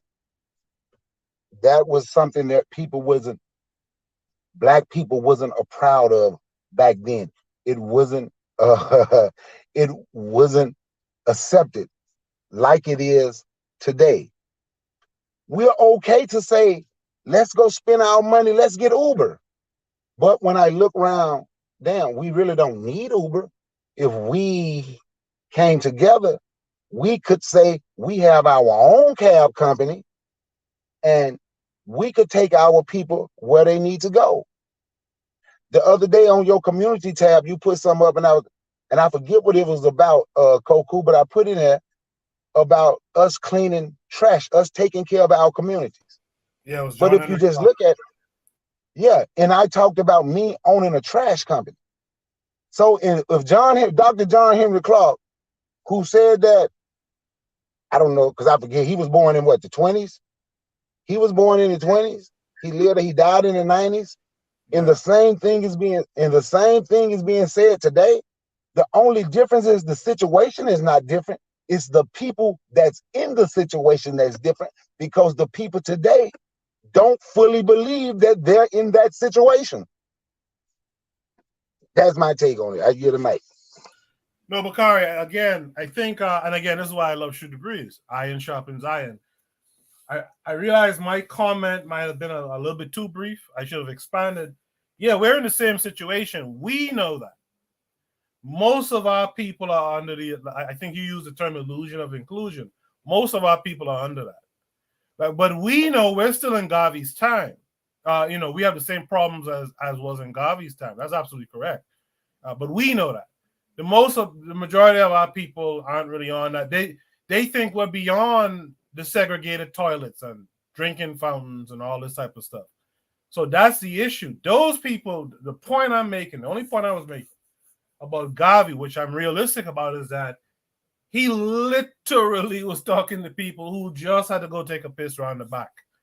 That was still going on when what's the basketball player name? He died this year too. From the Bill Celtics. Russell. Bill Russell, yeah. I mean, Bill Russell was a grown man in the 50s, couldn't eat in the same restaurants with the rest of his team, winning championships for Boston, right? They shit in his bed and all kind of shit like that. So I'm just saying that if you and I were to really go out here to the average person walking on the street and we talk Garvey to them, they would kind of be like, what are you talking about? Unless they're already in the conscious movement. They'll be like, what are you talking about? My head is in the bubble. I'm out there. I could buy Jordans. I could compete, so to speak, at least in their minds, with pop culture, with white pop culture and all that kind of stuff. So those folks wouldn't get it as well as the folks who Garvey was talking to. So this is why we have a different rate of success, I would say, using the same Garveyism, right? I think Bakari wanted to say something, and then you know what? I agree, Koku, with what you just said, right? And that's where we would become a failure, right? Because we know. See, Gaston already said he ain't got time. He ain't trying to show them. But since we know, right? And I know I always mess with Gas. Gas wasn't saying throw Garvey away. I already know that because he already said everybody needs a healthy dose of it. But if we know and we don't teach our people don't know, and that getting back to, we gonna have to let them know. Maybe we ain't got to use Marcus Garvey. Let's use somebody else who said something similar, who came after Marcus Garvey, right? Let's use somebody they might know. But we have to show our people that this illusion of inclusion is false. You understand what I'm saying? And if we don't show them, because you know, and I know, and in the chat know, and Bawana know, and Forecast know, and Gas know, we know, and we don't let our other people know what we're up against, we are failing because some of them ain't gonna want to know, and when they don't want to know, just keep it pushing. But the ones who want to know, who we can get, we are supposed to let them know. And I've said this 100 times. I think Gas is very smart, and Gas is too smart to know that he's too smart to know that he know he's supposed to be letting his people. He's supposed to let his people know. I'm supposed to let them know. Coco, we all supposed to. And that, for me, sometimes become, and I know it can be time. It can be extremely time. Trust me. It can be time. But it's still, we are supposed to let them know something, whatever it is we know that they don't know and what they don't understand. And that, for me, that's the issue. I get the mic. I feel you on that. Untouchable, go ahead. Yeah, so let me try to separate this. So the reason why I say that it's important to continuously reiterate our thinkers, our black thinkers, whether it's in the West or Africa, is because certain things are applicable. When Harriet Tubman said that in her lifetime she freed about 1,000 slaves, and she said, I could have freed 1,000 more, but for they only knew that they were slaves. When we talk about the system of Garvey, or as far as the fact that he was talking about Harriet Tubman couldn't save 10 people today. Okay, so Harriet Tubman was possibly a British government agent and spy. That's not even her real name. That's all right. Let me rock though. So when we talk about the system of Garvey, you know what I mean? I think that people think because we have left the agricultural plantation that we have actually left the plantation, which ain't true. Ain't true. The plantation provide. The plantation used to feed, clothe, and shelter their slaves. Not only that, they used to go from Kansi until Kansi. What do we do now? They give us, they invent this thing. We going from the plantation to the corporation now. They switched the names of it. It used to be the big house. Now they call it, now it's the big corporation, where you go and wake up in the morning at 5 o'clock in the morning and you work until in the afternoon or late into the afternoon, even in the evening. It's Kansi until Kansi. What do these things provide you? Food, clothes, and shelter, none of which none of us make. So how is that leaving the plantation system? And if we have not left the plantation, the applicability of the ideas of Garvey still holds true of trying to formulate and creating certain things for yourself. I agree with Gas when he says that you must study the ideology and ideas of your enemies. Absolutely agree with him. But I also would add that you should also take 2 notes. Study the thinkers, the people who experience things, people who see the cracks, people who see the openings, people who see the alternatives. I believe that we should read these things as well. I think that sometimes, Gas, it would seem, say, flush these brothers down the toilet, these African thinkers, they ain't know what they talking about. You know what I mean? I wouldn't dismiss them. I would read them as well. That's our only space of contention, as far as that goes. You know what I mean? And also lastly, and I want to be quick. Lastly, what is the alternative? Is the alternative practicing pan-Europeanism and just eating that for the rest of our lives, or just not speaking to no one about the alternative way that you could possibly exist in this world? You know what I mean? If we shut our mouths and the thinkers, the intellectual geniuses like Gas, like Coco, like the rest of the brothers, decide to say, man, I ain't trying to do that shit no more. What happens? What happens? You know what I mean? The world becomes, I feel like we'll go into darkness. You know what I mean? As if we're in there right now. There must be a few people who are willing or able to break down all the things that they know better to the regular people, to maybe convince them to think and to act in a different way. You know what I mean? And if all of them decide to shut up their mouth one day and say, man, I going for mine, man, the hell with these N words, then what happens? What happens? Like we're in a situation that we have to do it. That we have no alternative. That's the position that fortunately, I would say, some brothers would say unfortunately, that we are put into, and we gotta do it. We gotta break down things for the brother like McGee, where he could maybe tell it to someone else, simplify it, where he could tell it to someone else. We have no other alternative. That's what we are in. I appreciate it, Untouchable. Yeah, and you're right. I mean, some of us gotta, I guess, repeat the tale. Some of us have to be the griot that repeats the tale. But I think the majority of us need to graduate at some point and definitely actually do some work. And by the way, when I said Harriet Tubman wouldn't save 10 people, Harriet Tubman wouldn't even say, if Harriet Tubman came back and dealt with the descendants of the people she saved, she couldn't get 10 people. If Harriet Tubman walk here in Brooklyn right now, where people can eat Chinese food every day and do this and that and the third, she may get her head sting off here in Brooklyn talking that talk she was talking back in the day. You understand? So that's what I meant. Real quick, guys, I want to get this real quick from you guys before we go on to Shoot the Breeze topic number 4. What should we do with those European drawn borders and these European constructs of African nation states? What should we do? Let me start with Gas. I don't think there's anything we can do for now. I think it's like we live with certain fictions. You know, we tell our children there are 7 continents when Europe is not a continent. Yeah. Right. You know, it's just that the other day. Go ahead. Yeah, you know what I'm saying? Like, it's just weird, and so, but we have to live with these with we have to live with it.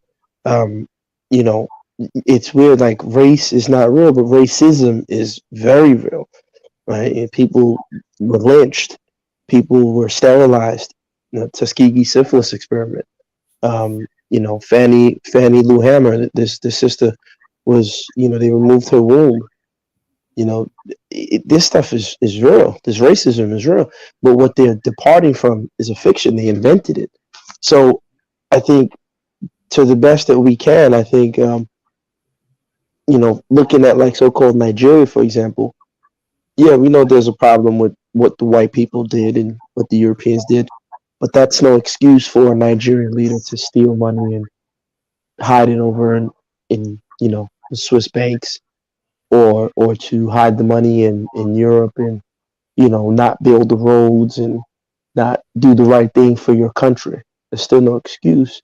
So I think we have to just do the best that we can with what we're given and live in the times that we're in, and, you know, put down the philosophical, you know, or the intellectual thought process as to what those who are coming after us can read and absorb and, you know, make whatever decision with the time that they're living in. Right. So I think that's all we can do. We just have to make the best do with what we have. And so that's why when I say Garvey, I wasn't, you know, saying Garvey or these people are not good, but I'm just saying that, you know, we have to understand and contextualize the time that they were in. Just look at, for example, medicine. You know, there was years ago, if a person had any issue, they would inject mercury in your body, or they'd give you, you know, cocaine as a balm, right, or heroin in a small dose, right? And I think they said Freud was taking doses of heroin, right? That was accepted scientific practice and medical practice, but now that's not the case. So I can't bring a doctor from the 1700s today and put him. He or she would be confused, but most likely he would be probably confused as to how medicine is practiced today. So I think that's what we have to do. We just have to live with the times that we're in as best as we can, to be, like Sankara said, Burkina Faso, upstanding men and women, hold ourselves to good standards with the times that we're in, but put things down on paper and orally in our traditions so that the generation coming after us can, possibly live out the Wakanda that we all want to have. All right, guys. Thanks for that. Bakari, what say you? Should we, what should we do with those lines drawn in Africa?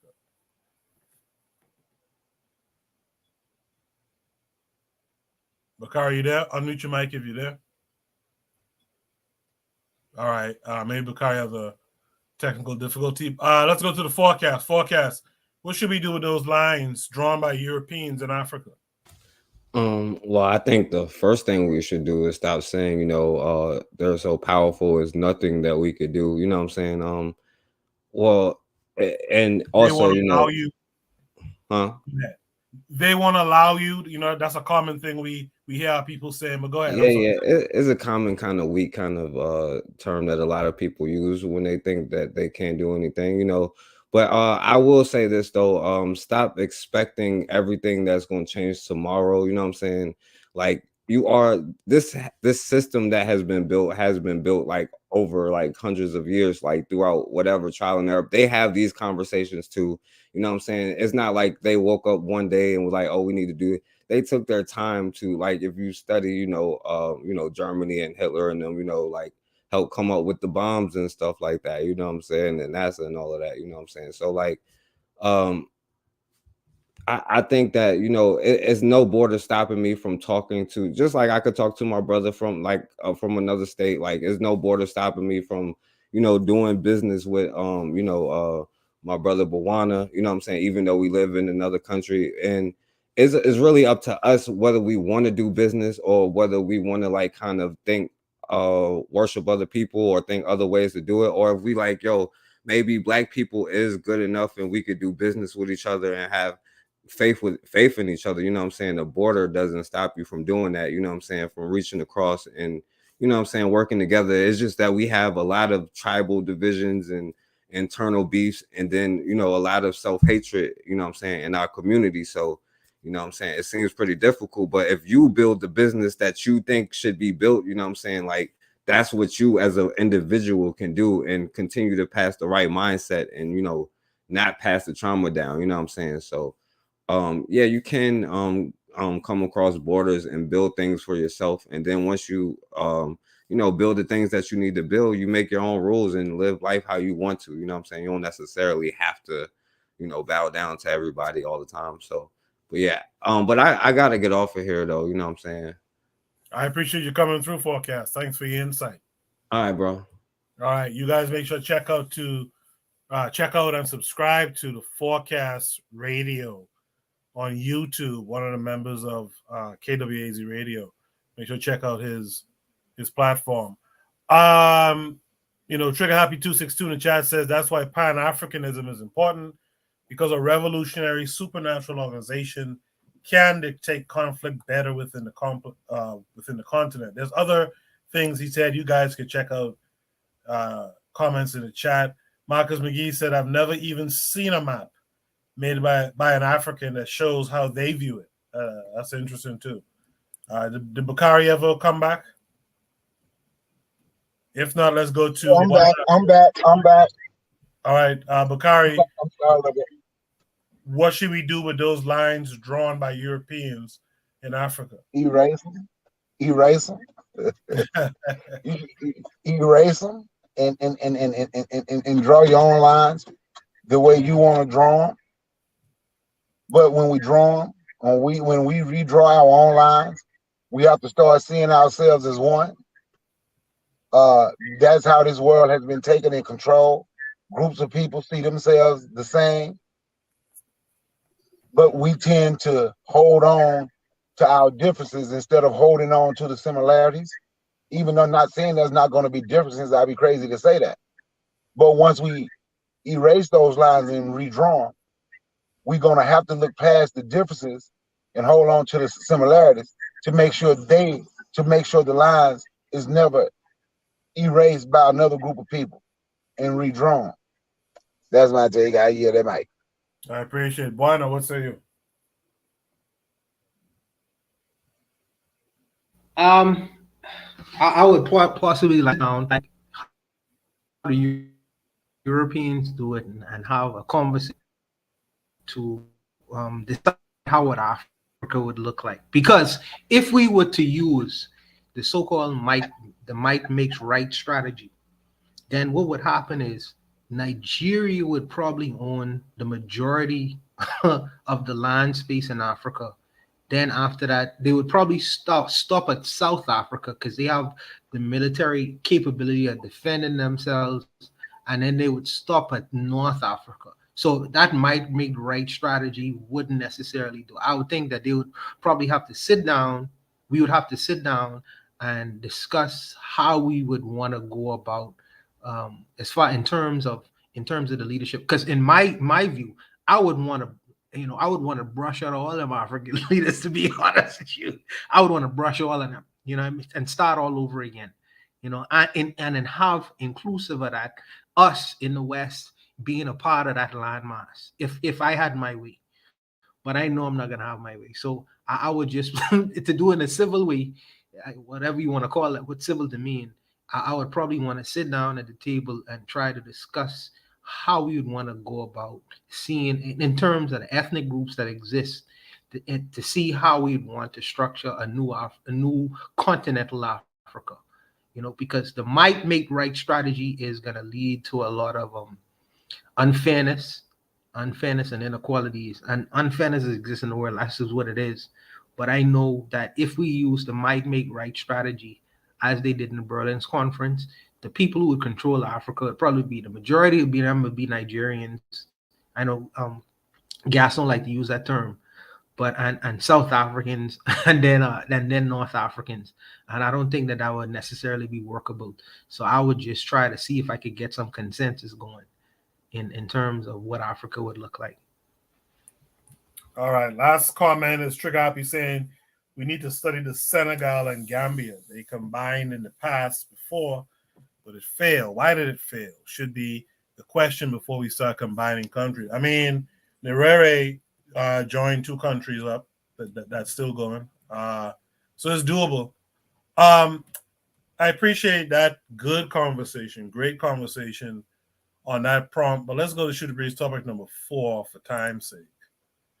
Shooter Breeze topic number 4 says, is there validity in her words outside the American point of view? What is the solution? So let's see what this link that's attached takes us to. Takes us to YouTube. Let's check out the video and then chat. It's evolved. And the plantation is still alive and well. And it survives on silence. So we're not allowed to complain about the things which really ail us. Especially us, Black women and children, we don't get to complain about what really ails us. And especially if it's internal, we can't speak because then we're seen as trying to bring down the Black man. I want to talk about your song from your new album, Silence. You have a line which says, plantation survives on silence. Please elaborate on the message you were trying to convey with this lyric. Well, we like to tell ourselves so we're free now, and we celebrate things like emancipation and independence where we don't have. But slavery never ended. It just evolved. And the plantation is still alive and well.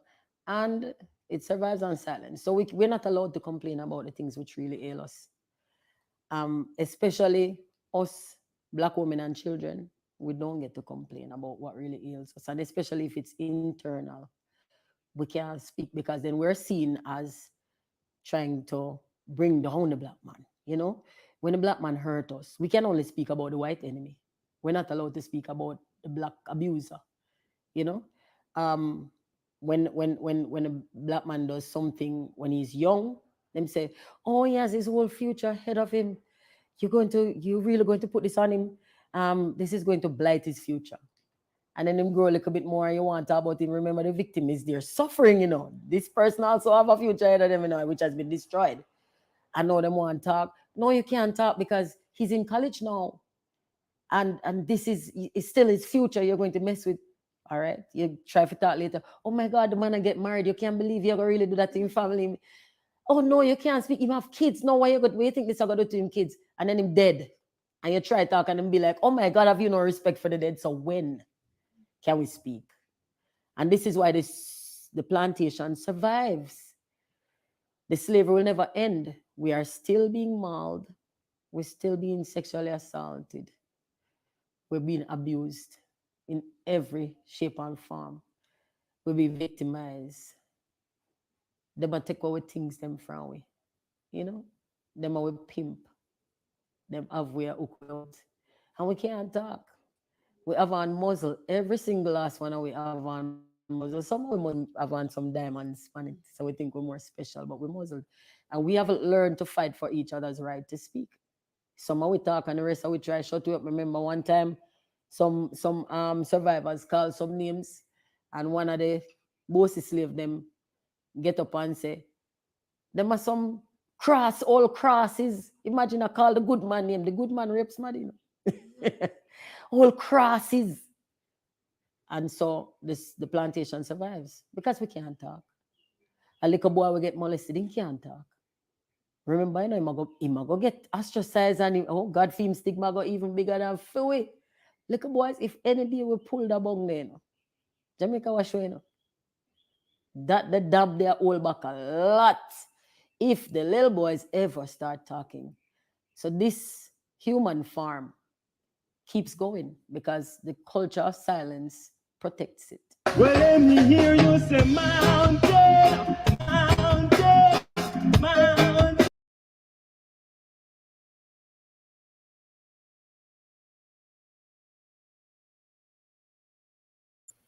Sorry about that.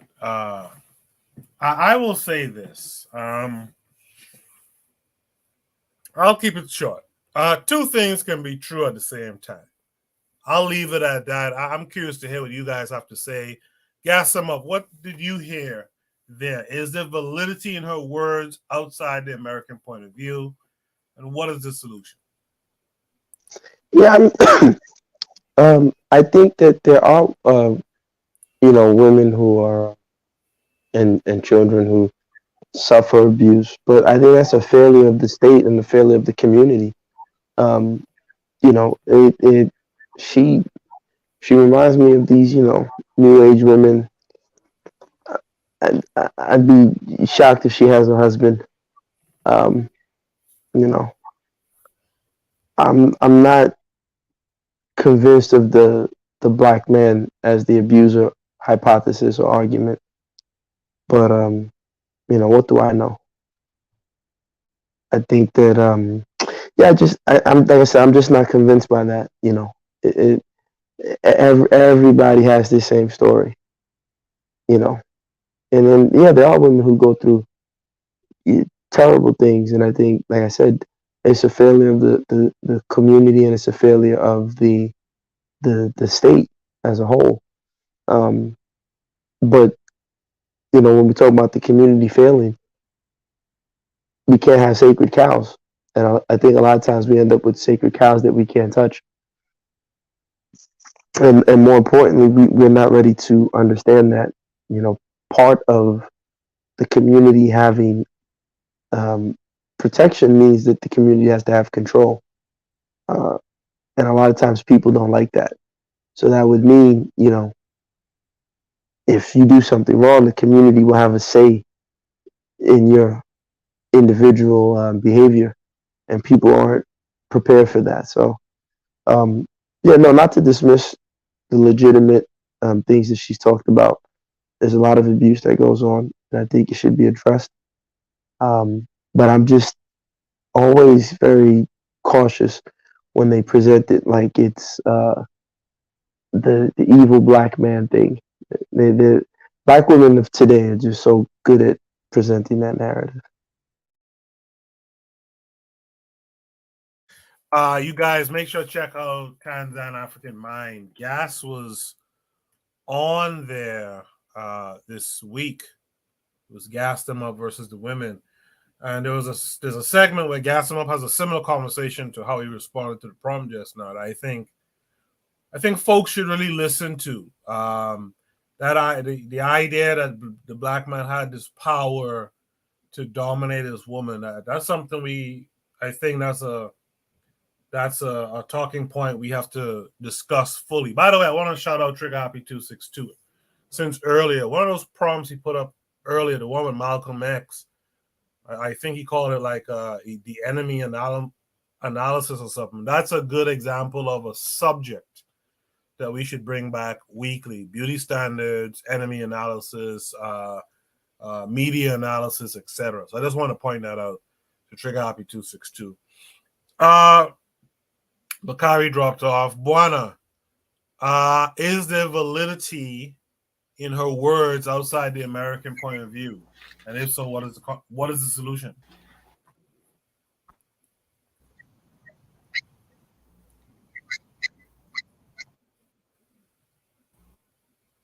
Buana, we can't hear you. Man, come on, sister.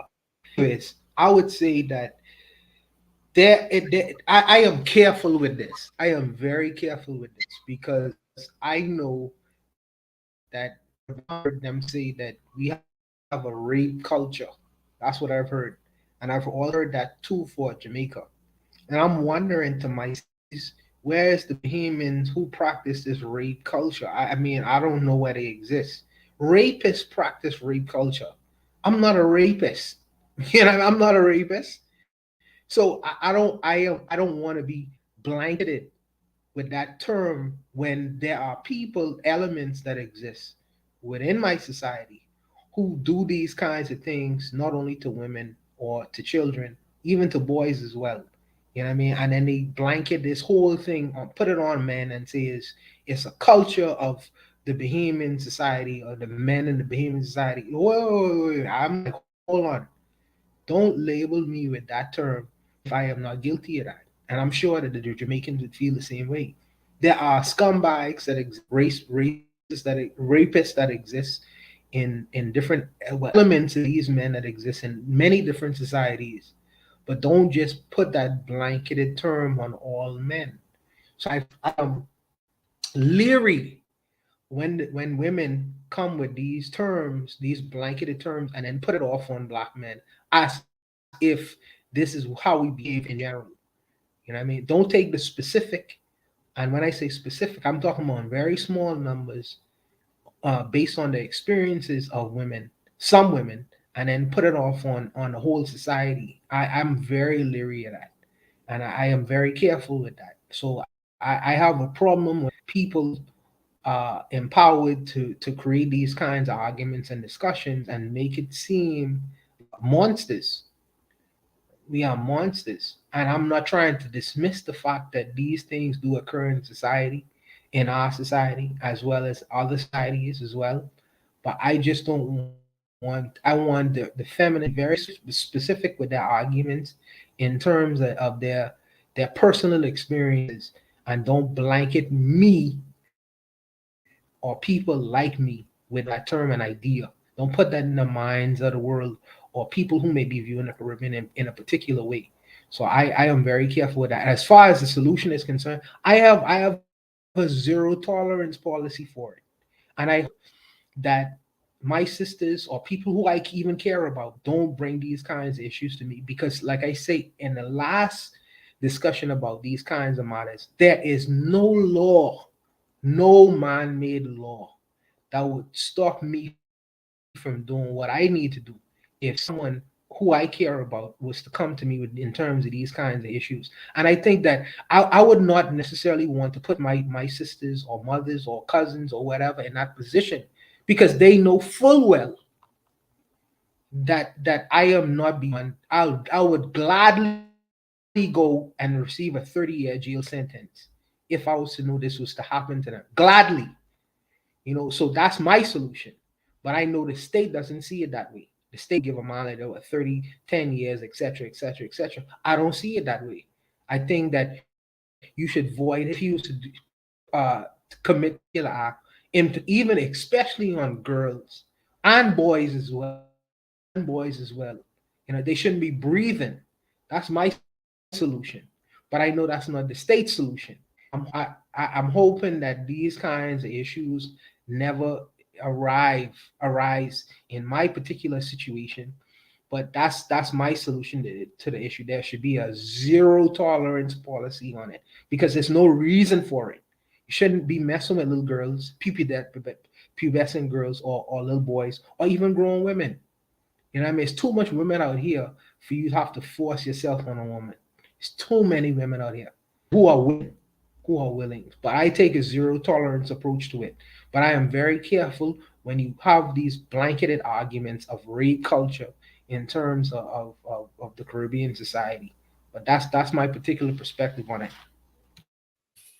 I appreciate that, Untouchable. In the chat, Trigapi262 said, this is why state seizure is important. When you do that, you can simply ban rape and whatnot, full stop. Wouldn't even have a discussion. Earlier, Ketter said, I don't want to relativize her words.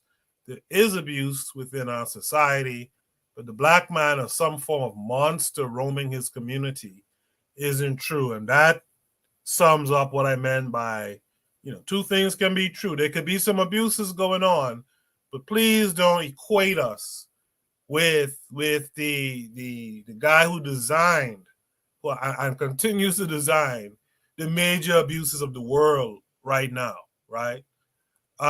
Kennedy then says she places black men in the same category as white men. I agree. Trigger Happy 262 says, knowing how feminists argue, they will make the argument that just because you aren't a rapist doesn't mean you are complicit of rape. I think that's a load of horse shit, but that's how they argue. He says this is why, and I said this before, this is why state seizure is important. When you do that, you can simply ban rape and whatnot, full stop. Wouldn't even have to be a discussion. With all of that said, let's welcome in observing immigrants. Marcus Garvey is away from the chat. How are you this week? I'm doing well. How are you? I'm good, thanks. So, you know the prompt. What say you to all of this in the prompt, as well as what you heard from the panelists? Okay. Well, Gasabop said she's not married. That's correct. She's not married. I think that her comments were How made did I know? because, yeah, but I think her comments were made because I think it was earlier this year that she revealed that she was raped at 17 years old by a famous Jamaican artist, but she never told the name. So I think she's speaking as a victim, and then she wrote a song about it because, again, the interviewer asked her in response to lyrics in her songs, because I don't know if anybody knows, she's Tanya Stevens, a Jamaican singer. I don't know if anybody else knew that. Anyway, in the sense of her point of view, I think that one of the issues I keep hearing is that when issues are brought up in the community, people want to take it personally and then ignore the situations that these things occur. So, like, I've spoken to women in women's shelter. A lot of those women were abused. A lot of the women's shelter had a lot of black women, more so than I saw white women or Hispanics or Asian women. But a lot of them were black women, and some of the stories were horrific. And a lot of them, almost all of them, were at the hands of black men. I met a Latino girl. She was a lesbian. Her horror story, in terms of relationship wise, was at the hands of a black woman who was a lesbian. I mean, she was a lesbian. Family wise, I have a cousin who was molested by her stepfather. And when I spoke to his cousin, he's like, oh, this is something that happens. Their whole family is known for that. Yeah, they're a wealthy family from Beckway, but everybody, all the males in their family are known for molesting kids. And he went on to say, well, oh, some of them like boys and some of them like girls. So the fact is, yes, it may not be a prevalent thing among all men, but it exists. And then, I asked, well, what is the solution? So after everyone's being made it clear that they're offended by not being blanketed by the statement, again, now what is the solution? Because after your offense, what do you say to the ones who do it? What is the solution to the ones who do it?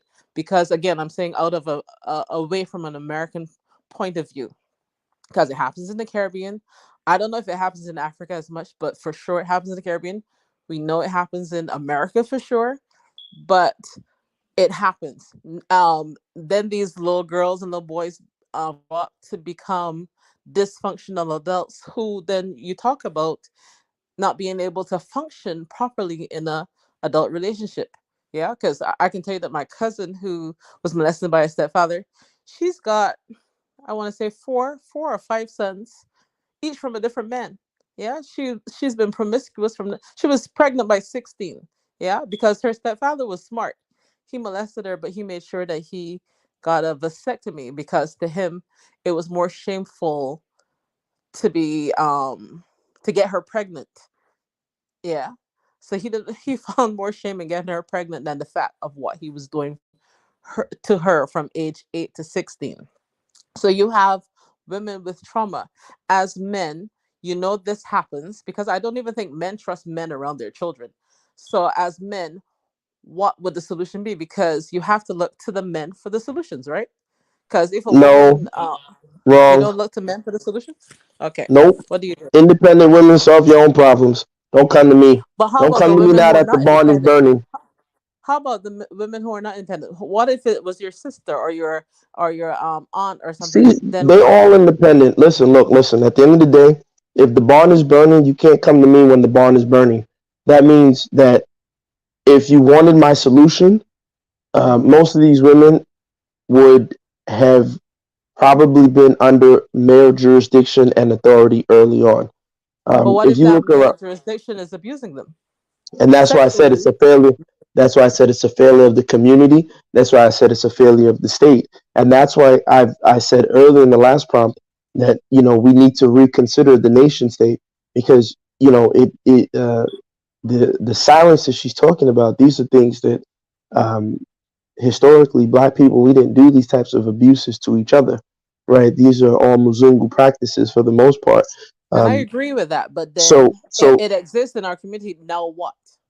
Okay, so that's why I said it's going to take men and women Hmm. having stronger extended families and so-called nuclear families where both everybody is watching the children's safety is a priority, and there are no sacred cows. So if heaven forbid, my brother or me shoot me in the head, there is no sacred cow.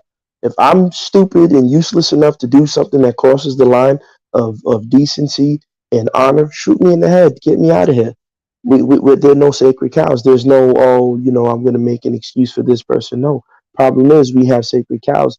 And the other problem is, in a lot of these communities, quite often, the person or the people who are doing these things, not always, but quite often, are people who have access to power. So they have money, they have resources, they have things, or they connect somebody. So we all cover up for these people. These things happen in Africa, where you see, house girls might be sexually abused. You hear stories. These things are happening, and people are being taken advantage of because historically, you could go to your community and your local, village associations or group associations and voice your issues as to what happened to you, and people will stand up and fight on your behalf. But you know, we live in a society where for a pair of Jordans and some money, everybody will turn their face and look the other way. But I'm just saying that I'm not a believer of this. Oh, look to the men for solutions. No, if the women want male solutions, that means they have to be prepared to be under male authority and jurisdiction, and they don't want that. Okay, you just said that the community knows this happens and turns a blind eye. Who runs the communities? And okay, so you're saying that so far the solution is turn a blind eye. Again, my question is, so what is the solution? Because turning a blind eye hasn't stopped it. All you have I now didn't is a say turn a generation blind of eye. more men in dresses. I never said that. You I never literally said just turn said a it. blind eye. Where did you hear You that? literally just said it. You just said that the I didn't community say turns that. a blind eye. You said the community turns a blind eye. And I'm No, saying I said the person with power, because they are able to throw resources around. I never said that's the solution. No, I never said you said that solution. I'm saying that that's what the community is using as the solution. I'm saying, well, since that's But being that's used not a as the solution. That's a solution, band-aid. okay, okay, but I'm saying that that's what they have chosen as the solution. So I'm saying, since that is what they have chosen, then what should the solution be? Again, okay, I don't know So I Jamaica would too well.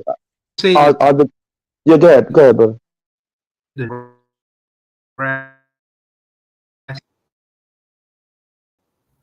You're in the matrix yeah, there, I Buana. would say the solution in very. Oh shit! I don't know. I don't know. I'm back in. No, go ahead now. Go ahead I'll now. go and come back in. How about that?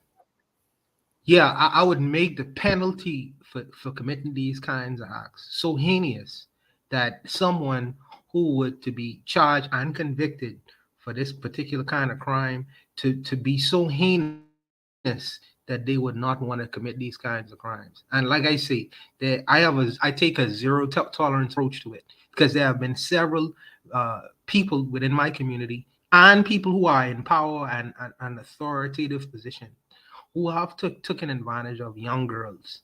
You know, some of them, and it's weird because the prisoners, the people in prison, will exact more so-called what I consider to be more justice than the so-called legal system.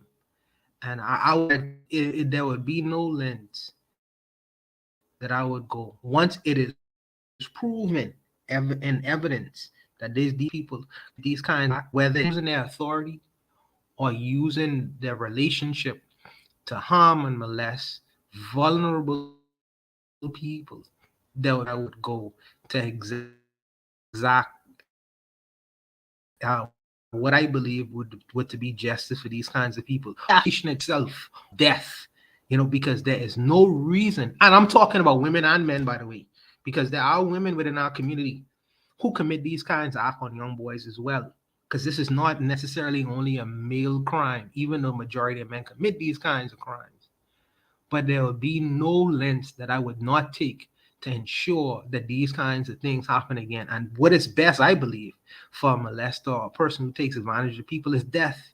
You can't come back to molest somebody else if you're dead.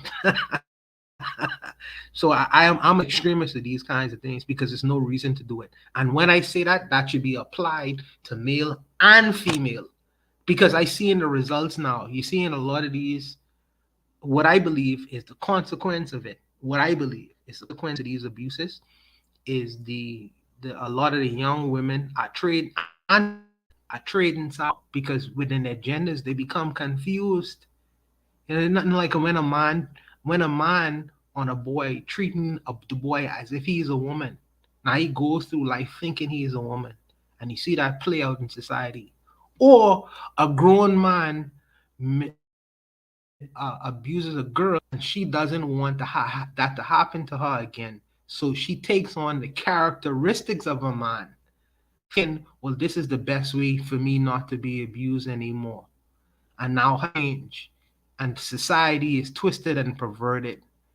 So I like I say, I take these things very seriously, and I have a zero tolerance approach to it. So maybe you don't want to ask a so-called barbarian like me, because I'm an extremist with that kind of thing. I have sisters and I have nieces and nephews. Like I say, there is no law that exists on the book, and I do nephews as well. There are no laws that exist on the book that would prevent me from exacting my form of justice on an individual like that.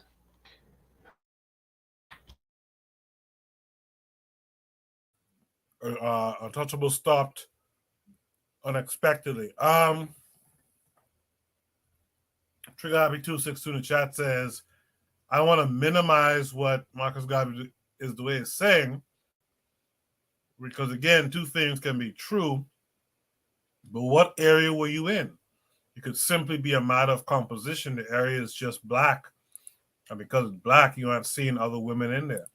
Afro Native World, shout out to Afro Native World. He sent me some nice information earlier today in terms of African-centered curriculum. I'll be exploring that just to respond to Afro Native World. I'll be exploring that and reaching out to that person as well to have a chat. He says Muta talks about it all the time, community gone. Ketter says most crime is committed through lack of resources. These girls are usually low-hanging fruit for men who haven't been taught that having power is the only way to be a man. Ketter says capitalism, with its artificial scarcity concept, drives people into becoming beasts. We need to change our ground thoughts about our economical system. Observing immigrants, this was your prompt. You want to add a last word? Yeah, I just want to quickly say this, Koku, because, for example, when I talk about community, I'll never forget, I went to my grandfather's village. This was in 2001. And so when I went with my grandfather and my mom, this is in Nigeria, and there was a friend of his, and he was asking about his friend, and he said, "Oh, where's this man?" And they quickly said, "Oh, yeah, we threw him in the evil forest." He said, "Oh, what happened?" He said, "Yeah, he slept with his daughter." And my grandfather said, "He did? Damn. Well, okay." And that was the end. Never brought him up again, right? So the community, basically, you don't exist anymore. You committed a taboo, so excuse me, egregious. You know, they don't want you anymore. So I think we need to get back to that. But how are we going to do that in the West? Interesting. Observing immigrants. Yeah, one of the initial statements that was made after watching the video was that yeah, Europeans are known for this stuff. And yes, I know they are. I've heard stories of white men sleeping with their kids. I just watched a video on YouTube where the father, when his daughter was born, got an erection holding her, and I'm like, how does that even logically work out? He knew from the time she was born that he was going to molest her. And but it was a story on YouTube about Mormons, and they were members of the Mormon church, and the mother came in and caught him molesting the daughter, and it happened for years and all this stuff, and the daughter is now grown and traumatized. So yes, we know Europeans have done it. With that said, our people have been exposed to these people for so long that we have, I consider Europeans a virus, and we as a people, a colonized people, are infected by this virus. So even though they are known for doing it, and yes, we imitate almost everything they do, and I kind of feel like every delinquent thing that Europeans do, we try to do it better. um we still have to address the fact that our people are doing it. Kids are being violated. Hell, adults are being violated. And again, my thing is, we So can't. what's your solution? My solution is that we have to train our sons not to do this. My two sons, my two teenage sons, was watching the video with the that I was telling you about, with the Mormons and the man molesting his daughter and stuff like that. I speak to my sons plainly. I tell them, that behavior is not acceptable. For me, if I found out that my sons was doing that, I would not ask too many questions. I would deal with the situation. Yeah. I also understand, like my husband. I told my husband when our daughter was born, I said to him plainly, I said, if I ever find out that you molested any of our children, and at that time you only had one child, I said, I would kill you. I said, I'm telling you that now, and I'm telling you in plain English, so that when you realize you're dying, you would know what happened. So I made it plain. I made it plain to myself that I was gonna be one of these mothers who heard their children was being molested and be like, "Oh, she's lying. She wants attention, all that stuff." Nah, I'm gonna deal with it then and there. You know, one way or the other, you're gonna, go missing or But why whatnot. do we always put the narrative towards men? Because this is the funniest part, right? Like Well, I can tell you when something. when I never Yeah, knew that Barbados women is not molested. only a I male never crime. knew that. It's not. Yeah, I never wait, knew wait, hold women on. molested children until I came to America. I Okay, wait, never let me give you an heard of women example. molesting children. Hold on. Let me give you an example of what I mean. Hmm. Like Warner said, if you go to any prison for the most part around the world, if you're a man who is a rapist or a pedophile, you're pretty much gonna die. If they catch you, they'll kill you, right? But a woman who drowns her children, kills her kids, women in prison don't even bother them. They're like, "Oh, sister, you killed the kids on Thursday? Oh, I understand the chicken was cold. I feel pity for you and compassion." So it's just like, no disrespect to you, but it's like, miss me with all this, you know, the man, the yeah, men for the most part, if we find out that this is what you do, no man high fives you. You're gonna probably get killed. There's some guys who will get that angry. But my beef is y'all women don't police yourselves either. There's a lot of women who not just sexually abusing, they're physically abusing their children, doing all kind of things to their kids. I sent Bwana Hagaziki a video of a mother who was shouting at her daughters on a talk show. Big old lady. She's been abusing them girls since forever. Bwana, if you remember that. And ain't nobody checking that lady. So I'm just saying, like, I'm not talking about your relationship. I don't know, but personally, if a woman told me what you said, I'd be like, oh, that's the end of the marriage because you don't need to tell me that. I should know that off front because I wouldn't look to tell my wife that. But hey, like I said, I'm not talking about you and your husband's situation. I'm not trying to get in your personal life, but I'm just saying, like, I just find it interesting that we always just quick to blame men, and it's like, nah, this is a societal I problem. agree. I mean, we have Epstein Island, Women right? are abusive. Look at the lady who was Yes, with Epstein. women are abusive. Guana, she's in a prison right now. What's the lady's name that was with Epstein? She's in a prison, in a low security prison, Forget her name. doing yoga. Yeah, she's doing yoga. Ghislaine Maxwell. Ghislaine Maxwell, she's in a low security prison doing yoga. And she was bringing them girls and them little boys to that island doing all. Yeah, come on, man. And they high fiving her. No, none of the female prisoners is stabbing her up, but they broke Epstein's neck in jail. I agree, and also let me and it's not to but let me just also say, let me just to make this argument fair. Jim Maxwell also participated. She was complicit, as there are many women who know their partners are molesting their children and say nothing about it. What should be done to them as well? See the conversation is because on Mother's Day we bring them flowers and candy and things like that. But there are mothers that exist in our society that are complicit. They know these things are going on and they say or do nothing about it. Why? Because they don't want the relationship to break down. Yeah, and I agree these kinds of because discussions are not high as well. I agree because my same cousin, I could never understand how I was in a completely other country and I knew of her abuse. And I was like, how her mother under the same roof didn't know? Like, how did all the other relatives in the family know, but the mother under the roof didn't know? But you see, the husband was abusing her, physically abusing her to the point that she ran away to England. And she left her. Now that was his stepdaughter. She left her daughter at the house with him. So he took the opportunity, So she was being abused one way and then left her daughter to be abused in another way. So she knew.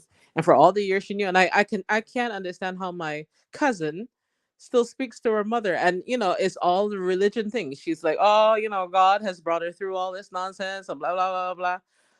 And she still talks to her stepdad. I told her if it was me, I would learn to drive just to run him over. But she still talks to him on a cordial level. I'm like, so women, yes, are complicit. And what should be the solution to those women? I think the same thing.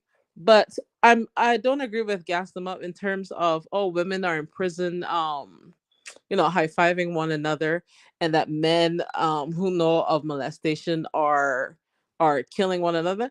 I don't know, because like in my country, Barbados is full of a lot of homosexuals, and I don't think that a man molesting a child or whether male or female is being seen as a negative thing. I don't even think is addressed because I You're think kind of answering your own question though. I think homosexuality is part of our culture. What happened? I think you're kind of answering that question. It's is? not. They are not dealing. They're not dealing with it, and this is why when black men say, we got to get this LGBT. This is the reason why these LGBTQ guys, they ain't really going to deal with it, because the truth is most of these LGBTQ black men and women too, they were created from molestation by other pedophiles and whatnot. Like people don't talk about the grooming that goes on in that Exactly. life. I agree. You know? Yeah, Bana Hakaziki, there's a joke up here in the States that 50% of Bayesian men are gay. And if you see a pair of twins, a set of twins, one of the two had to be gay. So that's a kind of a little joke we had. Well, I like to say Yeah. 99.9%, and the 1% are the ones that ain't born yet.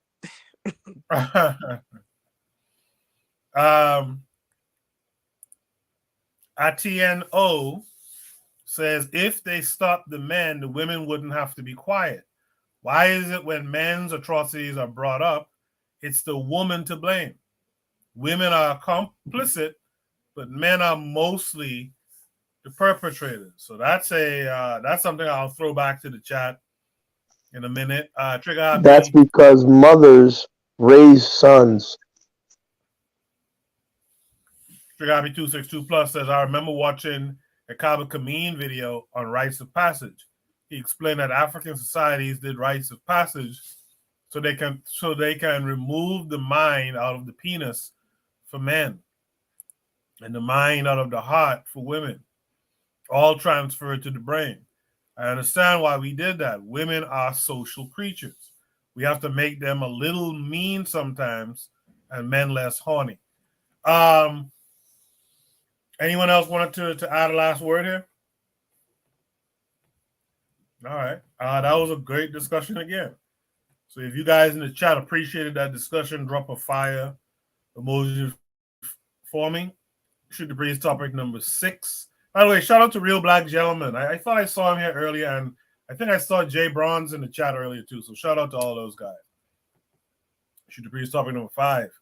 Does he have a point, or is he being a baby? This comes with a link that takes us to Twitter. I hope it's not a long thing here. The video, the comments are expressly disappointing and concerning. I feel like there's a lot to unpack here. So this is a tweet from mech.23. Let's play the video, then we'll discuss it. I'm a nigga, all right? So, say I got an acne breakout. My man point that out. Now he pointed out an insecurity, cracked the joke, was actually funny. Now everybody at the table is laughing. Now I'm insecure and I'm embarrassed. But I'm a man. I'm a boy. All right. I'm a nigga. All right. So I'm not just finna let this nigga think that he just bitched me, that I'm in my feelings over a joke. I'm gonna just retaliate with another joke. And you see how the cycle continues. Because you don't want to look like you can't take a joke, all you do is retaliate with another joke. But when you leave that table and you go home, you thinking about what he said, like, is my acne really? Do I really have a pizza face? You really start questioning yourself based off of a joke from your mans. And the only thing that made him crack that joke on you is because he's insecure in himself. The only thing that made you retaliate was because you're insecure in yourself. It takes so much mental fortitude to actually not be a victim of this. Niggas watching this are gonna brush this off and think they're not a victim. No, I promise you, 98% of niggas are victims of this. Like, I literally watched my mans, bruh. In high school, sophomore year, point out a girl, he'll go up and go smack, and he'll bag her too. Now, he done put on a little weight, but the men he always with his 2 men. They always cracking jokes on the weight he put on. Now he has zero confidence to go up and talk to him. This nigga look the exact same in the face. He's more mature. A girl is gonna fuck with him more now than who he used to be. But because he is always getting torn down and joked on, and he knows that, all right, it's actually kind of true, I have put on weight, now you're insecure, all because of your men. These niggas that you love are tearing down your mental fortitude, but they don't even know that's what they're doing. It's not just words, it's not just jokes. All right, every every joke got a little bit of truth to it. The best jokes got a little bit of truth. So when they say that, it's coming from a real place. That's why they are laughing, because they know it's actually true a little bit. And that shit just pierces the ego. All right, it's beating down your mental fortitude.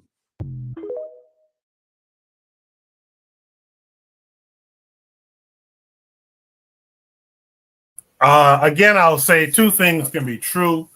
I want to play it again, just so everyone gets the the full gist of it. There's only a 2-minute 20-second video. I'll play it one more time and then we'll discuss it.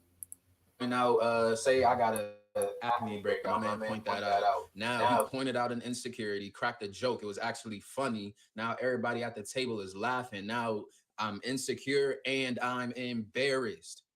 But I'm a man. I'm a boy. All right. I'm a nigga. All right. So I'm not just finna let this nigga think that he just bitched me, that I'm in my feelings over a joke. I'm gonna just retaliate with another joke. And you see how the cycle continues. Because you don't want to look like you can't take a joke, all you do is retaliate with another joke. But when you leave that table and you go home, you thinking about what he said, like, damn, bro, is my acne really? Do I really have a piece of face? You really start questioning yourself based off of a joke from your mans. And the only thing that made him crack that joke on you is because he's insecure in himself. The only thing that made you retaliate was because you're insecure in yourself. It takes so much mental fortitude to actually not be a victim of this.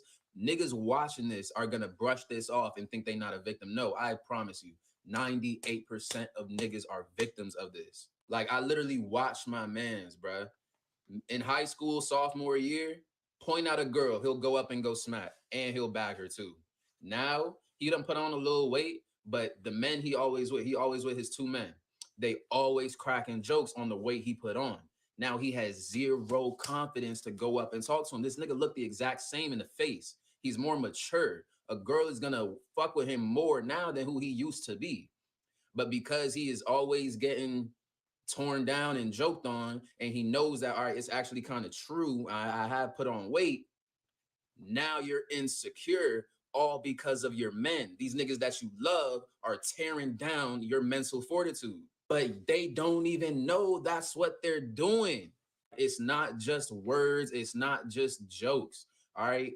Every every joke got a little bit of truth to it. The best jokes got a little bit of truth.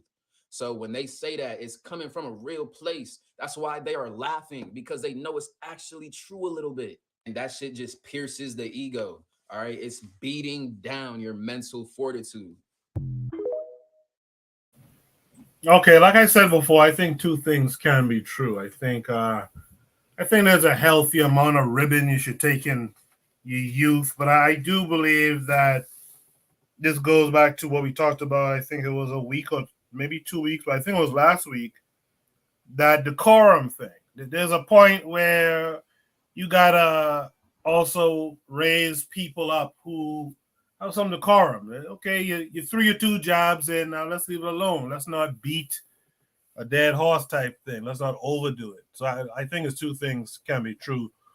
Let me go to gas him up. Gas him up. Does he have a point, or is he being a baby?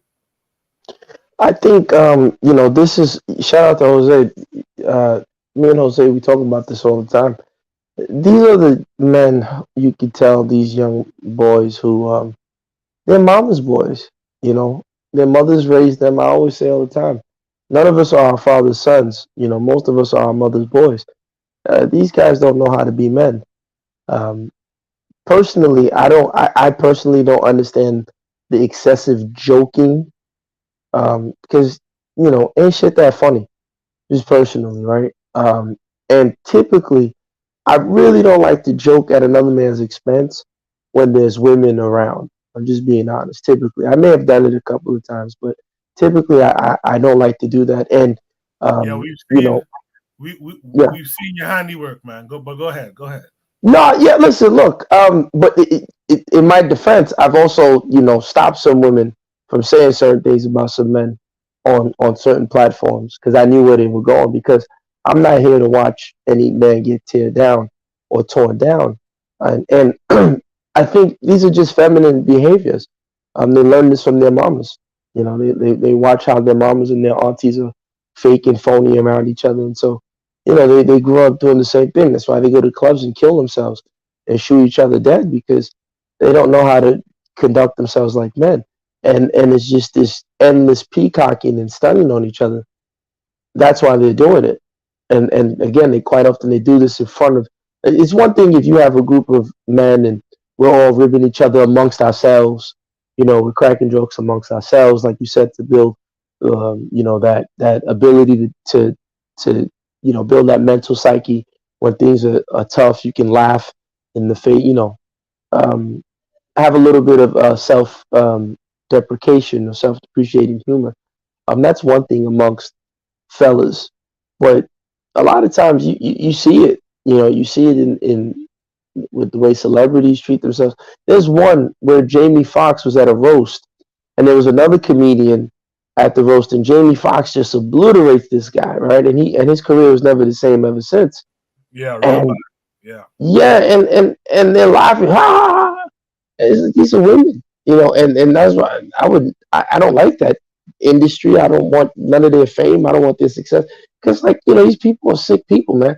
Like, they'll take delight in just tearing you down and tell you, yeah, man, it's the industry, baby, it's life. Ha.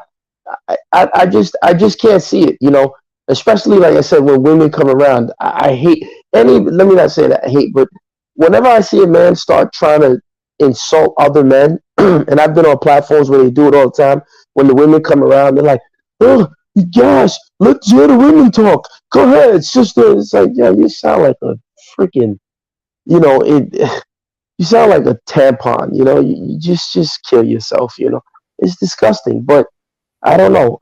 I'm just tired of men. Just it's sick. Stop insulting other men in front, especially in front of women. Especially in front of women, because these are the same guys that curse you out and say you a bum and you this. They don't help no other man. And when they do help another man, you better watch your bottom because they want to take you out. Acne breakout, my man. When they want to help you out, you better watch your bottom because then they want to take you to lunch or they want you to go party with them so you can drink cocktails and things like that. You got to be careful. No disrespect to anybody, right? But I'm just saying. But this is a problem, and I see it all the time as an educator. You see these single mother young men. This how they treat each other. So I'll stop. I don't want to ramble, but yeah.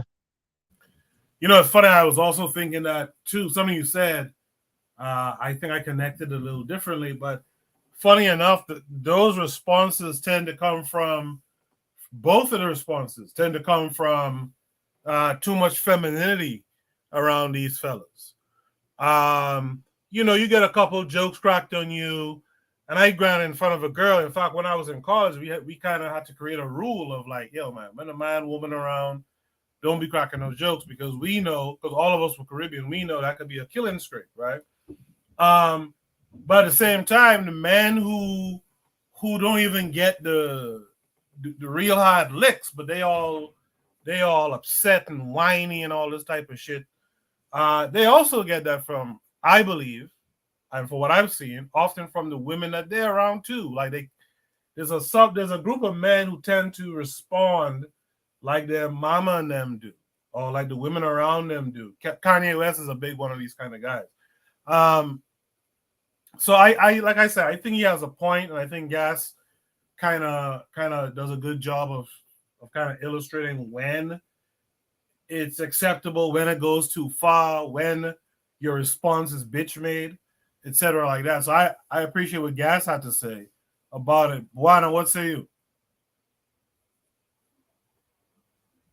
I think it's interesting that how this man first of all, let me say this is I see two different things going on here. The first thing I saw is how this man introduced himself, and we talked about wearing different hats as far as Malcolm X was concerned, and I found it interesting how he introduced himself. He said, I'm a man, he said, I'm a boy, and then he said, I'm an N-word.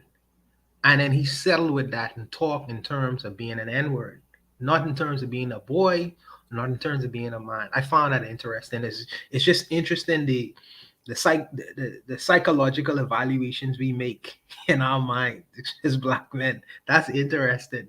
Needless to say, I think that this whole idea of roasting, for me, it was a rites of passage going on, because for me, it's a way that young men, Black men in particular, develop a sense of thick skin You know what I mean? Because either you won't get in every fight in the world because a man say something crazy or something that you don't like, or you gonna develop a thick skin because you want to get your own opinion about the world. Say, well, you think I have a big nose or you think I have big teeth, man, but I think I have lovely teeth. You know what I mean? And so we're getting your own opinion about the world and dealing with your own insecurities because the world is gonna treat you worse. In particular, it's I feel like it's like almost like a defensive mechanism based on the system that we live within, and it's just it teaches us on a psychological level. Hello, Can I can you interject hear real me? quickly? Yeah, I can Can hear you hear you. me? I Oh, just want to sure, interject go real ahead, quick. brother. Yeah, go ahead. No, wait right there. It's just quick. I just want to say that, people say that, right? That roasting and stuff prepares you for the world. There's no part of the, especially professional or adult world, where a gaggle of fellas is just starting up roasting me. Like, that's never the case. That hasn't been the case since I was probably a high school student in CI. Like, that's never I'm the glad case. you mentioned. Go ahead. I'm glad you mentioned that. I'm glad you mentioned that. It's not gonna happen in that way. You as a professional person, when you go into these professional arenas, just as everyone else, they're not gonna roast you in groups like that, right? Directly. You know what they're gonna do? They're gonna question your level of professionalism as if you don't have the same capabilities as these white guys out here. As if you ain't going to the same schools, as if you ain't develop the skill set that you are under right now. So they're gonna try to question and undermine it. But you haven't been to this foray. You understand that you have the abilities. You have your sense of self and you have your own opinions about the world. So it's almost like developing a thick skin because they are gonna question your level of professionalism. But Even the students will do it. You know what I mean? They can say, "Well, is he really a professor?" You know what I mean? It's like, what are you talking about? I've earned these kinds of titles, and I've earned the ability to do these kinds. They're gonna Yeah, always but question Buana, these things. but Buana, Yes, sir. Buana. What Yes. I'm trying to get at is, Yeah. why then not, instead of dealing in the low vibrational roasting, why don't we create a culture that then, if you're going to roast someone, how about roast them on the understanding of Pythagoras' theorem and the application of that theorem? How about Yeah, roast them on? I'm sorry. Go ahead. Like I say, you and Gas, y'all are running ahead because yes, in a right world, in a world that is built on a foundation of justice and merit and all these other things, yes, we should roast each other on these kinds of terms. But we talking about the level we are right now. These street dudes, they don't read books like we do. You know what I mean? So they Wanna only just gonna say the truth. Pythagoras ain't gonna get you no pussy. they only And gonna they that's gonna the step. only reason why they're roasting, because they do it 90% of the time in front of women. They It's a probably way ain't of even ever putting heard of down. they probably never heard of Pythagoras. But we are dealing with on the level of brothers who ain't schooled like how we would like them to be to question them on these kinds of matters. So they only But gonna they only gonna use. shouldn't Huh? our discussions be on the level of what we are and what we're trying to see? Our discussions because we talk at a very academic level, a very academic level. Your brothers do. I don't talk at academic level. Your brothers talk at a very academic level, but to the level of the regular person on the street, they're gonna talk on the level of what, in terms of the things that they understand. And I feel like it's a defensive mechanism because the world gonna tell them they're a bunch of shit and they're worth nothing. And I think that this is a mechanism to develop, I believe, to develop thick skin. You know what I mean? Thick skin, because you But why do they have to always do it in front of women? That's the one thing, like I said, I noticed that even on other panels and platforms, as soon as the women come around, That's when the jokes come out, and that's when everybody starts bringing. And I personally, I don't like doing that. I'm like, I don't think we should. We can joke if it's all men, that's fine. We can crack at each other, that's cool. But once we see a woman come around, it got to stop. That should be a standard. But no, it's even more pronounced. It's even more piled on, and everybody does it in front of women. And it's just like I've never seen women shit on each other in terms of insults when a man is around. They'll shit on each other like they'll wear the tighter dress, they'll stick their butt out, who has the bigger breast, blah blah blah, to insult each other. But women don't tear each other down for male entertainment, but men will tear each other down in hopes that yes, my money's good, I look better than him, I told you he's ugly, I told you this, I told you this, just so she can feel like, yeah, I'm the man. And it's like, why are you tearing down other men in front of women? It's stupid. And men have to stop that. I think it does happen, like you say, in front of women, and that's weak brothers. But I get roasted continuously. I get roasted for liking big girls. And I don't African roasted though. Oh, I get roasted. If Razuli was on the show, he'll attest to it. I get roasted. Well, who's typically there's only one person who starts it, right? Oh man, because you and him.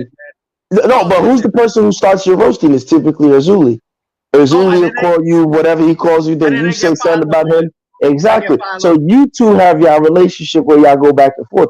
But generally speaking, you know, Koku doesn't just bring out a roast. I don't bring out a roast. So I'm just saying that's because what you guys typically do. So I'm just saying though that historically, or I'm just saying as men, I think we need to aspire, and we need, when we see another man roasting another man, especially in front of women for laughs, we need to call that man out and say, yo, that's corny.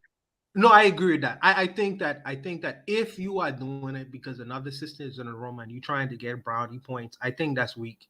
But like I say, I think the brothers, we roast each other all the time on the panel, and I think that all of us have a sense of security within ourselves to know, well, regardless of what this person thinks or says, you know. But I guess we are men, so I think that with the younger guys, I think it's a little bit different. So I would understand from that perspective that it's all about the P, and they trying to gain brownie points to get closer to the P. So I would understand. Even older men do it, so I would understand that.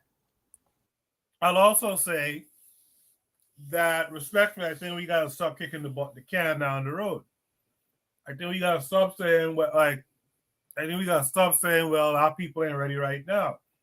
So if we keep saying our people ain't ready right now, we'll be in the year 3200, 5500. I'm still saying the people, there's a point where you just gotta change it up. You just gotta make up your mind, you know what? Now's the time to change this shit up. I'll just repeat one last time before I go to Marcus Garvey's The Way.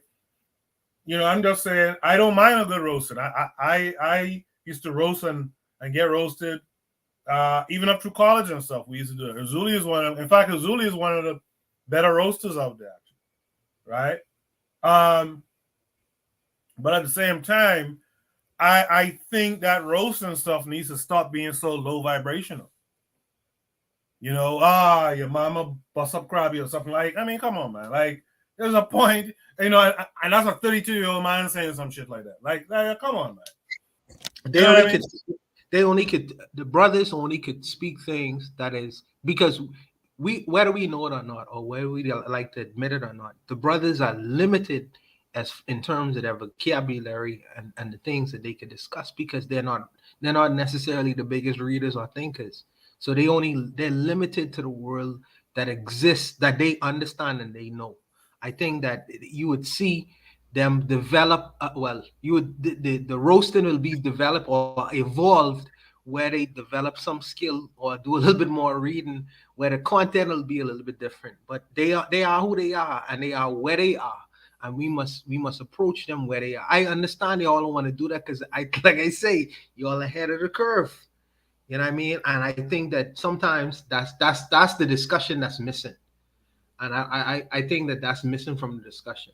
I think that's missing from the discussion. The regular man on the street, he is limited to what he knows and understands.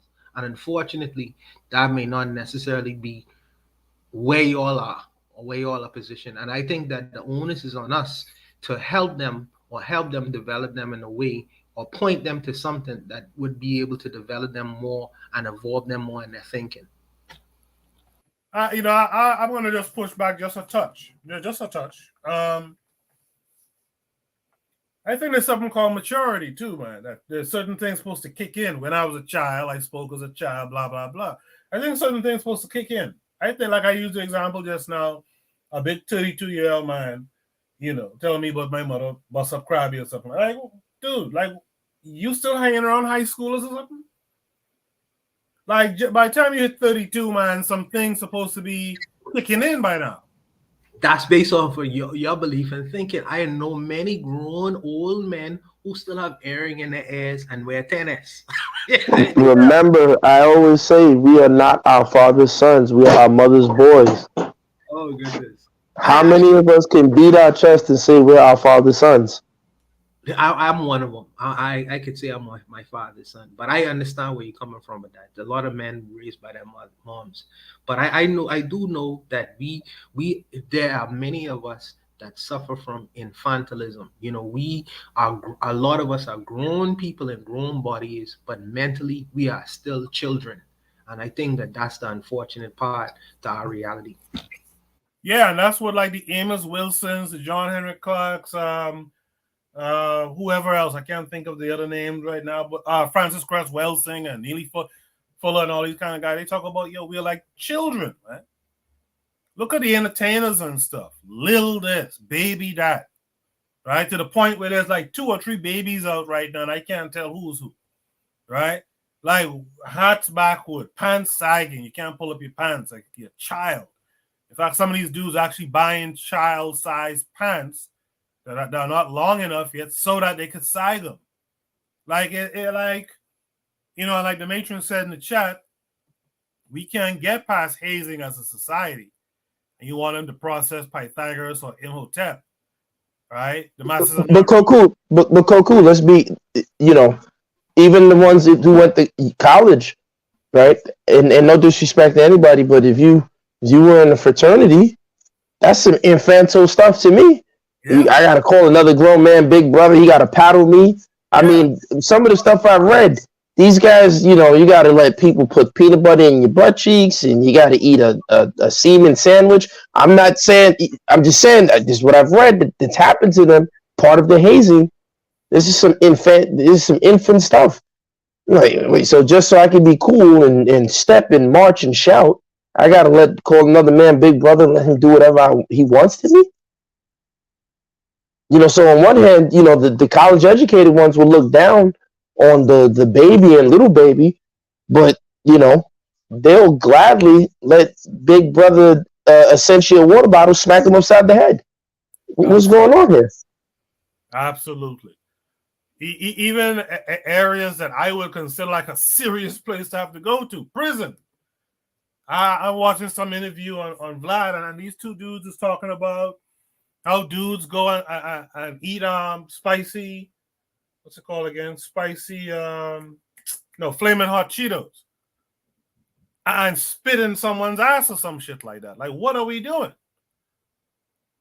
Like, you went you big men went to prison, and that's still like there's a point, like the matron says, absolutely we gotta change that. We just can't keep saying that's just how it is, or that's just where our people are right now. What are we doing to get our people to be bigger than that? To sit at the adult table now? Observing immigrants, Marcus Garvey is the way. What say you to all of this? Well, I didn't think I would agree so much with Gas Them Up tonight, but I do think that women play a factor in this because, especially as Caribbean people, we know that our mothers are the ones that tell us, "Oh, you're too black, your lips too big, you look like your daddy," all that stuff. So I kind of feel that is the birthing place of a bit of the dehumanization of the children by the mothers first. and foremost, because I don't think so much the dads are walking around saying, "Oh, you look like your daddy," or you look like your mommy, or whatever. So I kind of feel that the mothers are responsible for that part of it. So you get the derogatory comments coming from someone else about you. So I kind of feel that some of these kids then take this into the world. In high school, I remember these two boys, Raymond and what was his name? Danny. Raymond and Danny.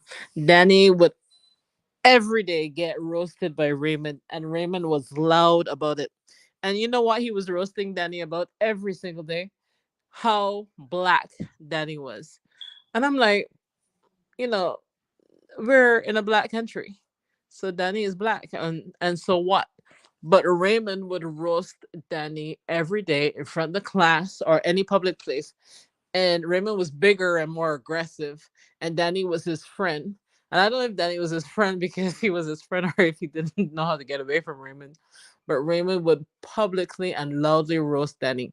And we had a class where we had two Indians, one white male and one female, white female in our class, in a predominantly black class. But Raymond felt that he had to point out every day how black Danny was. And I'm like, but other than that, I think it's sad that people have to roast each other to communicate. But I also understand that it's part of human behavior. I can understand it with kids and teenagers to a point. But as y'all mentioned, grown men shouldn't be doing that shit. You should have at some point you need to grow out of it. So that's all I have to say. I appreciate that, Marcus Gaviz. I thought I heard someone's mic open. In the chat, Trigapi262 says there are definitely some anti-black things that gets passed off as roasting or a joke. This is literally the foundation of diaspora wars. We excuse calling each other primitive because it's quote-unquote jokes. That's why I say even though I have slight disagreements, there's also a line. Things you can't change is the line. No, I feel you on that, Trigger Happy. Yeah, I just think we gotta start to evolve, man. Like you gotta grow up. You just gotta grow your dumb ass up sometimes, man. Like you still roasting people about being black. Just saying, like there's some dudes who, and I get what Untouchable saying, they didn't expose themselves, but that whose fault is that too? Like you never decided that there's something more to know, there's something more to learn, there's something more to experience. You ain't realized you telling the same type of jokes you was telling at 35 that you was telling at 15. Like, nah, man, we got to absolutely we got to start building ourselves up better than that, man. I want to drop Shoot the Breeze topic number 6. I'm going to drop it now. Shoot the Breeze topic number 6 is going to be finding your Africanness. But I want to do a station ID real quick. So you guys sit back for a minute. We'll be back on the other side. All right, stay tuned. You are listening to the Bitter Medicine Podcast on KWAZ Radio. This is D Webb with the Harsh Reality Podcast, asking you to tune in where we tackle the news of the day that affects our community, only on KWAZ Radio. Peace, family. This is Oni, inviting you to listen to the pro-black perspective, where black problems are addressed with black solutions. Greetings, fam. Tune in to The Learning Curve with me, the revolutionary matron on KWAZ Radio. You are listening to the Bitter Medicine Podcast on KWAZ Radio. Absolutely. Make sure you guys are tuning in to Tanzan African Mind, the Brother Bakari podcast, the Forecast Radio, and Considerate Cheeks show on KWAZ Radio. And also remember, man, go to the website, www.kwazradio.com. Join the newsletter now. Things are going to start percolating in this new year. Make sure you're there, man. It's free. It doesn't cost you a thing, and I'm not going to spam your inbox anytime soon, if ever, anyway, right? And that previous conversation, I just wanted to add to, we have to aspire higher, I think. I think we, and I mean that on an individual level also, individual and group.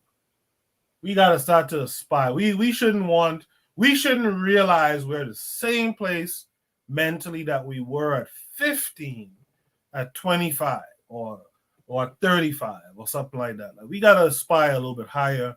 Trigger Happy 262 says, and it shows how we changed too. He's referring to his previous comments about things you can't change is the line.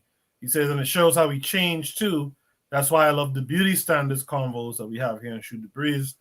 When we were in the right state of mind, being very dark was an honor. And so, yeah, like, that's one of, like, get rid of that shit, man. You know, get rid of it. But Shoot the Breeze topic number 6 is finding your Africanness. This came with a link. Let me see if I was told to start at a certain place for this one. No. Okay. So it came with a link. Let's check it out, then we'll discuss. From what I understand, you were exposed to Black consciousness while living in America. Please tell us about the experiences and literature that helped heighten your awareness of self and your African heritage. It was the first time that I saw Miriam Makeba on TV, and her hair was just cut so short. But I said, what a beautiful Black woman. And I wanted to look like that. And, you know, I went and cut off my hair. My family didn't understand it. I went to work on the Monday morning, and everybody said, what a way you look ugly. I said, what a way you look ugly? What you do with your hair? You know? But that didn't deter me. And it was at the time with the Black Panthers. There was Slick with, you know, Stokely Carmichael, Kwame Ture. It was Malcolm X time. You know, I wasn't too much into Martin Luther King. I have to admit that. Because that didn't really appeal to me. There was a sort of Black militancy inside of me that needed more than this turn the other cheek business. Well, it really wasn't onto that. That's where it started. And then I had done some volunteer work. I was within the Garment Industry Union. I did some volunteer work for they asked for union people to do for the yellow cab people in New York. They didn't have a union, and they were forming a union, and they need people to work volunteer. And for that, they gave me a scholarship to Cornell University Extension to do Black studies. And that was it. I went into the class, the only Jamaican and the only person that did not know about Marcus Garvey, other than just hearing the name. Mm-hmm. Other than just hearing the name. Even though I knew of Bag of Wire, and the only thing I knew was that, yeah, Bag of Wire catch a fire. And Bag of Wire sell out Marcus Garvey for, you know, 30 shilling or whatever, rice and peas, whatever. That was it. When I came back to Jamaica, when I had to return to the United States, I ended up in Brooklyn, among the most Afrocentric people that I had ever met in my life. Now that took me to a whole different level. A friend of mine said to me, you know, I want to take you to the African American Ballet. I said, ballet? You're not going to know ballet. And he said, no, man, it's a different kind of something, this. And when I went, and I heard the drumming and the dancing and all these people dressed up in African clothes, and everybody so beautiful. It did something to me. And the first time I put on a piece of African fabric with all the colors, it was like my spirit just wake up, you know? And it was like, wow, this is what I've been missing, you know? Yeah. But that did a lot for me. And it also made me realize that in Jamaica, nothing really African was happening, in my opinion. You know, Rastafari was talking certain things, but that Africanness was only limited to a few people. Yes. So that's where I got that. I should also mention that my father was a seaman, and he used to go to, as he got, well, in his elder years, he had a choice of where he wanted to go on, which ships he wanted to go on. And he always chose to go to Africa. And if you go inside the house, you will see there is. He started bringing me back these artifacts. And he said to me, don't ever sell them because you can never get the value for them. And I've never sold them, no matter how I get broke. And I sell them.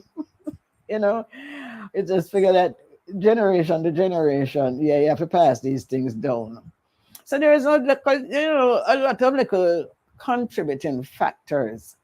I remember when I was maybe about 8, 9 years old, and there was this woman who came to visit my grandmother. And somewhere in the conversation, I heard that she lived in Africa and she was married to a chief. And I never forgot that. But of course, at that age, you can't ask the person's name. You can't ask nothing. But I never forgot that. Never forgot that. Mm-hmm. Most Jamaicans who find success in America stay at least until they retire. Yet you came back at home when you would have made more money staying in the US. Why did you come back? I went to America when I was like 17 years old. And I first was in Brooklyn, and then I was in Los Angeles, California. And there was something that was unfulfilled, like I wanted to do. And I really wanted to leave America. There was something that was not there for me. And I was fortunate enough to get a job with a multinational corporation that brought me to Jamaica. Jamaica was not my first choice, but they said, well, that's where you're from, and we need somebody there, so we'll send you there. When I got here now, you can imagine ending up in the tourism industry. Coming from all of this blackness and the people at the front desk, the people couldn't braid their hair. They couldn't, an afro, forget it. It was like shock. I think I really went into culture shock. At this time, our music was like, wow. And no, you have to host cocktail parties. Who, me? Host a cocktail party? No way. When you want to go and dance? Oh, and dance. I was a misfit. I was a total misfit in that setting, because working in the hotel industry in America, it's a job. You go there, in my position, you go there 9 and you get off at 5 and you go about your business. In Jamaica, in certain positions in the tourism industry, and we call it the tourism industry, you are expected to be, part of that industry. So you have to talk a certain way and behave a certain way because you're representative of that industry. And you're not supposed to keep company with the line staff, like the gardeners and they used to call them housemaids at that time. You weren't supposed to really keep company, but those are the people that needed love. Because they used to talk my language and they like the music what me like. So that was it.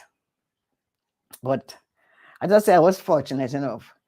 And when I came on a 2-year contract, and after a year and a half, I realized that if I was to go through with that, I was going to be physically sick.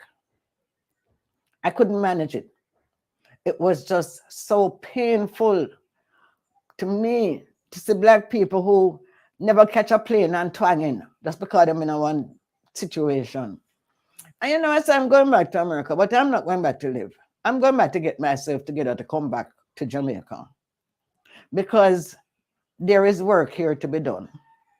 I never at any time felt that I was going to live in America, give America all of my youth, and when I reach 65 and I can barely walk anymore, I come home and talk about my retire. I don't see how that benefit the country. And since me did find fault with the situation, I felt that I should do something about it. And that's how I ended up here. Well, let me hear you say mountain, mountain. Yeah, I really appreciated her talk. I'll say two things. I think that perspective needs to be put on what she's saying also. She's older than I am. So she's talking those times probably pre-independence in Jamaica and the Caribbean. One of the things I'll say about Caribbean folks is we understand that we're African, but we don't really do much with it. And I think that's one of the shortcomings we have. We have certain cultural retentions that we are aware of, but I think we kind of know that we're supposed to be doing a little bit more with that stuff. And I think that's where we kind of fail, and that's where the Africans in America get this talking point that they're pushing these days, that Pan-Africanism really worked in America and it was a one-sided thing, and they're the ones who fight against white supremacy and this, that, and the other more than the rest of us. But the thing about it is that the design was different.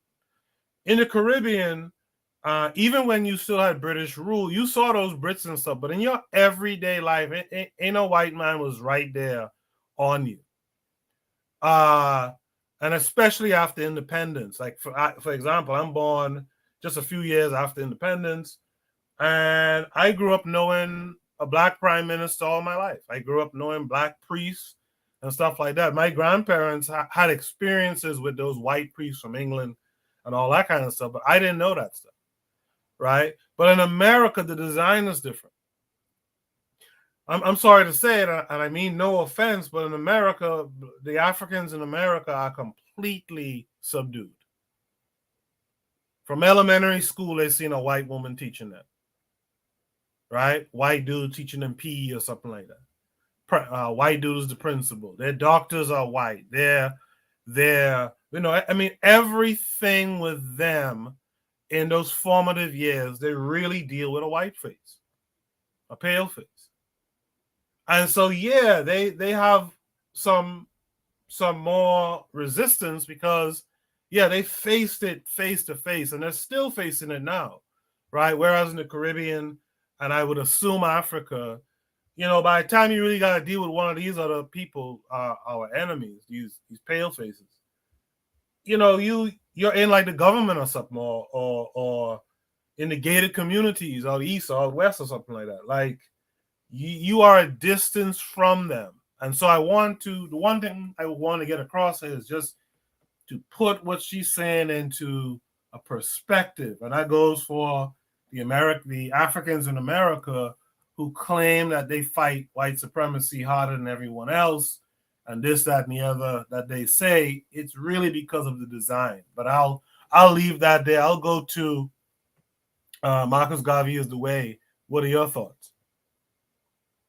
I agree with what you said in terms of our Caribbean experience versus the American experience with Europeans, because white people are not part of our daily existence. We have tourist season, so basically that's when you see more white people around, but they don't really have interactions with you directly unless you really in a particular field of work, or unless they're lost. But in terms of her finding her Africanness, I she has a very interesting story, and I enjoyed what I heard. Sadly, she said she cut her hair, and she was looked down on and all that stuff. And I think even today you still get, unfortunately, that same response from Black people. That's why you see so much donkey hair, fake hair, weaves, all that stuff. But She did make a point, and she said that the music in Jamaica was really, the music was very, I guess Bob Marley and stuff was around that time. However, the concept of Africanness was not there, because even if you think of Rastafarianism is really, in my opinion, more Christianity than black Judeo consciousness. Huh? Judeo-Christian blackface. Yeah. Yeah. You could. It's more that than, to me, black consciousness. But I have to give Rastafarians the props where they understood that there should be a black god, whether or not whether they say it's Selassie or not. I am happy that they understood that concept, that instead of a white god, you should have a black god, and the sustainable living, and the eating healthier, being more nature based eating, so I can respect that parts of their, and people can only do what they can do to do better. So I think that was their step to do it better. It wasn't perfect, but it is what it is. But I think in the last 2 or 3 years, I came to understand a lot of Jamaican history through Muta Baruch and listening to his stuff. I didn't know that Rastafarians in that time were what do you call it, criminalized for having locks. Like they would be arrested for having locks and be forced in prison and have their locks cut off. All this time Bob Marley was around and being promoted, but Rastafarians were basically persecuted as a people for wanting to embrace their Africanness. So you know it's interesting. Caribbean history is very interesting, versus American history. Our black experience in the diaspora is a very interesting thing, and the level of self-hate that still existed in it, even to this day, because you know we can see some things that she said is still valid to our existence, or our reality today. So that's it. That's all I have to say. Thank you for that. Trigger Happy 262 in the chat said, that's why I like that first prompt. When you have a centralized party, you can simply institutionalize cultural nationalism and African culture. None of that, quote unquote, out of many, one people, all African stuff. You hear Jamaicans say that a lot. Trigger Happy 262 says, yeah, this is essentially the dynamic of internal colonialism versus exploitative colonialism. Internal colonialism is more regional. When they say, quote, immigrants are running, and of course the Great Migration was running, yeah, that's a good point. Also, I think when it comes to Africans in America, I say the South, at the very least, some areas don't see white people until a certain point in their life when they have to pursue higher learning. Yeah, I've heard Southerners describe the South as having kind of a Caribbean culture, actually. Afro-Native world still here. He says the first Rastas were Gaviites. That's often forgotten. He says Burning Spear has definitely put out a lot of Black African consciousness. Yeah, I want to shout out what's my man's name again? Damn it. There's a great reggae Rastafarian. I can't remember his name right now. Who's supposedly in the hospital, very sick right now. Why can't I remember his name? Freddie McGregor. It's a song. It's a song. Is who? Who? Name a song. Name a song. I'll get you the name. What's the name of the artist? It's on YouTube right now. If you have a song, the artist. Yeah, he's on YouTube. I saw a clip of it tonight, but I can't remember his name. Yeah, it's I'll figure it out. Spear, but just yeah, not Burning Spear. It's an older reggae singer. Yeah, it's an older reggae singer. Actually, no, I thought it was Pele. No, the person I saw was Pele. I'm sorry, I think it was Pele. Pele apparently is on like life support or something. Life support, yeah. I think it's that one that I'm thinking of. Yeah. Yeah, but there's a reggae artist. I'll remember in just a second. I can see his face. He's kind of a ball rasta now. I can see his face. Anyway, sorry. Did I get gassed him up on this one yet? Yeah, I'm just gonna let not to be like anything, but I think because I don't think I'd be qualified to make a contribution. So I love what she said, and I like what because it's not with the topic, but what Trigger Happy said about Black people, the Great Migration being a tether movement from the South to the inner cities. That was an excellent point. I've been saying that before. So shout out to him. But yeah, I don't think I'm qualified to contribute to the topic, but I love what she said. All right. Bwana Hagaziki, what say you?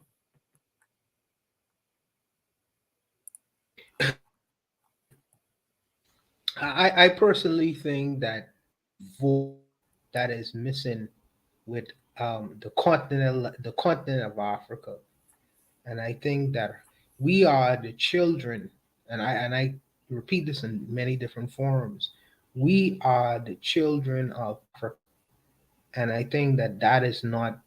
Uh, there are people who would say that we are English or British or whatever you want to call it, and there are African Americans who would say that they are the children of Uncle Sam. But in truth, we are the children of Africa. And Africa, I understand that they are disjointed, but I think that more should have been done to reach out to her children, to bring back a connection. Children need to their mother. You know what I mean? Children need to make a connection with their mother, and this is why you see all over the Western world, in particular these black enclaves, that feel as if that they exist within a space that they don't necessarily belong. Why? Because we are the children of Africa. We exist in these climates, but we are the children of Africa, and I think that there are Africans, well, people who have not the powerless, people who have power should have made more of an effort to reach out to her back to her children. That's not necessarily has been done, even though we in the Caribbean have sing songs about Mother Africa, talking about Africa, this Africa, that, whatever.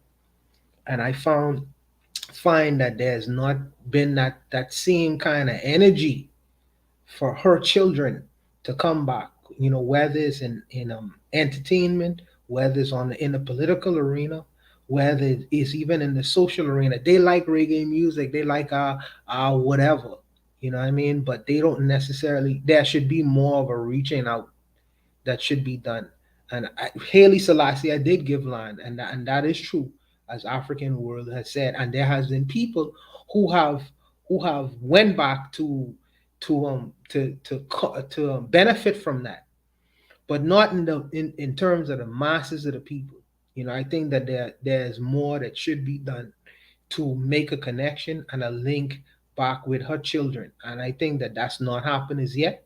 But I think that it shouldn't be one way. Like Mia Motley is making attempts, and there are other Caribbean countries as well been making attempts. And you see the little African leaders come over, but I think that there should be more of an embrace of the children of Africa, in particular in the West, whether it's Brazil or the Caribbean or even in Africa. And it's at this point where I would agree with the so-called militant integrationists of FBA and ADOS, where there should be more of an approach of African countries trying to reclaim or make a connection with her children in the Western Hemisphere. So on that front, I would understand what this woman believes and thinks, because you feel disjointed in the West. I mean, in particular, in white countries, whether it's you in Canada, England, or the Americas, you feel disjointed. You don't feel as a part of that society or community,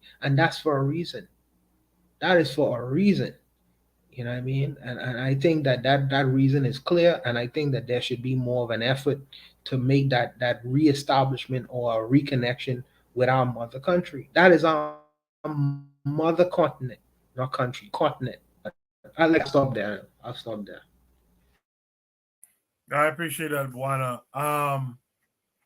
Yeah, it was Freddie McGregor that's been hospitalized for a little minute now.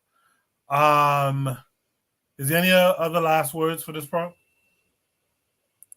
All right, let's go to breeze prompt number 7 tonight. Shoot the breeze. Prompt number 7 is what being on code really looks like. What being on code looks like. This takes us to a YouTube video. Let's take a watch.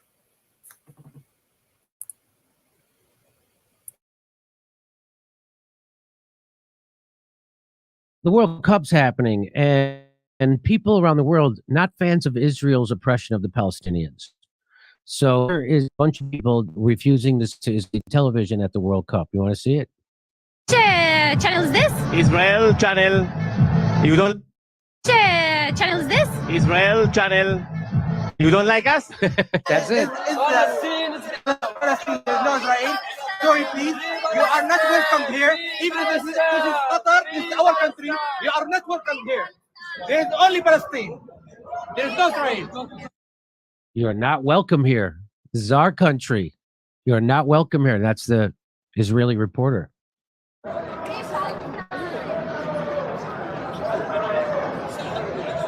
Boy, he's yes. For Israel.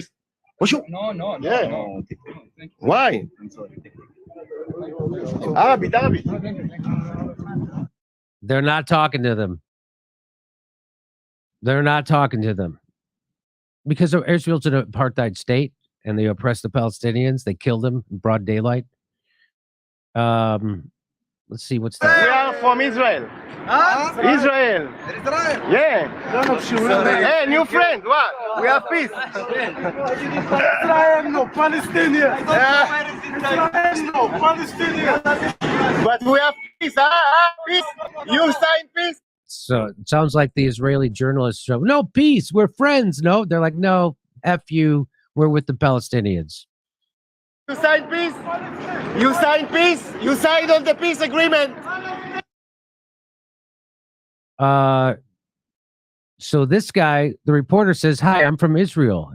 The fan says, there is no such thing as Israel, only Palestine. Reporter, yes, there is. Hey, how's it going? You from Lebanon? Yes, I'm from Israel. You're from Israel? What are you doing here? Free Palestine. Reporter, you say Palestine, I say Israel. Fan, no, Israel doesn't exist. Iran fans draped this guy with a hat and a scarf. Even the Israelis found it funny. So I guess this is the Israeli reporter, and then let's watch. כן, תראו, שמו עליי פה משקפיים, זה פחות או יותר לבל הטירוף שהיה, אבל כאילו, אין דרך להסביר בכלל את מה שהלך באצטדיון, והקהל מהמקרה דפוק. In case you think Israeli reporters are victims, I can gladly make a threat of Israelis not just ignoring Arab journalists, but actively harassing them on air. This week, Israelis chanted death to Arabs at this person while on air for France. Let's watch. نعلم بأن هذه سليخة نخلو بالشدور يشير أنت معبر لي زوز مكو كل عربي يروح لرشا زوز مكو لا רוצה والله אני בעבודה לא מעניין אותי אתה מפריע אותי לא מעניין אותי يلا زوز مكو بلغتنا العربية بلغت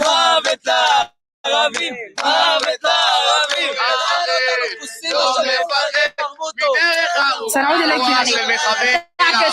هني شكرا جزيلا لك سنكتفي بهذا القدر ونعتذر عن سوء الأخلاق.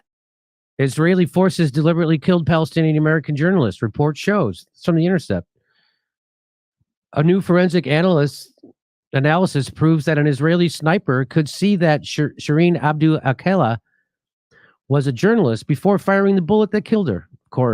Of course, they shoot children on purpose. They shoot reporters and journalists all the time. and then we pretend to care about free speech and journalism when Trump is mean to Jim Acosta. So there you go. That was kind of fun to watch those people not talk to the Israeli journalists in favor of Palestine. Hope you enjoyed it. Hey, everybody, we're doing live stand-up shows Los Angeles at the Two Roads Theater, December 9th, 6th. Jimmy must have the worst stand-up appearances, the worst shows. In the chat, Trigger Happy 262 Plus says, yeah, I saw this, LOL. Arabs are very staunch on their position when it comes to Palestine, and there is a strong kinship with that. Trigger Happy 262 says, also this World Cup, sad my country got eliminated, but it is what it is. Where's Trigger Happy 262 from? Costa Rica or something? Ghana?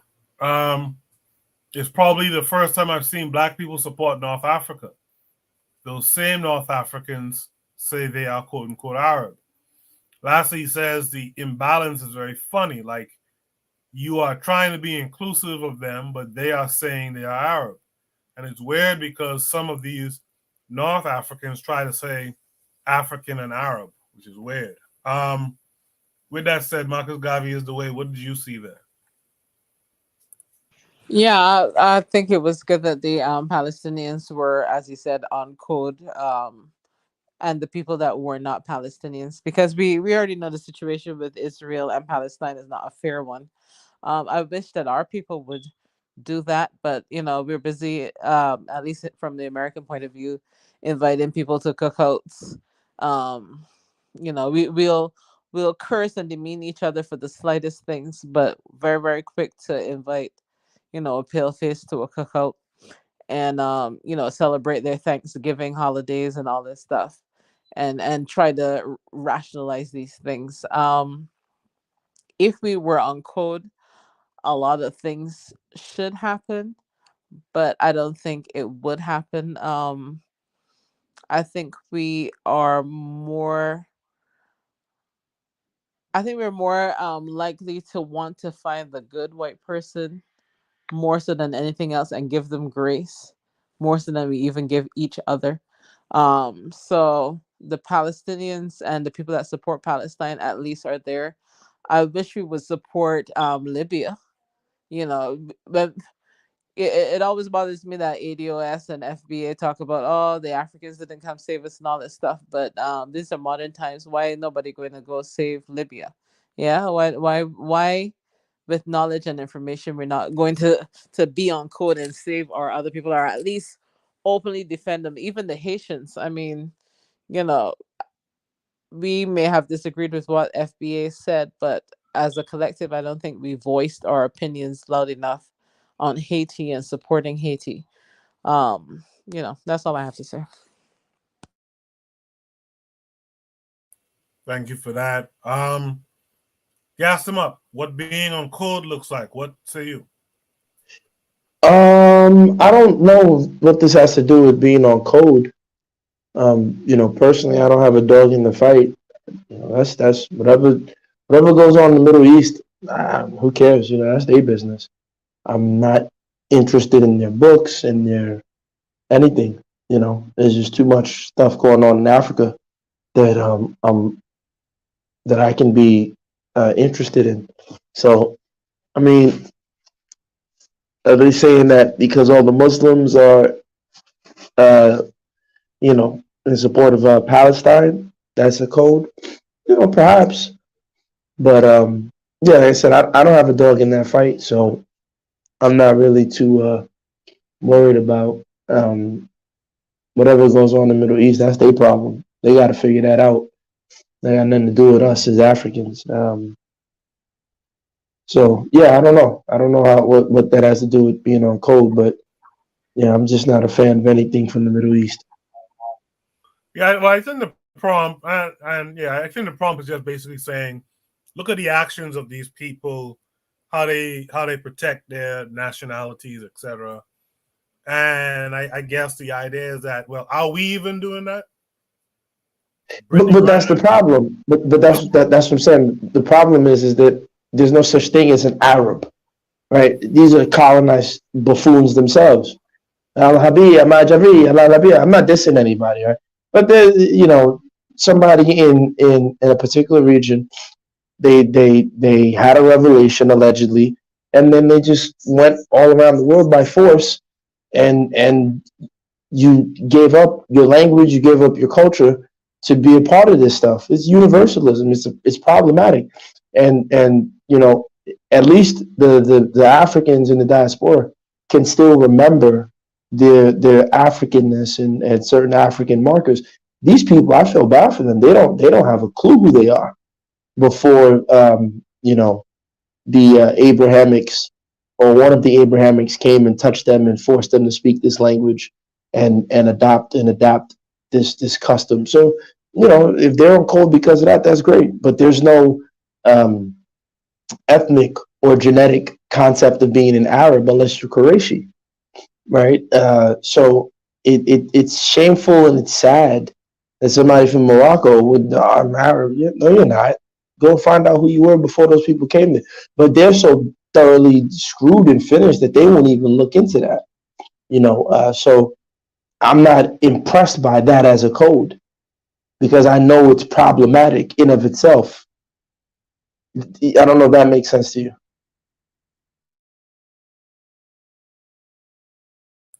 Sorry, Mike was muted. Yeah, I get what you're saying. I still believe that there is a response that can be given, based on what we saw and paralleling it to,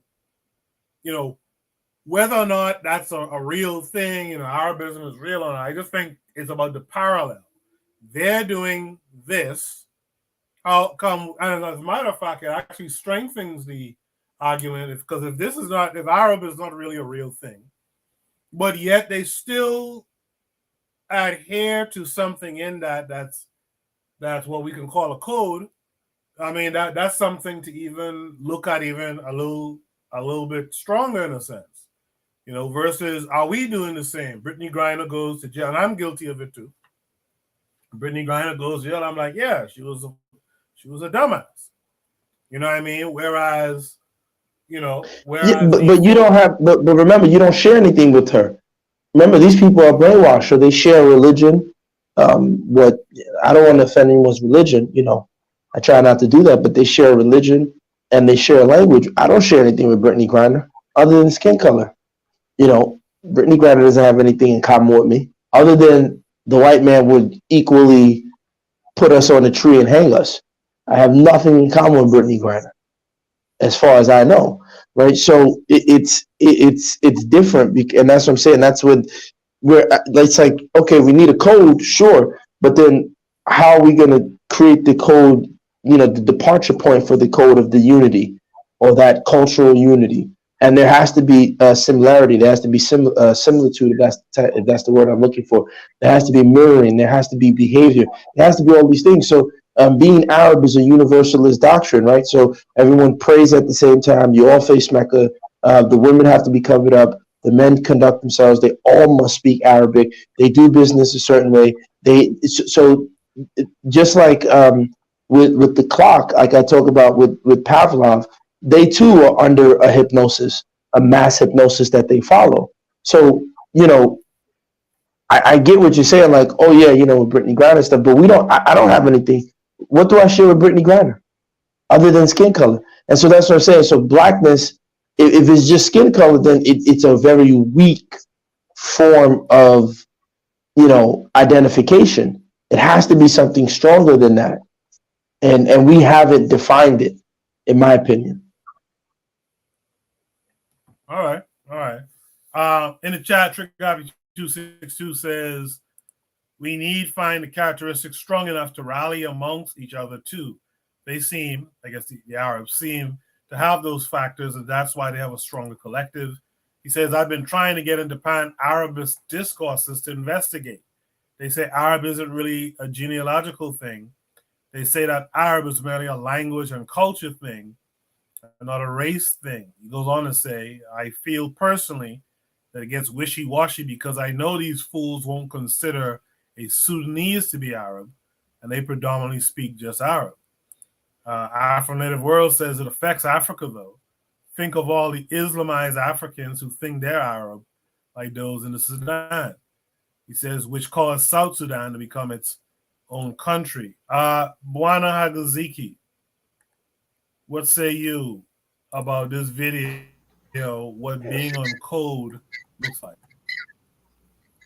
For me, I see a lot of code in this video because I don't think that they are coming together in terms of pan-Arabism. I think that they are coming together in terms of pan-Islamism, if that's a word. But I think that they are coming together based on a basis of being so-called one ummah, one body. And I think that these people from their respective countries, they see themselves in sharing a so-called brotherhood with the people of Palestine. So I think that for me, on the face of it, it seems apparent to me that they have a particular ideology. Whether we could debate about whether the ideology is correct or not, or the religious nature of it is correct or not. But I think that they have a particular view that is unified, and even Black Africans, whether they're on the continent and even in the West, would share the same views as many of these people who have this pan-Islamic view of the world. And I think that there is something within that, because if you put a microphone in the face of the regular Black person on the street in the West or in Africa, they have a varying different views on different particular subjects, even if it's in the interest or against the interest. And I find it funny that these people who are coming from different parts of the world, Islamic world, have a shared view that is not necessarily among us, because we see ourselves all manner of different things, and that's what makes us weak in the world. And whether you want to agree with it or not, their position is much stronger than ours is, unfortunately, because we see ourselves as so separate and distinct. So I think that this is the code that I see with this particular video. Untouchable, what do you say to Trigger Happy 262 comment up on the screen?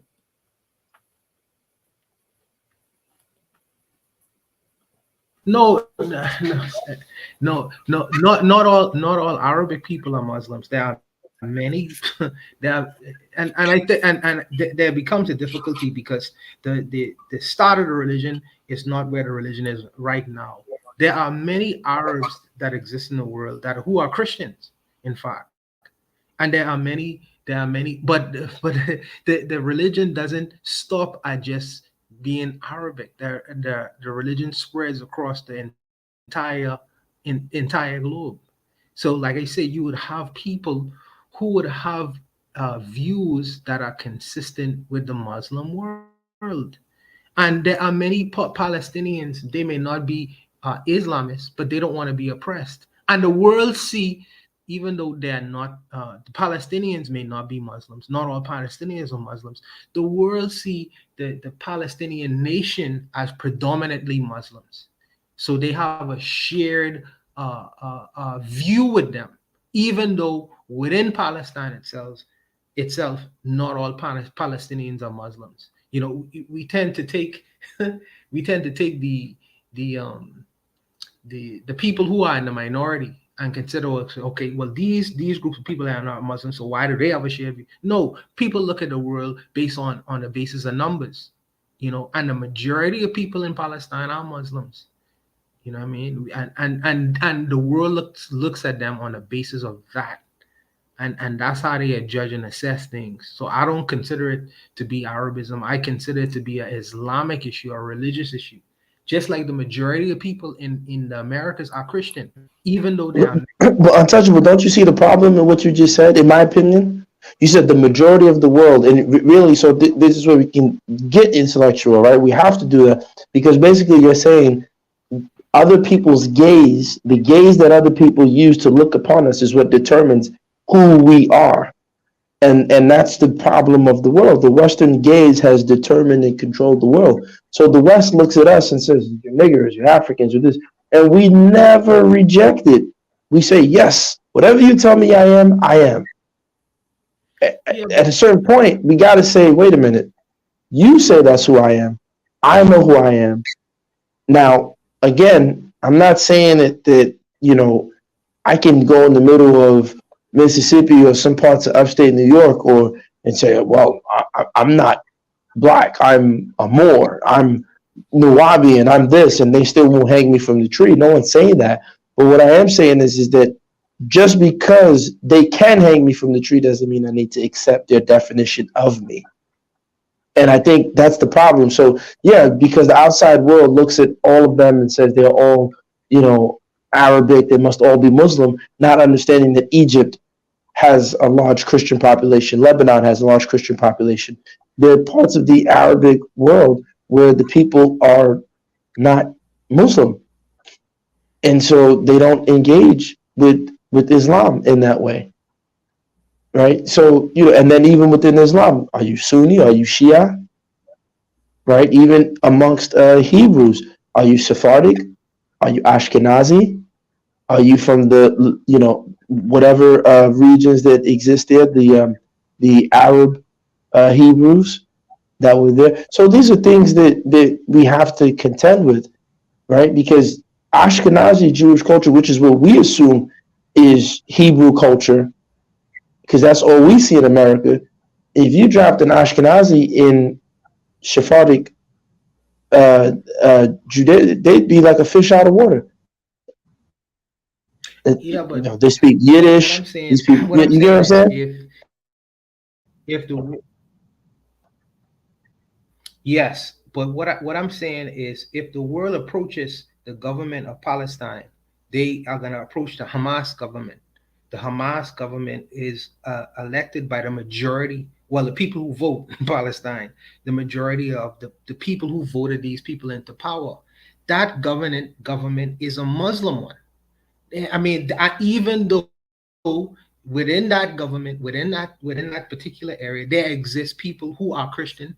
There exist people from all walks of life who may not necessarily adhere to the Islamic faith.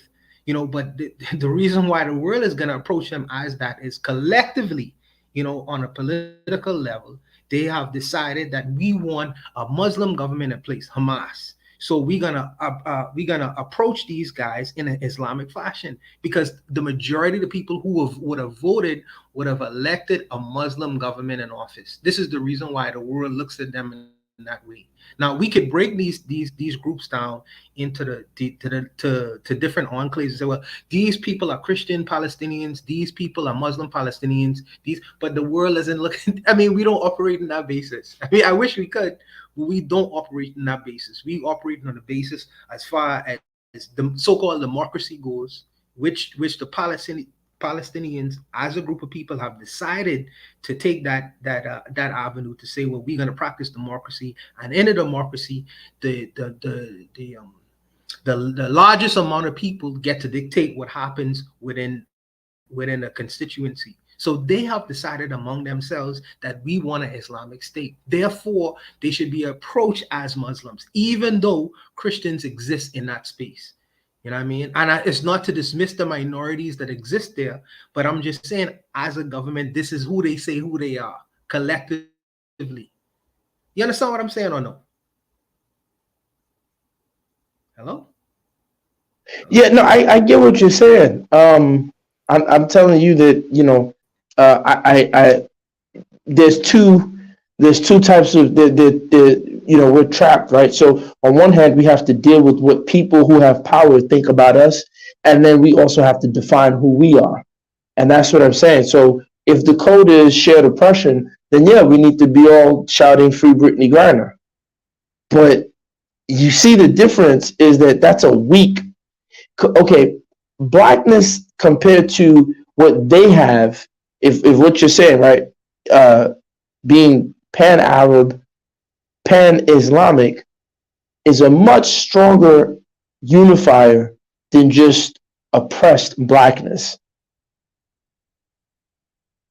And that's why I'm saying the code is weak, because what people are saying the code should be is just shared oppression.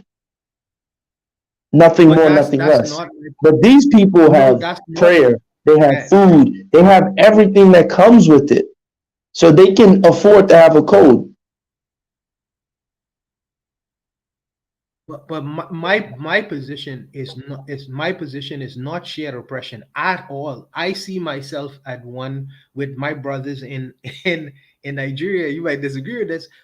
For people who are billionaires, I see myself with this on the same position with the leadership inside in terms of the people in the Caribbean who run in countries. I see myself in terms of power, not powerlessness. Now I do. No, I'm not saying how you see yourself. No, you're not understanding what I'm saying. I'm saying that there's nothing cultural that you share that you can identify that you're doing right now. Again, right? We have music and things like that, and there's food, right? I can point to those things, but I'm saying that there's nothing that is tying you in terms of your day-to-day behavior that you can look and say instant connection. They can look and speak Arabic amongst themselves, even if they're not, for example, Muslim or Christian, but being Arab and that shared language helps them out, so they can have that as an identification. Or they can look at the religion that they share as a shared identification. And if they have both, now they have the double whammy. They have the whopper, right? They have the double whopper, and so they're good. If all you have, or if all we have is the white man will hang us from the tree, and that's it, then Brittany Griner is not my people. She's just somebody who I'm also going to be at the end of the tree swinging from the rope with. That's it. So it has to be more. There has to be. Does that make sense? Yes, and what I would say to that is the only reason after Untouchable, let's get Bakari in, all right? Okay, so the only reason I would say that what you say has some truth or validity to it is because my culture has not been defined. And let me explain that.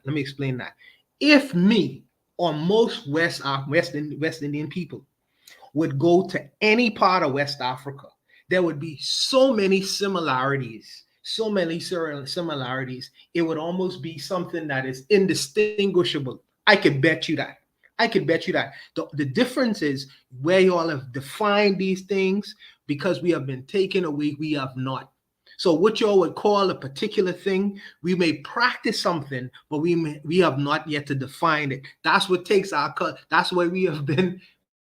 We are practicing a nameless culture, whereas in the West Africa, y'all are practicing a culture that y'all could name, and it would be distinct, where it's not necessarily distinct for West Indians and in the Caribbean. That's the only thing. But even though we practice West African culture every day in the Caribbean, I bet you.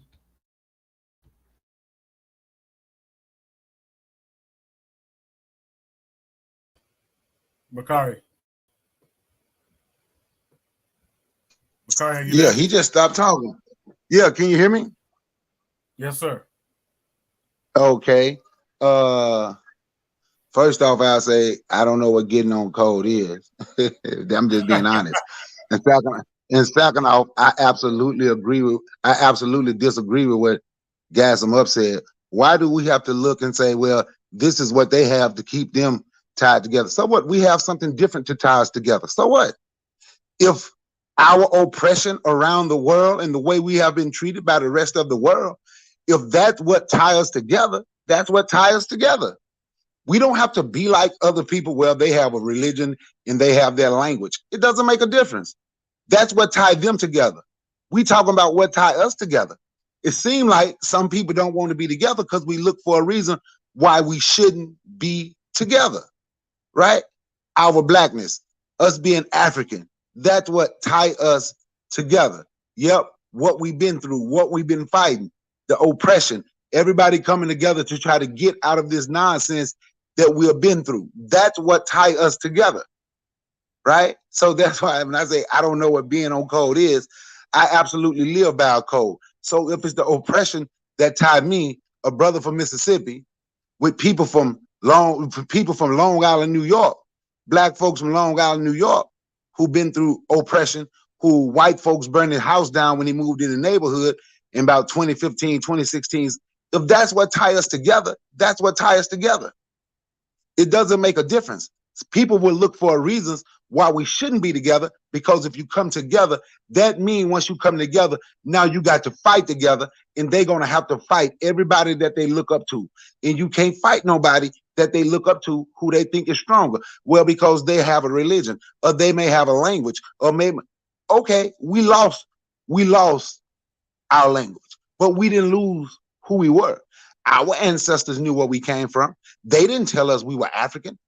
Our ancestors said we were African.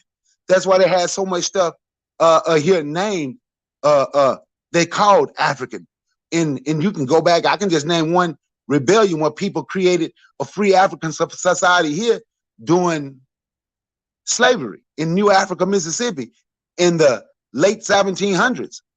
They couldn't find their ships to get back to Africa. So when they settled in the area where they were, they named it themselves New Africa.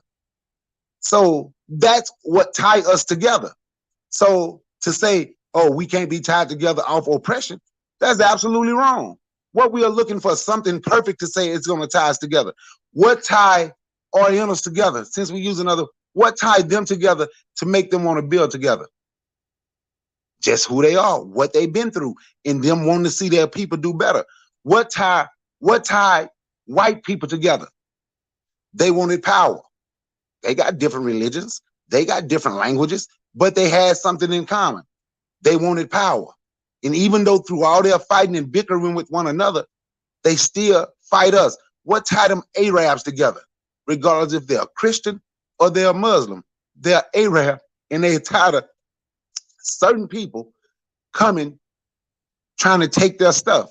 They're still over there fighting over they're still over there fighting over land that they claim was theirs from the Bible and the Quran. Because one is a Christian and one is a Muslim, they still gonna be tied together by Islam and Christianity. It's because it's the same shit. And all the Muslims got to know the Bible because it come before the Quran. So they still have their religion that's tying them together. We don't have a religion. We have what we have been through in this world. And that what's tied us together. But we would rather break off and say, well, this is me. I'm from this tribe, or I'm from that tribe. And when it comes, that's why I tell people all the time, Black people claiming an ethnicity. This is my ethnicity. It is not good for Black people because of the position that we're in. Because once you break it down to ethnicity in our cultures, it's going to be different. I'm going to be different than people from New York. I'm going to be different. We don't talk the same. Probably don't eat the same foods. If we do, we cook it a little different. We do different shit. I like the country. They like to see our culture, our music. The blues ain't like that in New York because the blues come from down south, come from Mississippi. So they didn't have the juke joints up there. We got juke joints down here. So the stuff we do is going to be different. Our culture going to be different. So because our culture is different and we speak a little different, and I know that people from New York wanted to say they spoke good English. Shit, we down south, we just speak how we speak. We ain't give a damn what people called it. We knew who the enemy was. You understand? From time. See, because people like to say the civil rights movement created integration. They've been so-called somewhat integrated up north. So they thought they were better than us because they could go to school. Some of them was going to school with white folk. We wasn't going to school with white folk. So our culture is going to be different. So now when it comes down to it, with me being from Mississippi and somebody being from New York, we ain't going to be the same. So then we're going to start breaking ourselves down into more and more smaller groups, because the people that telling you we don't have nothing to tie us together is the people that don't want to fight the people that have divided us. So I stick with whatever it is that ties together. So what if it's oppression, if it's suppression, if it's what we go through economically around the world, if we go because of our being at the bottom of society in every way, whatever it is that ties together, that's what ties together. And that's what we need to work on, build on our similarities. Now you get the mic. There's a lot of comments in the chat from Trigger Happy in particular. You guys listen to the playback, and you guys who are in the chat could read his comments. I'll put them up on the screen. But I'd like to hear you guys respond to Brother Bakari. So whoever wants to respond to Bakari, go ahead. I personally claim it all. I all of it. I claim the oppression. But I also claim the music. I claim the ability to survive. I claim the ability to thrive. I claim the food. I claim all of it. There is a YouTube video right now on internet if you're all interested. Which Corey Harris. He is a blues player from the Mississippi, I think. You know, in terms of what he was talking about. He met with a guy from Mali, Ali Fakatoure. They said, and he went to Mali and sitting under a tree. Ali Fakatoure comes from a culture of musicians. I can't remember the term that they use for it, but he is playing blues music, his form of blues music in Mali, Africa, with Corey Harris, and they playing the same friggin' music. He said, "Y'all take my." He's like, "Y'all brought our music with y'all to from Mali to the Mississippi."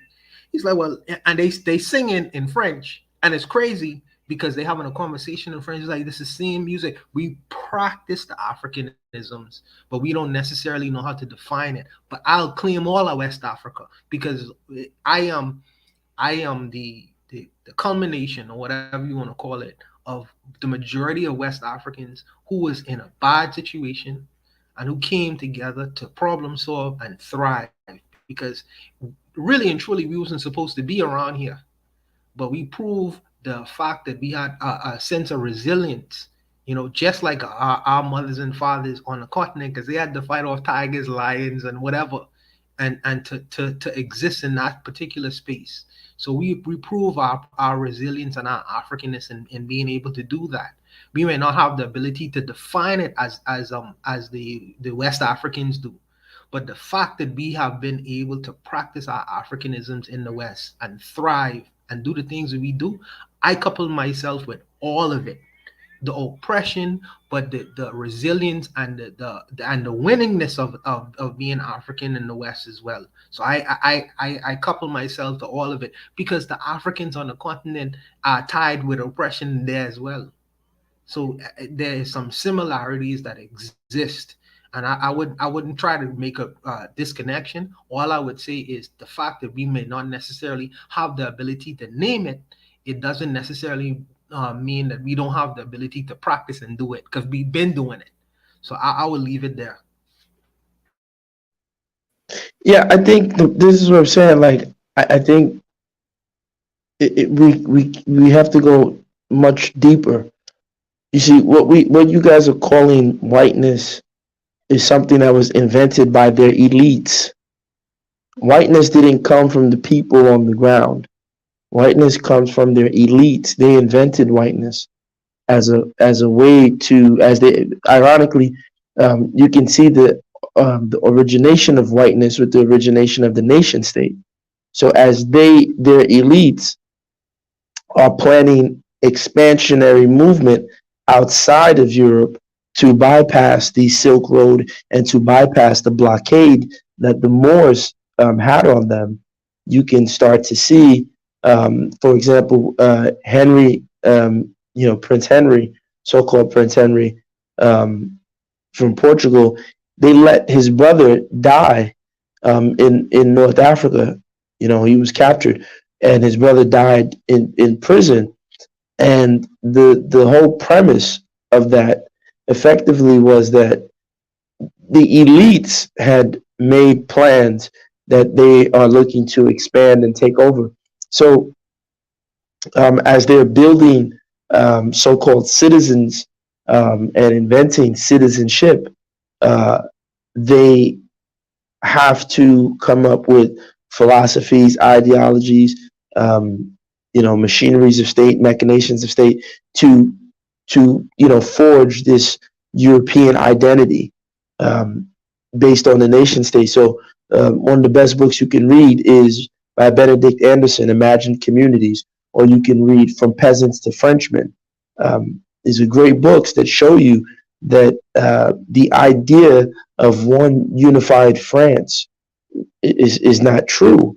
Like with Spain, people think, oh, Spanish. No, what we're talking when we say Spanish, what we really mean is Castilian, because the Castilian language was not the only form or that was spoken. You had Catalan, and they're distinct from each other to the point that if you speak the Catalonian dialect or the Catalonian language, a person from España won't understand you. So and to this day, the people in Catalan are still trying to break away from Isabella and Ferdinand's unification. So we have to understand that this was something that was created by their elites to take over the world and to dominate. What you're now saying is, well, Black people should just somehow unify. That would mean our elites, again, if we're going to copy the West, let's copy them properly. So our elites, like the Dubois and the Booker T's and all these other people, should have been trying to find a way to do like Isabella and Ferdinand. But the problem is, who gave us the nation states that we have to begin with? They gave us the nation states. So we weren't even allowed to unify and create our own nation states to begin with. They gave us the nation states that we have. I think the only exception is Ethiopia, right? And even they are having problems right now. You have the Tigray, the Oromo, and all these other people, and all these other things that are occurring. So I'm just saying what you guys are saying. I'm not disputing it. I'm just trying to tell you that it's not a tool. If you're talking about unifying people, it has to be more than just oppression and what people go through. When you see how peasants were turned into Frenchmen, then you understand, oh, okay, they had to invent mass schooling. There's a whole psychological brainwashing that comes with that. If you don't have the resources and the ability to control people to create that unification of what we call whiteness today, how are you going to get that? And that's the problem that Black unification has always had. Because it's never been, Blackness is not something that we defined on ourselves. It's something that they look at us and tell us we're Black, and we just accept it. I hope that makes sense to you guys. No, I hear you. The only okay. No, go ahead.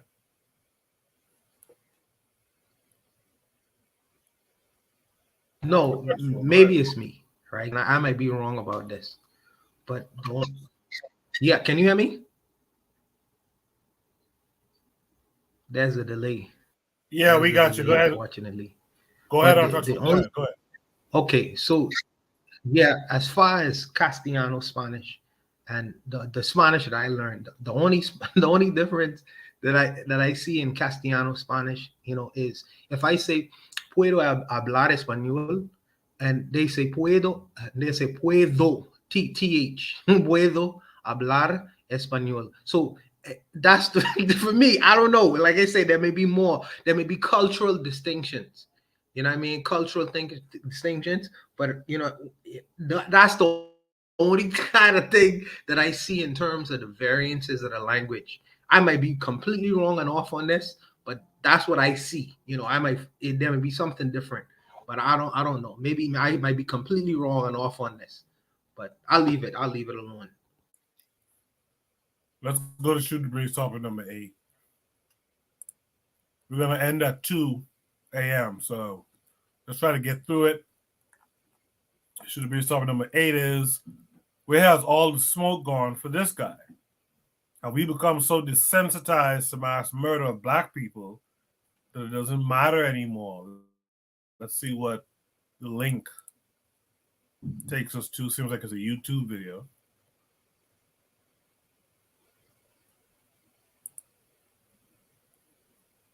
This noon, the white gunman who targeted a Buffalo supermarket in a predominantly black neighborhood faced a judge this morning pleading guilty. CBS News' Jenna DeAngelis joins us live in the newsroom with the breaking details out of court. Jenna.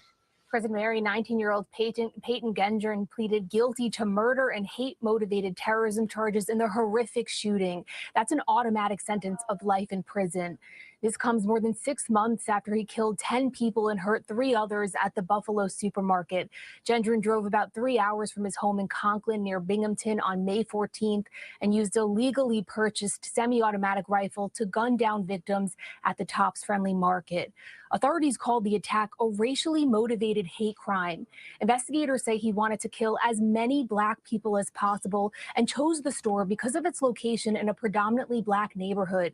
He was found to have ties to white supremacy and extremist ideologies. His defense attorney spoke at court this morning. Our client pled guilty to every count of the indictment, with the full knowledge that he will spend the rest of his life in prison with no chance of parole. Though the federal case continues, his actions today ensure that there will be no state court trial and he will not appeal.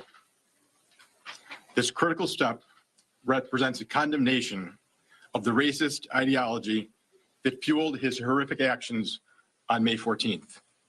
Reverend Al Sharpton released a statement saying, in part, his decision to plead guilty will deliver the family some justice, but it will not end the racism that drove him to kill in the first place.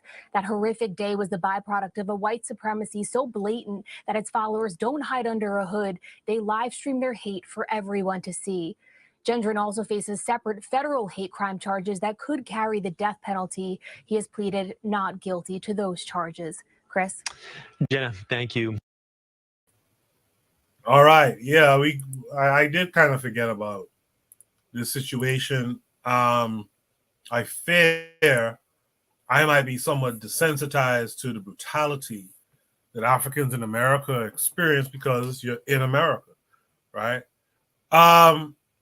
With that said, Bakari, what say you? Where has all the smoke gone for this guy? Hey, I'm gonna be honest. I ain't here because my son came here talking to me because Deion Sanders just then decided to leave Jackson State and he go to Jackson State, so he came in here talking. Oh, and I see. He still. I'm willing to bet $100 with. All right, I heard Deion. Well, everyone kind of figured Deion wasn't going to stay there. He was going to go to a bigger PWI.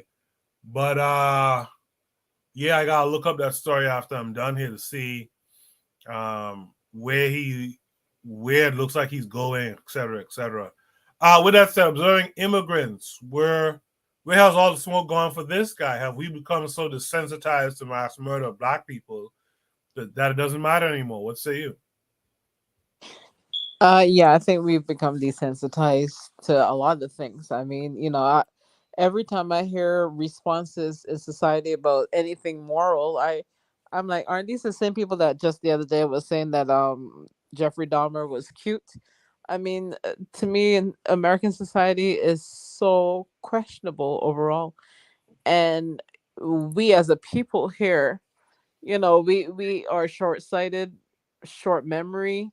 I mean, a lot of it don't make sense. Yeah, the amount of smoke FBA had for immigrants, I didn't even see them put that kind of effort in this guy, and the others that followed. Because remember, he wasn't even the only one. Yeah, there was another white guy that came after that shot Black people too. So it's so much so often that you start to lose, forget names like Dylan Roof and all those other people. Yeah, you can remember sometimes situations and can't even remember names. And those names, I think, should be remembered. You should remember these killers' names. But, it's America. At this point, it is America. And I sadly have to say that I've seen more energy and passion put into trivial topics like who started hip hop, or why Black men have to comment about Black women's wearing donkey hair and all this nonsense, than I see in self-preservation or even preservation of children and thinking about the future from the point of view of children. So yeah, we're desensitized, and I think at this point we don't care. Marcus Garvey, let me ask you a quick follow-up question. When it comes to things like the Buffalo shooter who killed a bunch of Black folks, or Dylan Roof who killed 9 in a church, if the Africans in America aren't seeking retribution. Should Africans from the continent, the Caribbean, the UK, etc., should those Africans step in and seek retribution? That's a hard one because seeking retribution should be, I guess, in the sense of um, for a black person, like, you know, you're standing up for a black person, whether or not you are American or not. But the fact that Black Americans, I think, have become so unfazed by it all. You know, I mean, think about it. Like, you know, for me, I can't wrap my mind around how you could be living in the Jim Crow and the segregation and all that, and be inviting people, these same people, to your cookout less than a generation. I mean, like, you know, I don't know. It just seems like Black Americans just want peace with Europeans, and they're willing to take it by any means necessary. Like, you know, they're willing to overlook a lot of crimes and obvious things to invite these little suckers to their little cookout. So, me no. You know, it's a hard one. It's a hard one. Yeah, because that follow-up question basically touches on that. Like, should we be the avenger because we're all African, we're black first, right? If we're black first, then should we be the ones who, you know, when I say we, I mean Africans of the diaspora minus Africans from America. Should any one of us really step up, you know, and step out and take care of this business? Because that's also one of the complaints from them as well. They say, well, we, you know, you Caribbeans, you continentals, y'all ain't gonna do shit. You know what I mean? So I've wondered about that. Is it black first, where we don't care about these borders and these places of origin? It's just you harm the black person, we're supposed to all ante up and step to you. You know, which one is it? So I was just curious to see what you would have to say. I'm curious to hear what others have to say about it. Like, gas them up. What do you say about it? Well, I mean, you know, all one has to do is take the time to Google the Dred Scott case. The two legal decisions I think people should look at are the Dred Scott case, and then look at the what was the other case?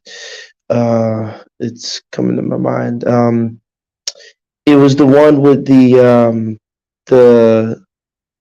dang, what was the name of it? The civil, no, when he applied to affirmative action.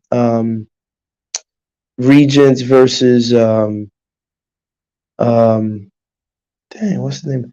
Yes, Bach or Bake versus Regents. So just look at the Dred Scott case, and then look at the Bach, Bakke versus Regents. It just tells you, you know, and then read what so-called Justice Tawney said about Black people, the decision, right? And that's the de facto law of the land. So, you know, there's no rules or rights that a white man has to respect or recognize for Black people in America. And that's just is what it is. And they know that Black people in America and worldwide, but typically in the United States, have energy to kill themselves because, you know, we're our ops, but we don't have the energy to fight the real gangsters, you know, the congressmen and the heads of different, you know, municipalities and positions of power in the United States.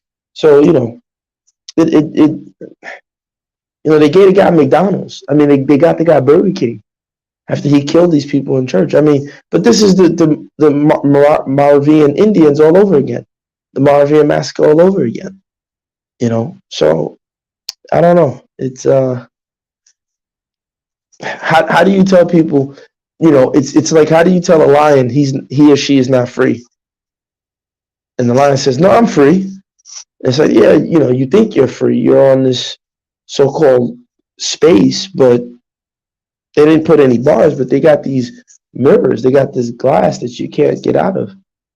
You know, so yeah, I think black people need to just look at those two laws, look at those two cases, look at Bach versus Regents, that was in California, where they stopped the affirmative action. They basically said it's illegal, and then look at the Dred Scott case, and that basically tells you everything you need to know about being an African in America. Thank you for that, Gas. Bueno, you've heard everything everyone has to say, and I asked that kind of follow-up question. What say you to all of it? I think that if we take lead from the people in position, instance, a person is married to a woman, or a woman is married to a man. You know, based on how that person is treated publicly, their friends are gonna take notice of what's happening, and they're gonna take on the same characteristics of the person who is either the aggressor or treating the person kindly. For instance, what I mean by that is, if a woman, let me put it a little bit clearer, if a woman is talking crazy to her man, and all her friends see that, they're gonna talk crazy to that man as well. You know what I mean? So, you know, but if a woman is respectful of her mate, and all her friends see it, they're gonna be respectful towards that particular gentleman as well. You know, we look from the outside looking in, and we see what's going on, and we see the reactions of the people that exist within that space. So we take the lead of the people who is being applied, who the harm is being applied to. If the people in that situation is acting in a way that is nonchalant or indifferent, or they don't give a shit, why should the rest of the black world? But if the people in that situation become, it will put themselves in a state where they are at arms with what's going on in America, and they are doing something physically about it, then they will find not only support, but I feel like they will find sanctuary among the black world, because it's happened before historically.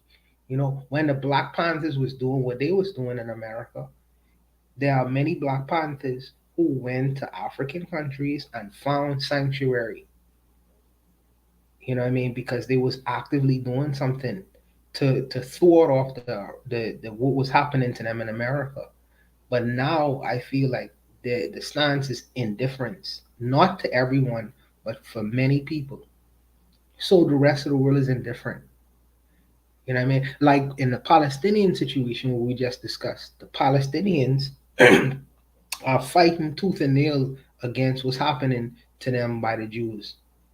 So the rest of the world respond in kind. The people who are fair, you know what I mean, the people who see what's going on, see that the area is an apartheid state. They take a position, and they say, "Well, I don't want to talk to you." You know what I mean? You doing things I really don't respect. And put it on another level, you know what I mean? Yeah, I personally think that if a person is harmed in the United States, you know what I mean, a white person should not be safe on the continent or any place where a black man is in a powered position. You take a position, you take a stance, push the button, you say, well, if they are harmed here, they're gonna be harmed there as well. But that maybe that may not happen. If you can't do that, I say that they should find sanctuary. If you were to do something that is against the person who's doing something to you, well, come to my country. We're gonna protect you. No extradition laws for this individual. You know what I mean? But that's how I look at this, man. I think that we're gonna treat you like how you treat yourself. The world is gonna treat you all like how y'all treat yourselves. If y'all are indifferent, we're gonna be indifferent. If y'all are vociferous, if you all have some energy about it, we can have some energy about it too. You know, when George Floyd was murdered by that police officer, I remember seeing very clearly Nigerians protesting against that murder from the embassy. There are many Nigerians who was out in the street protesting against based on the death of George Floyd. They had energy. I don't know, man. I think that when this happened, we should have kept that same energy all throughout the case, even to his sentencing. And I feel like that energy has had kind of like subsided almost to a point to where people forgot about it. I got this particular clip from Forecast, I think, because Forecast remembered it. And he remembered to tell his audience about it, reminding his audience what was going on. And I think that these are things that we should never become desensitized to. Never. You know why? If we do, then you will see a complete genocide. Even though we committing genocide amongst ourselves, you would see the complete genocide with these people participating in our genocide as well. And I don't think that should go unnoticed or untalked about. And I think that it should be in our discourse and dialogue. We can't forget these kinds of things. But I'll stop there. Hey, can I say something now, Coco? Because I see what you're talking about. Go ahead. No, you know what? So stuff like that Buffalo shooting, I don't think it's desensitized. The black people has become, you know the word, it can come out. I think it's more cowardice, right? And let me explain. Do y'all remember when that white boy, I can't even think of his name, shot the other white boys in the streets in Wisconsin? During after the Rittenhouse. Kyle Rittenhouse. Yeah. See, I'm one of the few people that saw the goodness in that. Black people all on YouTube complaining about white supremacy. I'm like, what the hell did that have to do with black folk?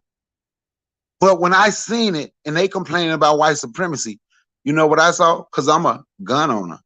And shit, I got AR-15s, and me and my sons, we train. Got AR-15s. I got 9mm. I'm a gun owner, and I love to shoot, right? And we'll use it, right? Only don't want to use it on my people, but I will if I got it. But anyway, I said, why they complaining about this dude? Talking about the white supremacists is helping him, but which I thought was absolutely crazy. But anyway, we need to know this rule. For anybody that want to fight back, should have been hoping Kyle Rittenhouse got off. And the reason they should have been hoping Kyle Rittenhouse got off, if you're truly interested in fighting back, you're going to have some type of weapon on you when you go and march and say you have to defend yourself, right? When I went down there in Atlanta, me and my son, shit, I didn't have my ARs, but I had my 9s right there on my side. And just in case I have to use them, right? So it's not, they're desensitized, they're afraid. There are too many black men is afraid, and that's the problem. If I ignore it, it might not happen to me and my family. If I ignore it, if I can just ignore it, act like I've forgotten about it in 2 weeks, it might not happen to me and my family. Let's just say it's an isolated incident. That's the problem. They're not desensitized. They're afraid. They're absolutely afraid. The same reason they went out of, y'all remember during the election when Donald Trump was going against Jim Crow Joe. All on CNN, they had white militias everywhere talking about supporting Donald Trump. Black people never said one thing about the white militias marching and supporting Donald Trump. You know who they got on YouTube? You know what they got on social media and disrespected? They got on YouTube, on social media, and disrespected the NFAC. Thought of every reason to disrespect 5,000 black people marching, suited and booted, bulletproof vest up, guns and bullets. Thought of it, but they never once said anything negative about the white militias. They said something negative about the black militias because of cowardice. They're not desensitized. That fear is still there. Fear is a hell of a way to have control. In black people who talk about how much they hate white people, and I'm not mad that they do if they do. They're never around white people, so they take their hate out on one another. So they're so afraid of the other people, anybody except black people. Who do we end up fighting? We end up fighting one another because of the fear of other people. That's my take. I get a mic. I appreciate that, Bakari. For time's sake, let me go to Shoot the Breeze topic number 9. This is one for Gas Them Up as well. Shoot the Breeze topic number 9 is, why is Hamza al-Mustafa the best hope for Nigeria? Gas Them Up's candidate. This came with a link to YouTube. Let's check it out.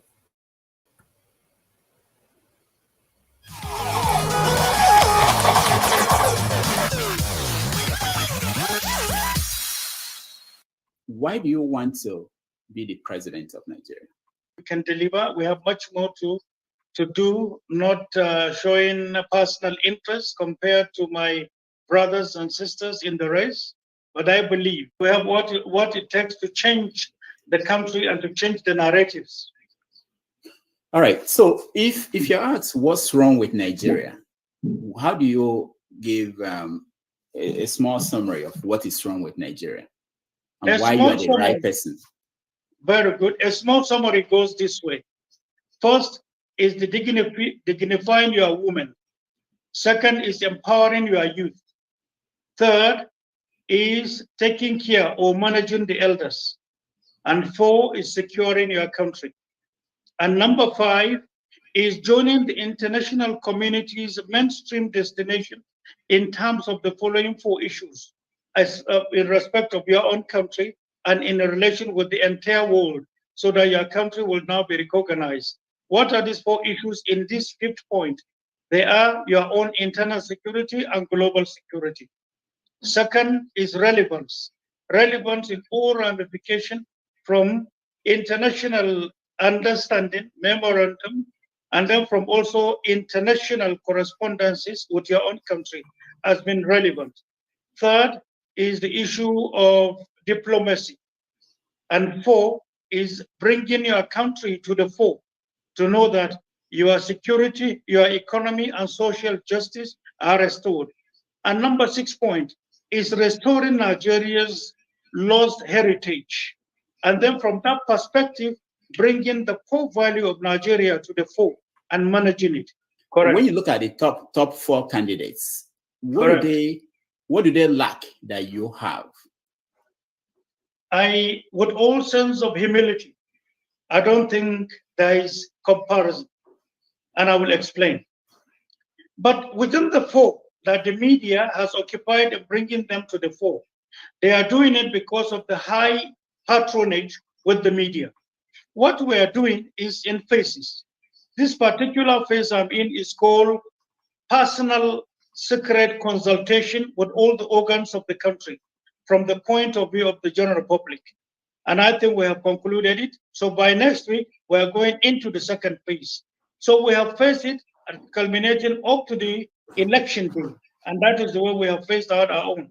We are not copying anybody. We are looking at the country from our own written and mental appreciation as to what to do with the time available. On the other hand, comparing us with the 4 who the media are actually bringing to the fore as the best in their eyes. When we kickstart, I'm sure the difference will set in. You will begin to see the yardstick with which they have identified the 4 coming more to us. In terms of capacity, ability, dependability, reliability, in terms of exemplariness, in terms of conduct, in terms of promises, in terms of prowess in leadership, in terms of genuineness, in terms of capacity to display, and then the guts, the capacity and the bravery with which to take tough decisions for and on behalf of 200 million people plus. I don't think there's any comparison, my dear brother. I know what we have done yesterday when Nigeria was facing the worst threats ever. I know with our resources, the much we have done in restoring Nigeria so that Nigerian populace had nothing to feel other than few people who attacked the system, calling it bad name us at that time. So I know what we did out of no resources that was inherited.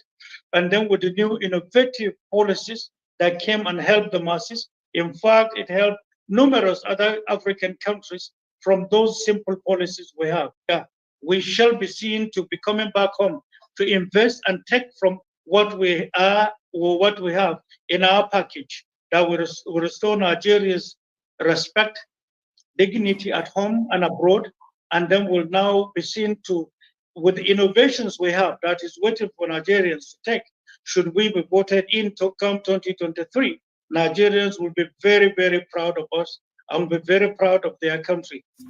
So you will be okay if you are president and some military officers decided to overthrow the government. It's okay for you because they are following orders. Is that right?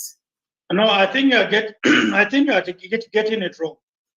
If a group of military officers come together and remove a government, then any other person that comes to take them, they are already a constituted authority of that country. That's all I'm talking about. If I were to be part of the coup from conception to its own stages of execution, then I'm part and parcel of that. I remember, as at that time, what was Mustafa's strength? Had I even a battalion under me? No. Okay. Now you've defended Abacha several places in several interviews. You said you had no regrets working for Sani Abacha. Correct. What do you think about this? All the accusations against him that his government was brutal, killed a lot of people. Do you think they are all made up? Well, I cannot say that. Reason being that I was a CSO, the definition of my primary and secondary responsibilities were well defined, and this I'm sure are known to Nigerians. Protecting the president, his family, and the seat of government, this was under my care. And I protected that, and nothing happened during the tenure of my own office. So to say that I am the one to account for the police, for other security agencies in the country, for the army, for the Navy, for Air Force, I think it's wrong. That we have had service chiefs, we have had IG of police, we have had Joint Intelligence Bureau of Nigeria, we have had National Security Advisor, we have had heads of paramilitary, each and every one of them. We have had the Minister of Defense, the staff of Minister of Defense, and the Minister of Defense of that time. So all these are different from my primary schedules. And that's why we said, even when General Abacha came to power, I did one thing that wasn't there. I restructured the security department that I headed. And as a result of that, to display honesty and transparency, all other security agencies, including paramilitary, for the first time in the history of Nigeria, I worked it out in such a way that they all had representation in the seat of government, meaning in the presidency. So whatever was happening in the presidency, all other security agencies in Nigeria were aware of. It never happened before. I introduced it to this country. I don't know if they are still practicing it now, but that is the way it is supposed to be. Every now and then money comes into the country. They return money from other foreign countries, and they said that this money was Abacha loot. I know that you've gone out there defending Abacha, saying that Abacha was never in most of these countries where they said this money, they got this money from. And how could they now say that this was his money? Do you stand by that? Yes, my brother. See, I spoke on what I knew. So the question of if you say you are defending Abacha, it shows I'm defending him rightly or wrongly, whichever way. I spoke on what I knew and what I saw. What I talked about was on the issue of sanctions imposed on Nigeria. And it was Nigerians who invited sanctions against Nigeria, particularly one particular former president of this country sneaked into one bigger country. And I still have a document that he tendered, pretending Nigeria to be in a certain gloomy situation and seeking for enforcement of sanctions so that when Nigerians feel the pains, they will support him to uproot Abacha out of our quote and unquote. It's in that document. What happened to Abacha? How did he die? The two were killed, and Nigerians are aware I said so. Killed by governments or by external people? Who killed them? Well, if you can tolerate me to get there, let that be. But I will not enjoy the court. I explained carefully at that material time. I said the pattern of death for the two political actors in Nigeria or political giants were similar and the same. They died gasping for air. They died with their hearts swollen, and so their chest was heavily swollen, and that is how both of them were buried. High Court sacked you as a candidate of the party. What happened? Well, there was a small friction within the leadership of the party even before I joined. But I joined and met a chairman of the party, and then the other faction actually were the ones that took the matter to court. And then there is a game that I thank God has been uncovered with connivance of people from INEC.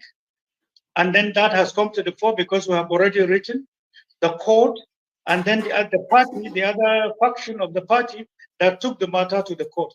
So processes or procedure were not followed, but there are games in it that is there in trying to kill my candidature.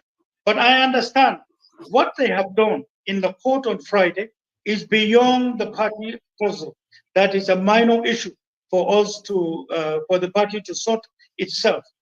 There are some interested parties in Nigeria who believe that our candidature is a threat to them.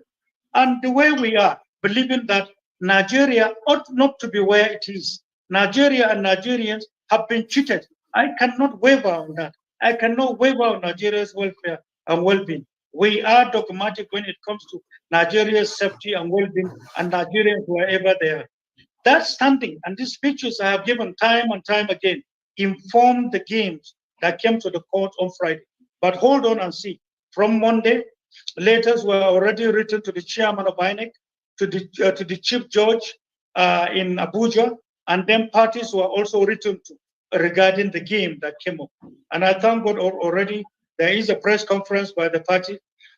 There are numerous reactions to our supporters across and outside Nigeria to know that it's a game and it has nothing to do with law.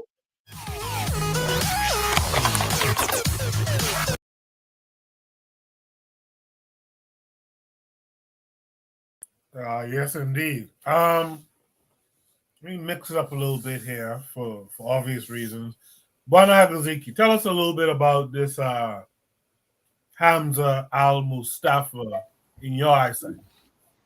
I have some concerns about this brother, and because I have some concerns about who his company is. I mean, sometimes you are tasked with the company that you keep, and Sani Abacha stole he is said to have stole like 2.2 billion.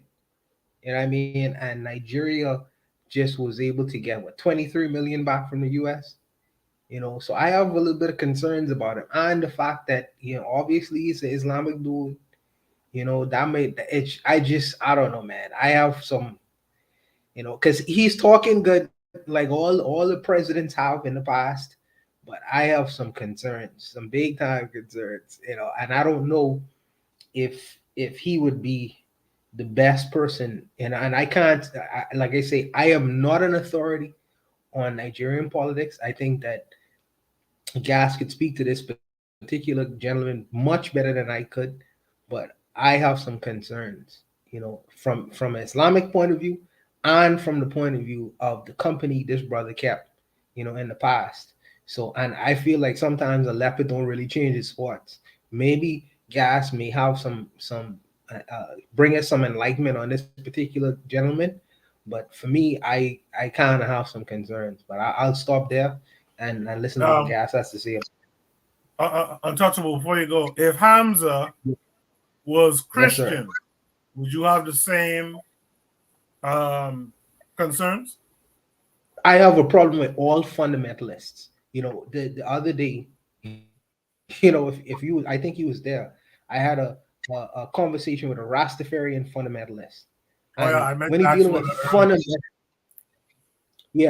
when you're dealing with fundamentalists, they only see things in terms of black and white.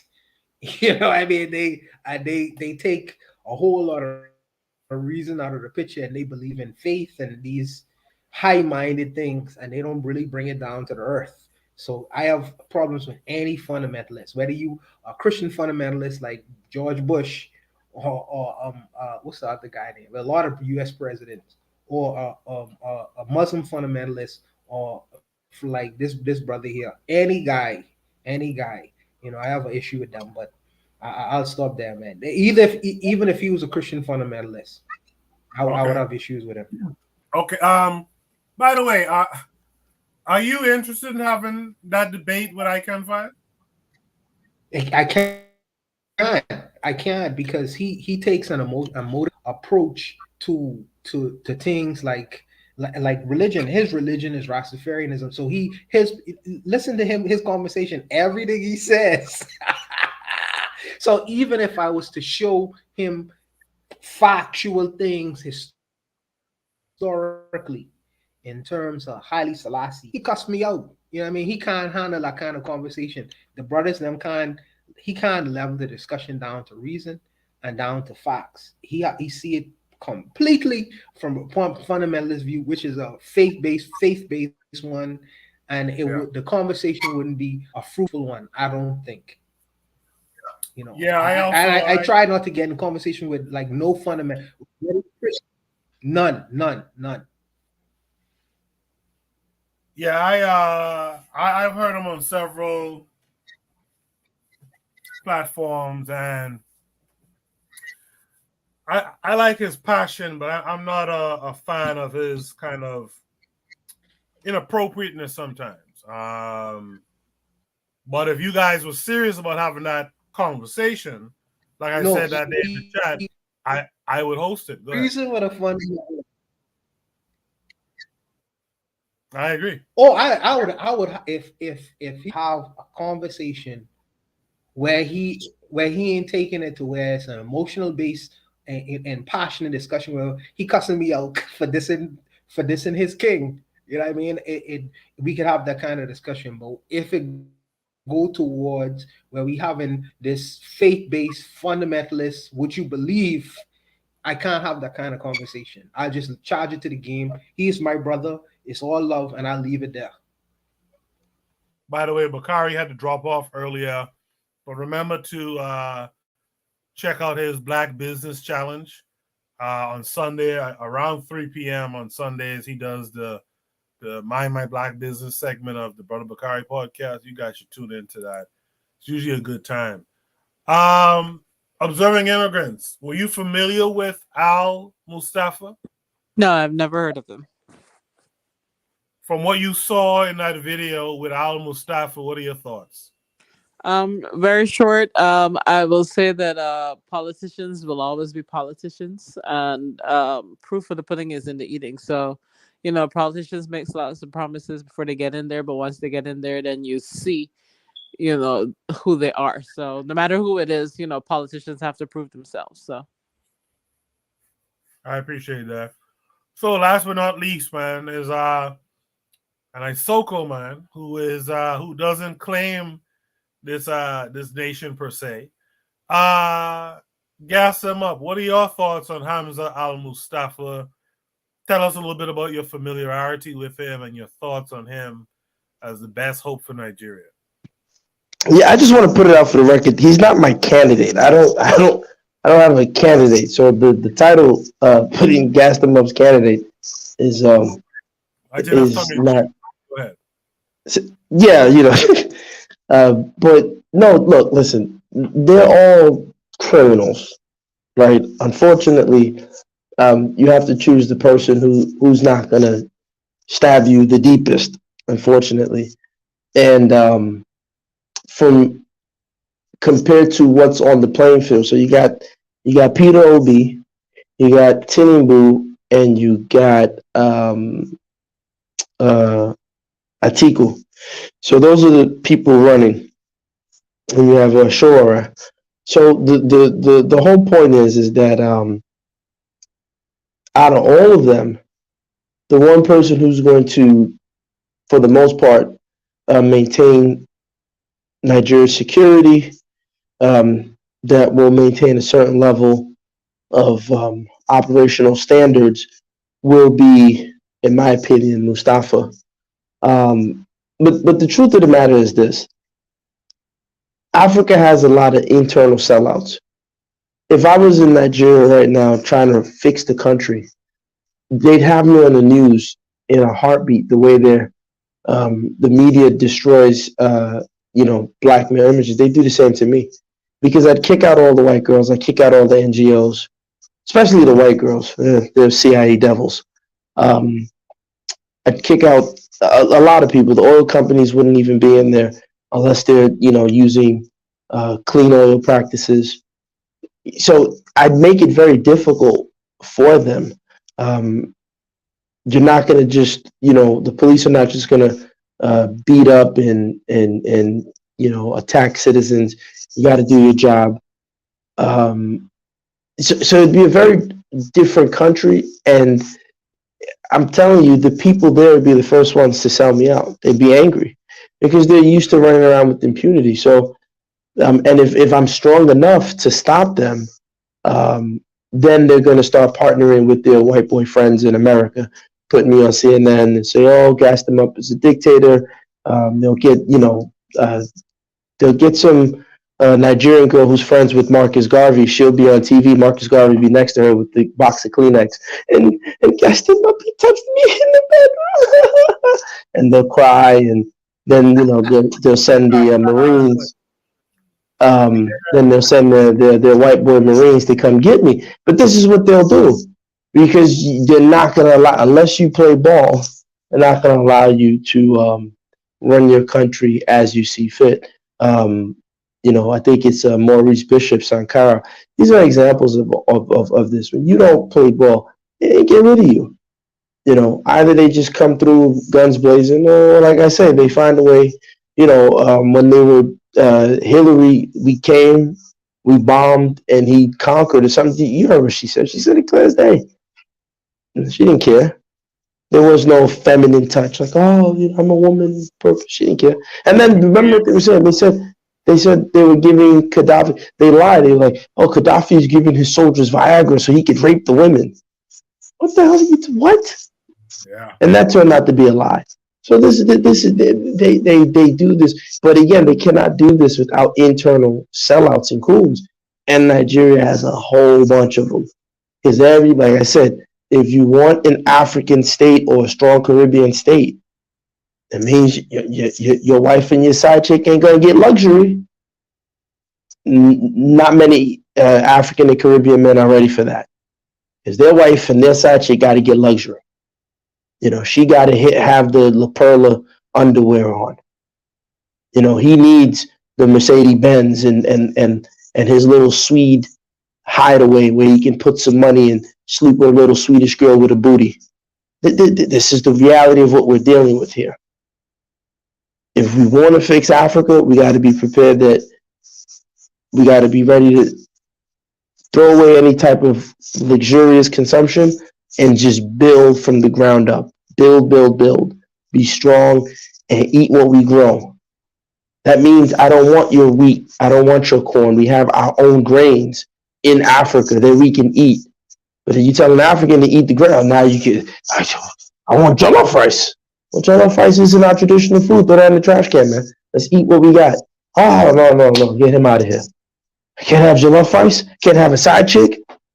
The side chicks complain, I can't have Brazilian hair down to my ankles. It's a problem. They're going to get rid of it, gas them up. So, I'm being silly, but I'm just saying these are the real trade-offs that nobody really pays attention to. So, Gas, this guy seems like he want to take us back to the caliphate, though.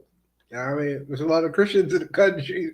I don't want to. Yeah, but Nigeria. The truth of the matter is, Nigeria is going to become a Muslim country in the next 20 years, because all the people from the south, where the Christian state, they're all trying to leave the country. They've been trying to leave the country since the IMF structural adjustment programs in the 80s. Nigerians weren't leaving the country en masse back then. It was after the IMF structural adjustment programs. And it was mostly the southern Nigerians. The northern Nigerians aren't leaving. So the more that the southern Nigerians continue to run away and escape, the country is becoming predominantly Muslim. It's going to happen unless the Christians come back.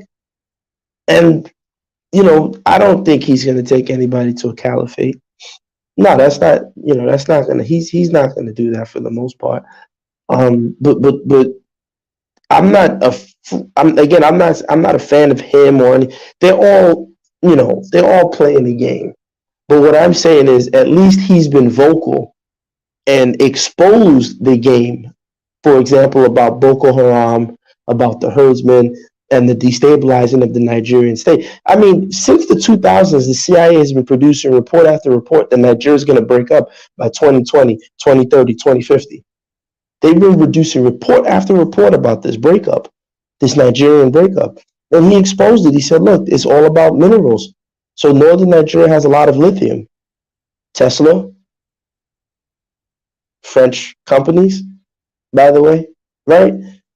So the NGOs are in northern Nigeria, all these white girls, CIA agents. They're there, oh, feed the African child.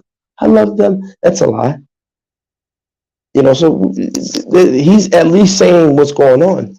He talks about the dirty oil politics. So again, I'm not saying he's perfect or he's going to be, but I can respect the person who exposes it, because none of the other candidates are exposing anything, because they're all bought and paid for. So their whole game is, look, I'm just get there, steal money, hide it in my foreign account. My wife, my side chick are good. My friends are good. The rest of you can die. Now, I'm not saying he's not going to do the same, but at least he's exposed where the real criminals are. So look at the minerals. So now anybody you can Google minerals that Nigeria has, natural minerals. Forget about oil. Start seeing the minerals that are in northern Nigeria. There were 2 or 3 Chinese nationals that were kicked out of the country for illegally mining gold in northern Nigeria. So of course they want to destabilize Nigeria, because once that happens, now anybody, literally it can turn into the second DRC. That's what it can turn into, and they want that. That's exactly what they want. And so look, listen, that's why I'm hard on the Nigerians, because all they know how to do is eat jollof rice and dance to crackhead music called Afro beats. That's all they want to do.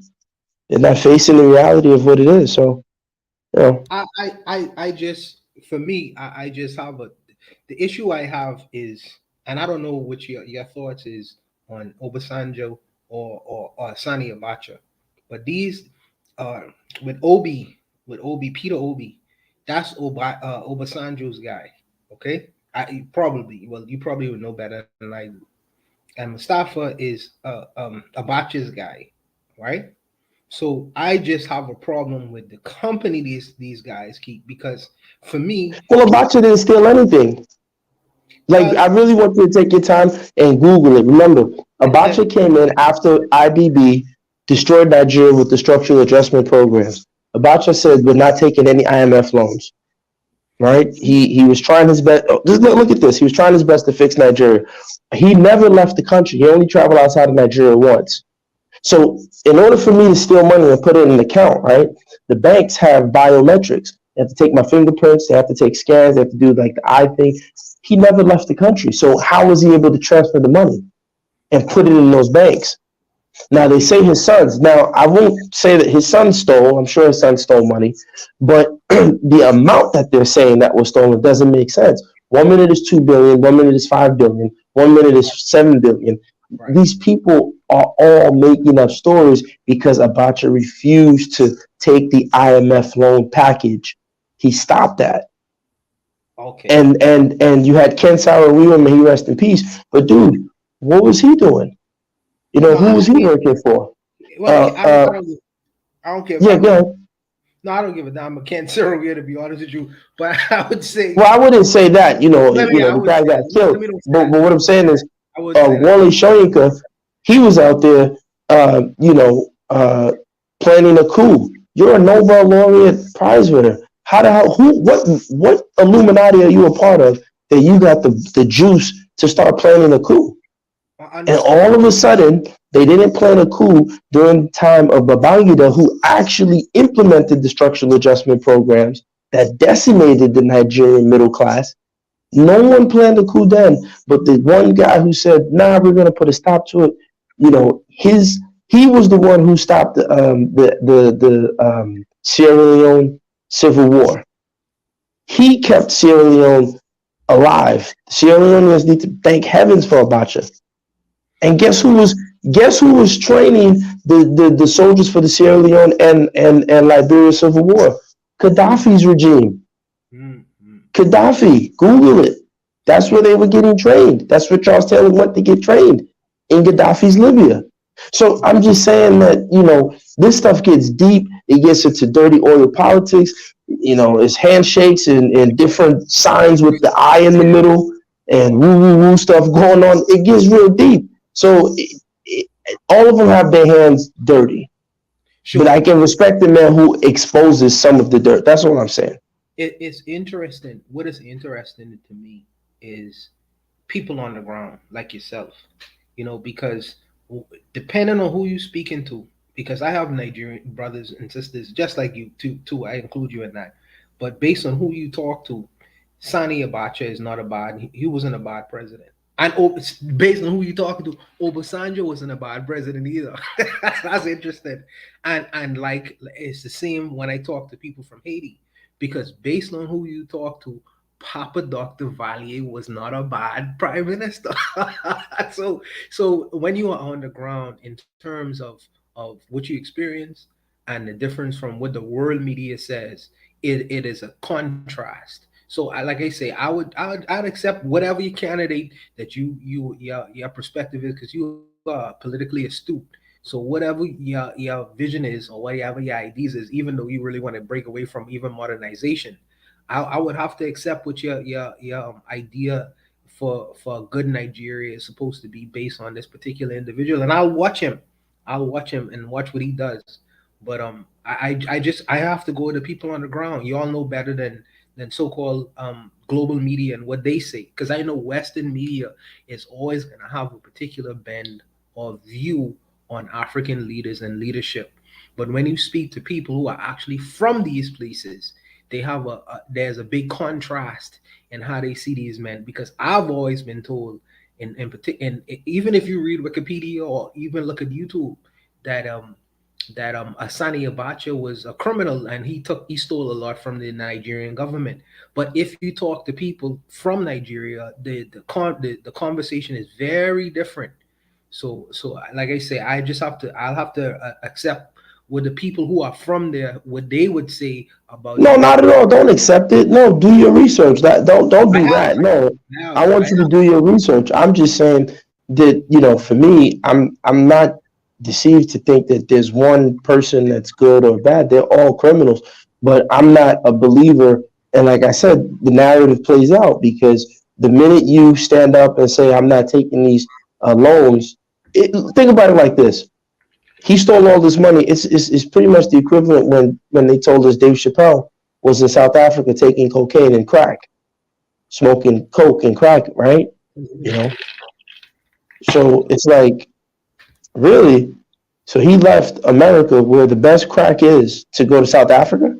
It's ridiculous. So but we all believed it. Why? Because he made so much money with his show, they didn't want to pay him the 50% of I think Cat Williams was saying that of the $500 million they owed him. So they said, you made too much money, we're going to give you 10%.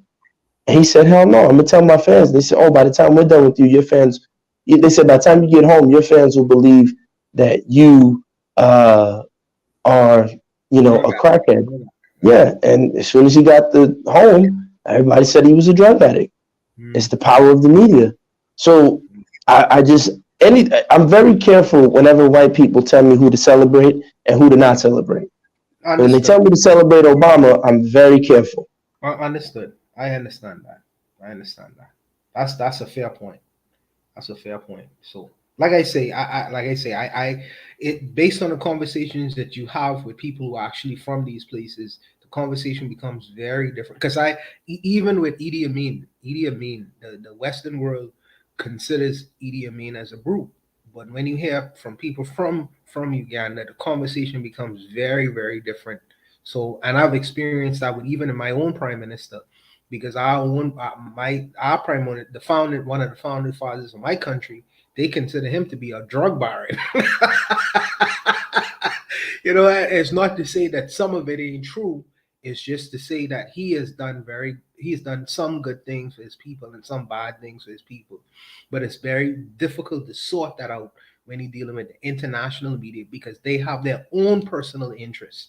So they're gonna skew the picture of the leadership in the whatever direction that they would want it to be. So I understand where you're coming from with that. I do.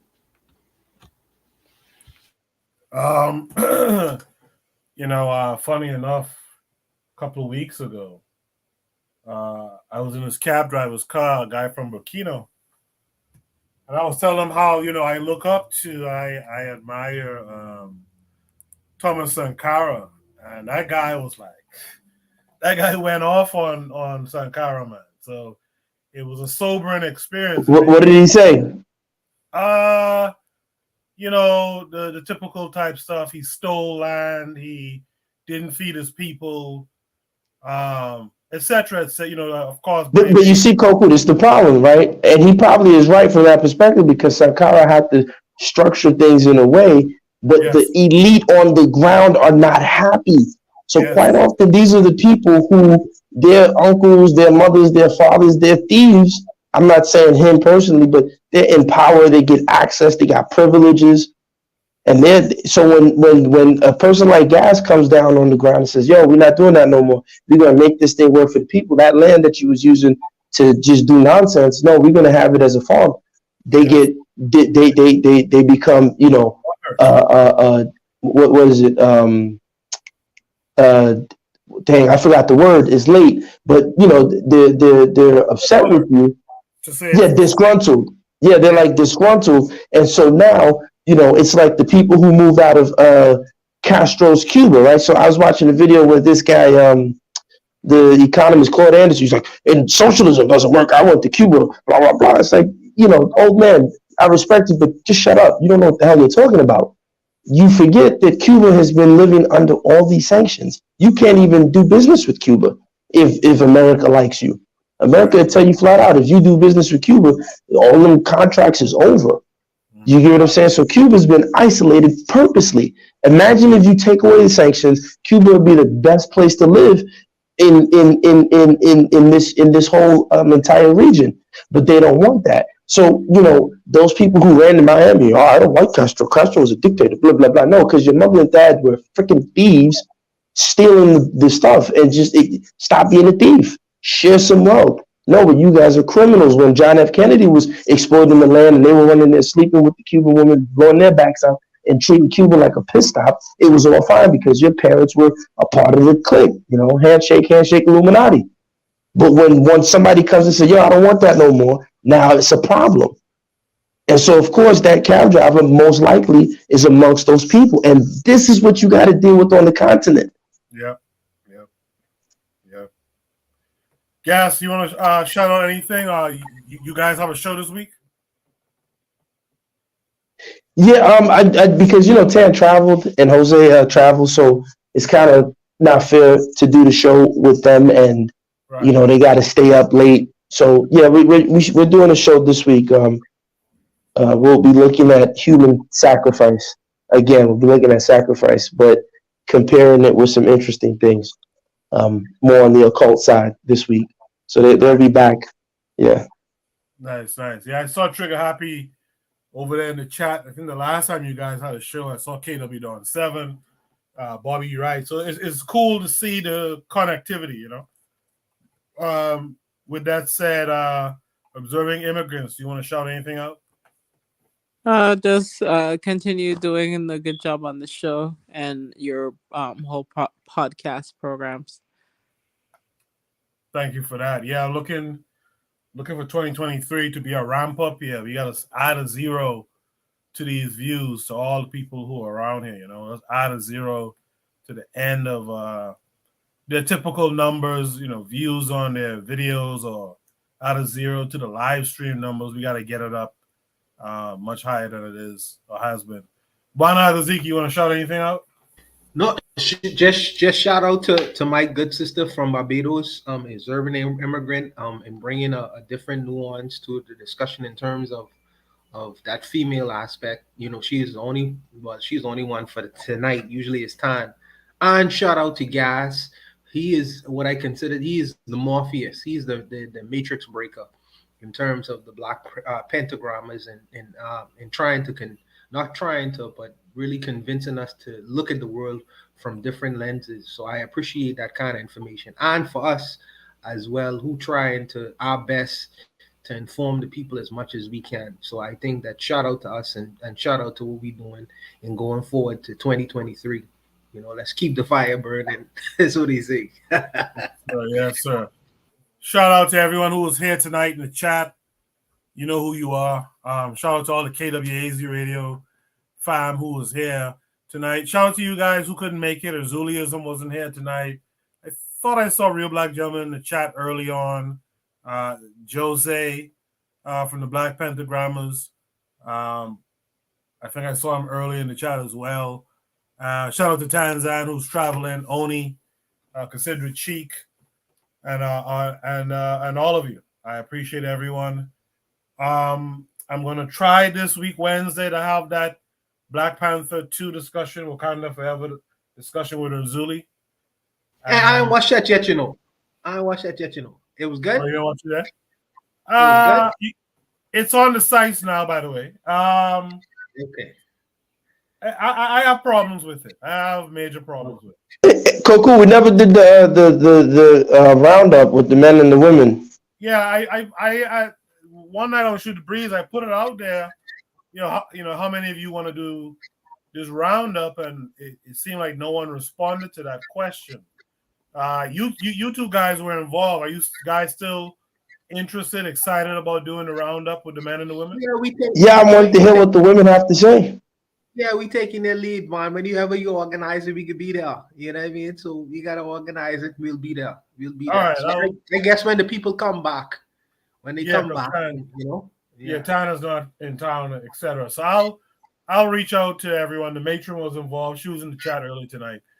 I'll reach out to everyone this week. Like I said, I'm going to try to do the review of Wakanda Forever this week. So if you guys have the chance, it's on the Fire Stick. Let's keep it real. It's on the. Yeah, I go watch it on the internet. yeah, it's on the internet. You know, so just take a watch and come through. Yeah, it'd be nice to have a woman's perspective on the Black Panther film. So if any ladies are out there, take a watch. And like I said, it's on the internet. Take a watch and come join us. We're going to do a live stream on it. And in the new year, I'm going to start doing another show again in the week sometime. It might be pre-recorded. I'm not sure yet.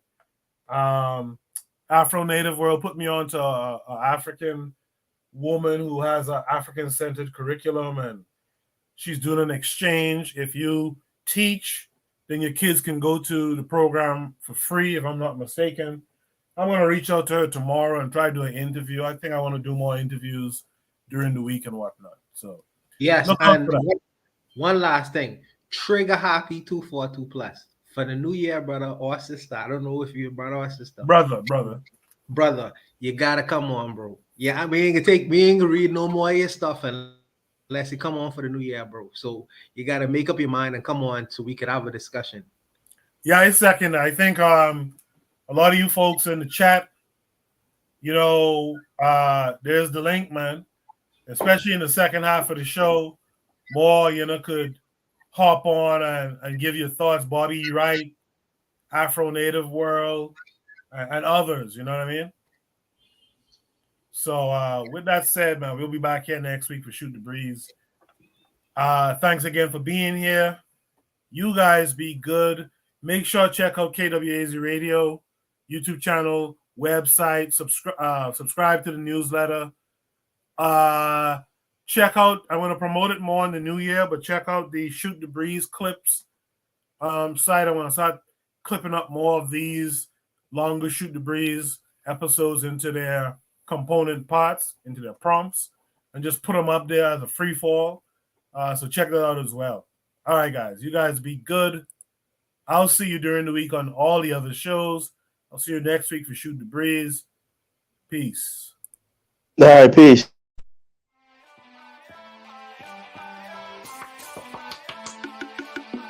Thanks for listening to the Bitter Medicine Podcast with your host, Koku. If you like what you just heard, we hope you pass along our web address, bitamedicineblogs.com, to your friends and colleagues, and share our show to all your social media. Be sure to check out our archive section on our website for previous podcasts. This has been a KWAZ radio production. Join us next time for another session of the Beta Medicine Podcast. Follow us on Facebook at Beta Medicine Show, Twitter, Beta Meds, Tumblr, Beta Meds, Instagram, Beta Medicine.